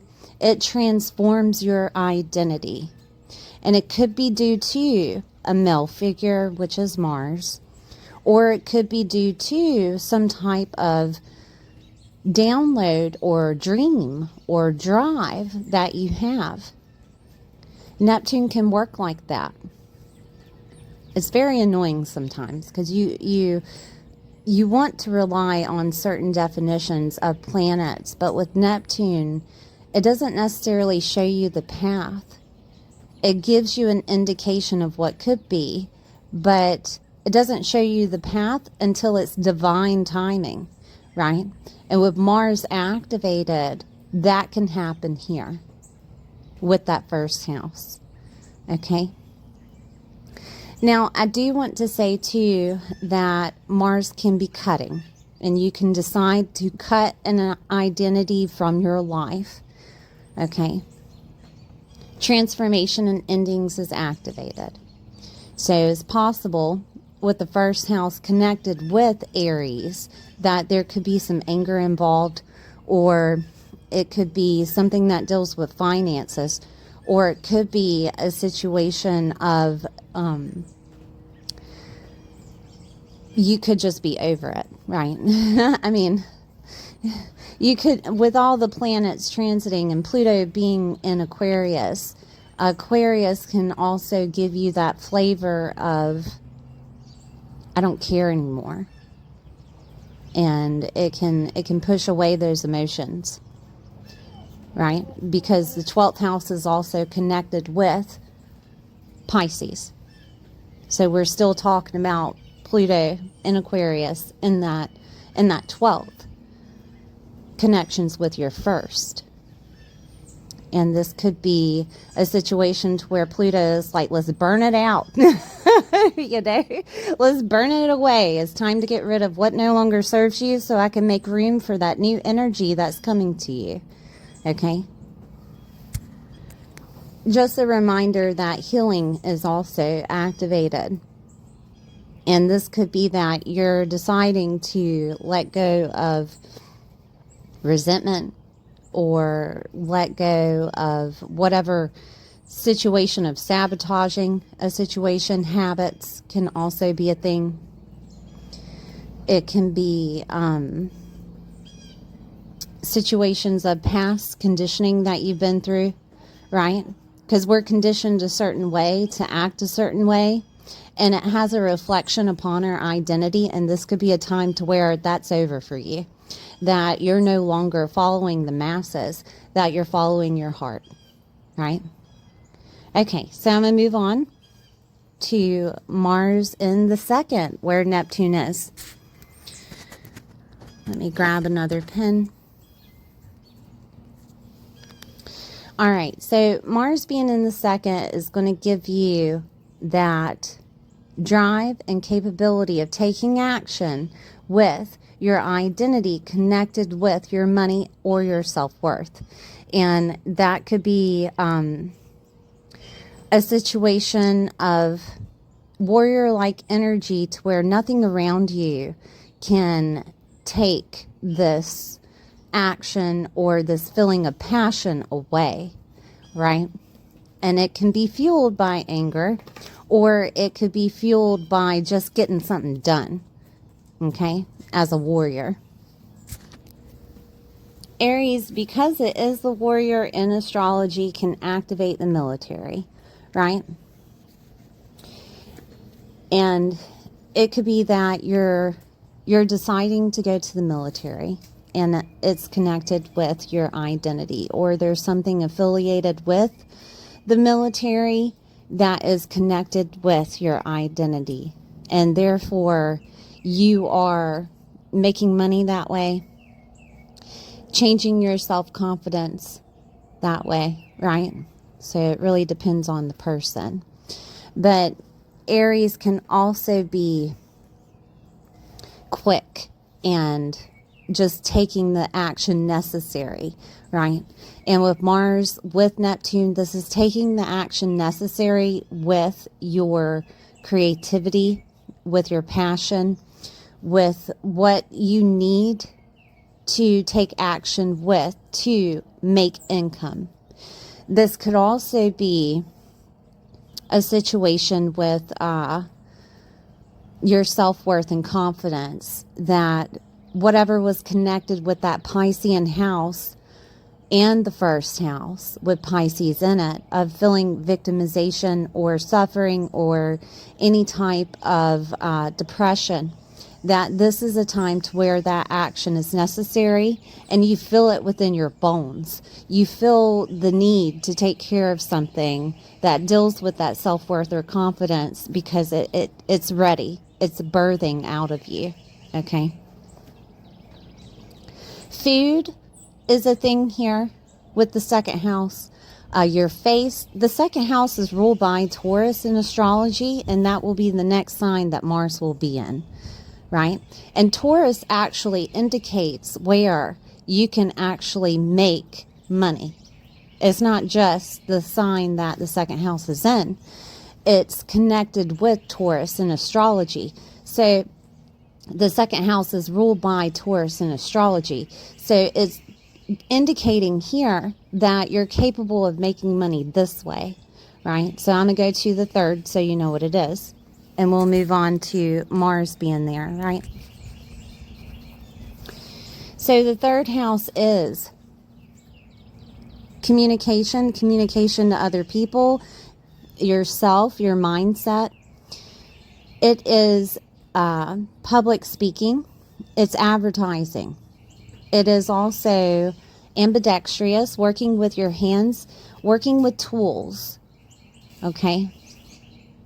The third house in astrology is ruled by Gemini, right? The third house is also the environment you grew up in or your local environment that you're in now, like your neighborhood, okay? It is documents, ideas, short distance travel, moving or movement, media and writing, journaling, skills and learning abilities, small education and certificates or licenses, okay? It's connected with people, aunts, uncles, cousins, relatives, nieces, nephews, and neighbors. And Taurus is money. Taurus is the second house in astrology. Taurus is also beautiful things, making things beautiful, Venusian things. Taurus can be connected with that self-worth and confidence. Taurus can also be the value that you bring into the world, okay? Taurus is, I'm trying to think of other things, food, culinary, like culinary arts could, bring you some income. You could do it over media.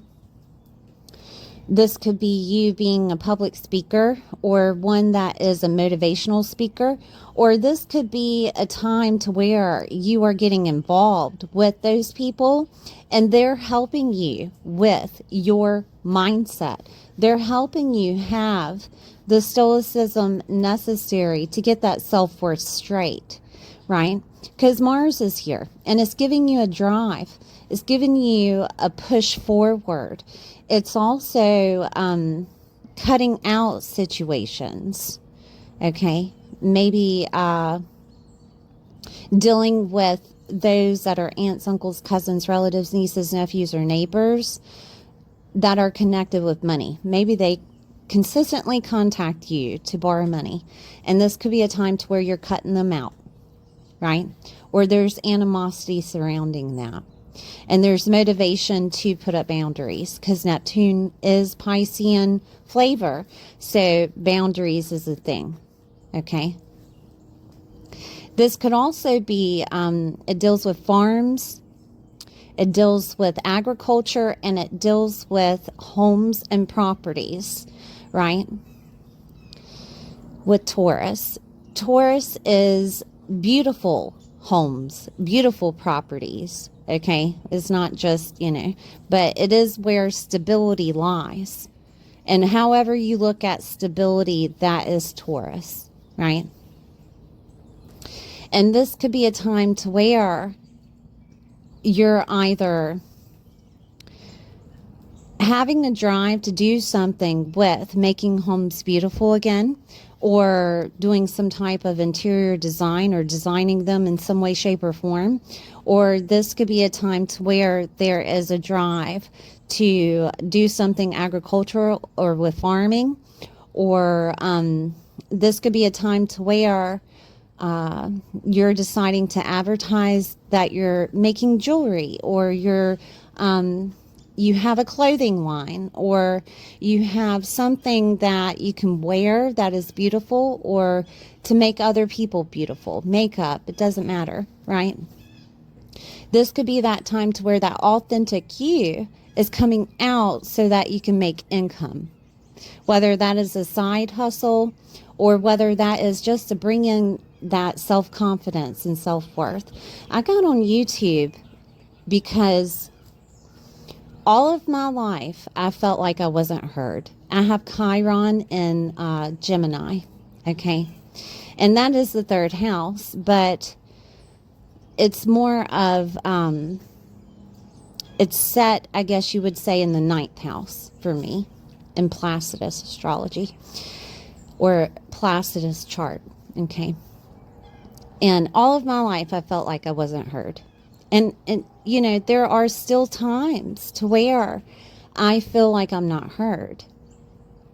Well, I use that. I use that within my YouTube. I use that with my creativity. And that could be something that is coming to you now, that you feel like you're not validated, because self-worth is activated with the third, okay? You're not validated with either what you're doing in a creative aspect, or the way that you speak, or being heard like I did, right? Or being seen for being beautiful, right?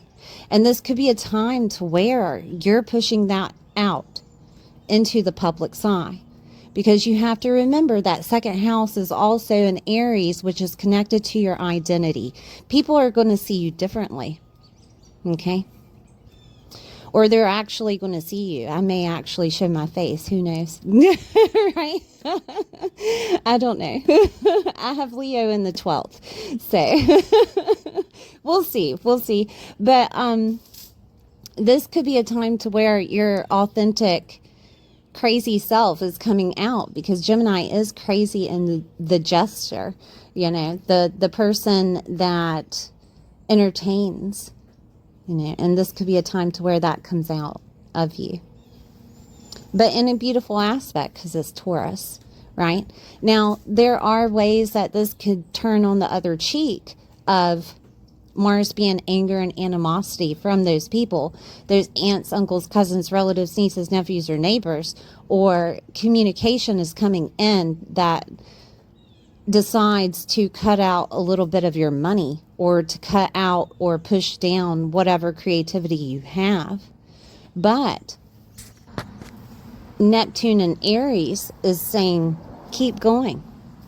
Keep going no matter what other people are saying, because they're going to look at you a different way anyways, and they're going to see you in a different light anyways. So just keep going. The warrior energy coming out to do what is necessary to get things done so that you are seen. Okay? All right. So this could also be interpreted as you getting involved with people that are of the internet that talk about how to do finances, or to help your mindset, right? That you're listening to someone that is helping you. It could be a literal Taurus that is helping you, right? It can play out that way sometimes in astrology. It could be a male figure because it's Mars there, but they could be giving you that ignition, igniting the fire within you to deal with those finances, to bring out that self-worth, right? So just to keep that in mind.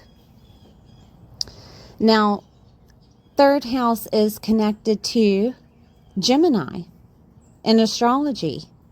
And the next house that Mars will be in is in Gemini. And then Neptune will go retrograde. But Mars will continue to transit through the houses. But as Neptune is going retrograde, it's going to go over the flavor that you just went through. Okay? It's going to make you think about situations, maybe even push that doubt within you of, can I really do this? Or am I really capable of? Right? So keep that in mind. Retrograde is dealing with you internally of what needs to be healed. And if there is debris left over from situations that have happened when Neptune was in Pisces, it's trying to burn it out. Okay, with Aries activated. It's trying to burn it out. All right, so let's look at Gemini. So we have the fourth house activated with Gemini. Mars being here, Mars is pushing you to either, maybe you moved whenever Mars was in the third house, because that's moving, right? It's pushing you into a different location. That could have been it. It could have been that there was a lot of movement, who knows, or that it was necessary for you to exercise or move your body, considering the overindulgence with Taurus and food, right? It is a possibility, but You're getting your self-worth back with Neptune, and you're making money with Neptune with your creative endeavors. So as we're going forward with that fourth house activated, this could have been you moving into a new home. Fourth house are homes, properties, family, nurturing, mothers, mother figures, motherhood, ancestral patterns, the past, okay, security, your emotional security, your sense of belonging, your emotional body, and your foundation. And this could be that with Gemini involved, that there's some type of communication about a home, right? Gemini is communication to yourself, to other people, your mindset. Gemini is information. It is skills and learning abilities. It is connected with ambidextrous things, using your hands, using tools, right? Gemini could be connecting you with a new home or a new property. Mars being activated is pushing you there, is pointing you to, or it's driving you to do something about your home life, okay? This could be that you're getting another home within your neighborhood, because Gemini can be neighborhoods, or the home that you're getting is where you used to grow up, right? Or not used to grow, where you grew up, right? Your actual home place. This could be a situation to where mothers are activated. And with Mars, it could be that they need an operation. It could be thyroid, right? Because Gemini is activated with throat chakra, okay? Because it's speaking. It's communication. So there's a chance that it could be something dealing with the throat chakra, that an operation is necessary. It doesn't have to be your mother. It could be you, right? That is activated. Or that you're deciding to do that media from home, and you're talking on YouTube or talking on media, okay? Or you're talking about your past. You're showing other people how to heal their past. That is a possibility. It could be that you're listening to someone doing this, right? That they're the ones that are helping you heal the past, or heal something that deals with a grief of a mother or a loss of a mother, okay? This could be that an aunt, uncle, cousin, relative, niece, nephew, or neighbor, they're moving in with you, or you're deciding to put up boundaries against that relationship. Because remember, we're still dealing with Neptune and Aries in the second house. And it all depends on how they make you feel with your self-worth and confidence. Or this could be a situation to where you're asking for money from those people. Okay? This could be communication in regards to something that deals with your emotional body coming from those people, that they could be helping you heal, right? Aunts, uncles, cousins, relatives, nieces, nephews, and neighbors, that they're the ones that are connecting with you to give you that boost of ambition, give you that boost of passion, give you that boost of drive of what to do with your finances or your self-worth. Okay? Now, when it comes to tools and being ambidextrous, things of that nature, this could be where you're fixing things in the home. Okay? That you have the drive to fix things in the home.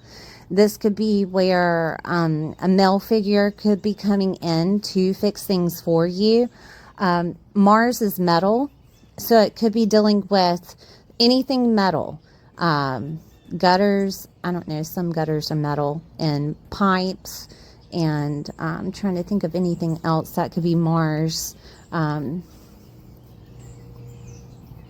and Gemini together, which could be like appliances, the tools that you have, in the home, appliances, stoves, washing machine, dryers, things of that nature, right? And this could be a time to where those are getting fixed or taken care of, or that you're deciding to replace them. I'm trying to think of anything else here. Vehicles are activated with Mars, and this could be that vehicles are coming to you from aunts, uncles, cousins, relatives, nieces, nephews, and neighbors, and you're having to go pick them up from their house, right? You have to find a way to obtain the vehicle. It doesn't have to be just a vehicle. It could be laptops or phones, right? That maybe they're letting you borrow them or use them or something of that nature. And you have to go to their home. Driving is Mars, right? You have to go to their home to get it, or they're dropping it off at your home. Okay, that could be a thing. I'm seeing if there's anything else here. Like I said too, that you could be on media in some way, shape, or form, doing your ambition or creativity with your hands or with your speech. This could be you being in real estate, that you're advertising a home, putting a home up for sale.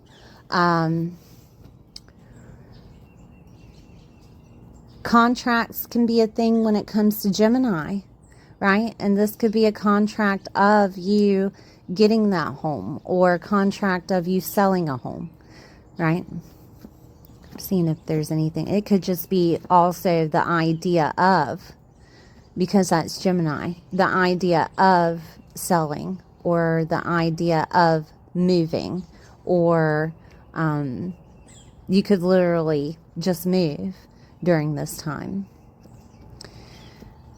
And I think that might be about it, Pisces. But I do want to let you know that Mars will continue to transit, and then Neptune will go retrograde again. July 2nd is a shadow, and it will be retrograde until December 8th of 2026. Okay? And you will still have these flavors of Mars happening because Aries is ruled by Mars. So it's a major planet transit that is included with Aries for the next 14 years. Okay? So wherever Mars is happening, expect action and determination and things happening. Okay? But while Neptune is retrograde, it works on you internally. It can also make things confusing and fill you full of doubt. And I'm telling you now to take advantage of that passion, that fiery passion within you, to take action before it goes retrograde. Thank you, Pisces, for being here. Please like, share, and subscribe, and I'll see you next time.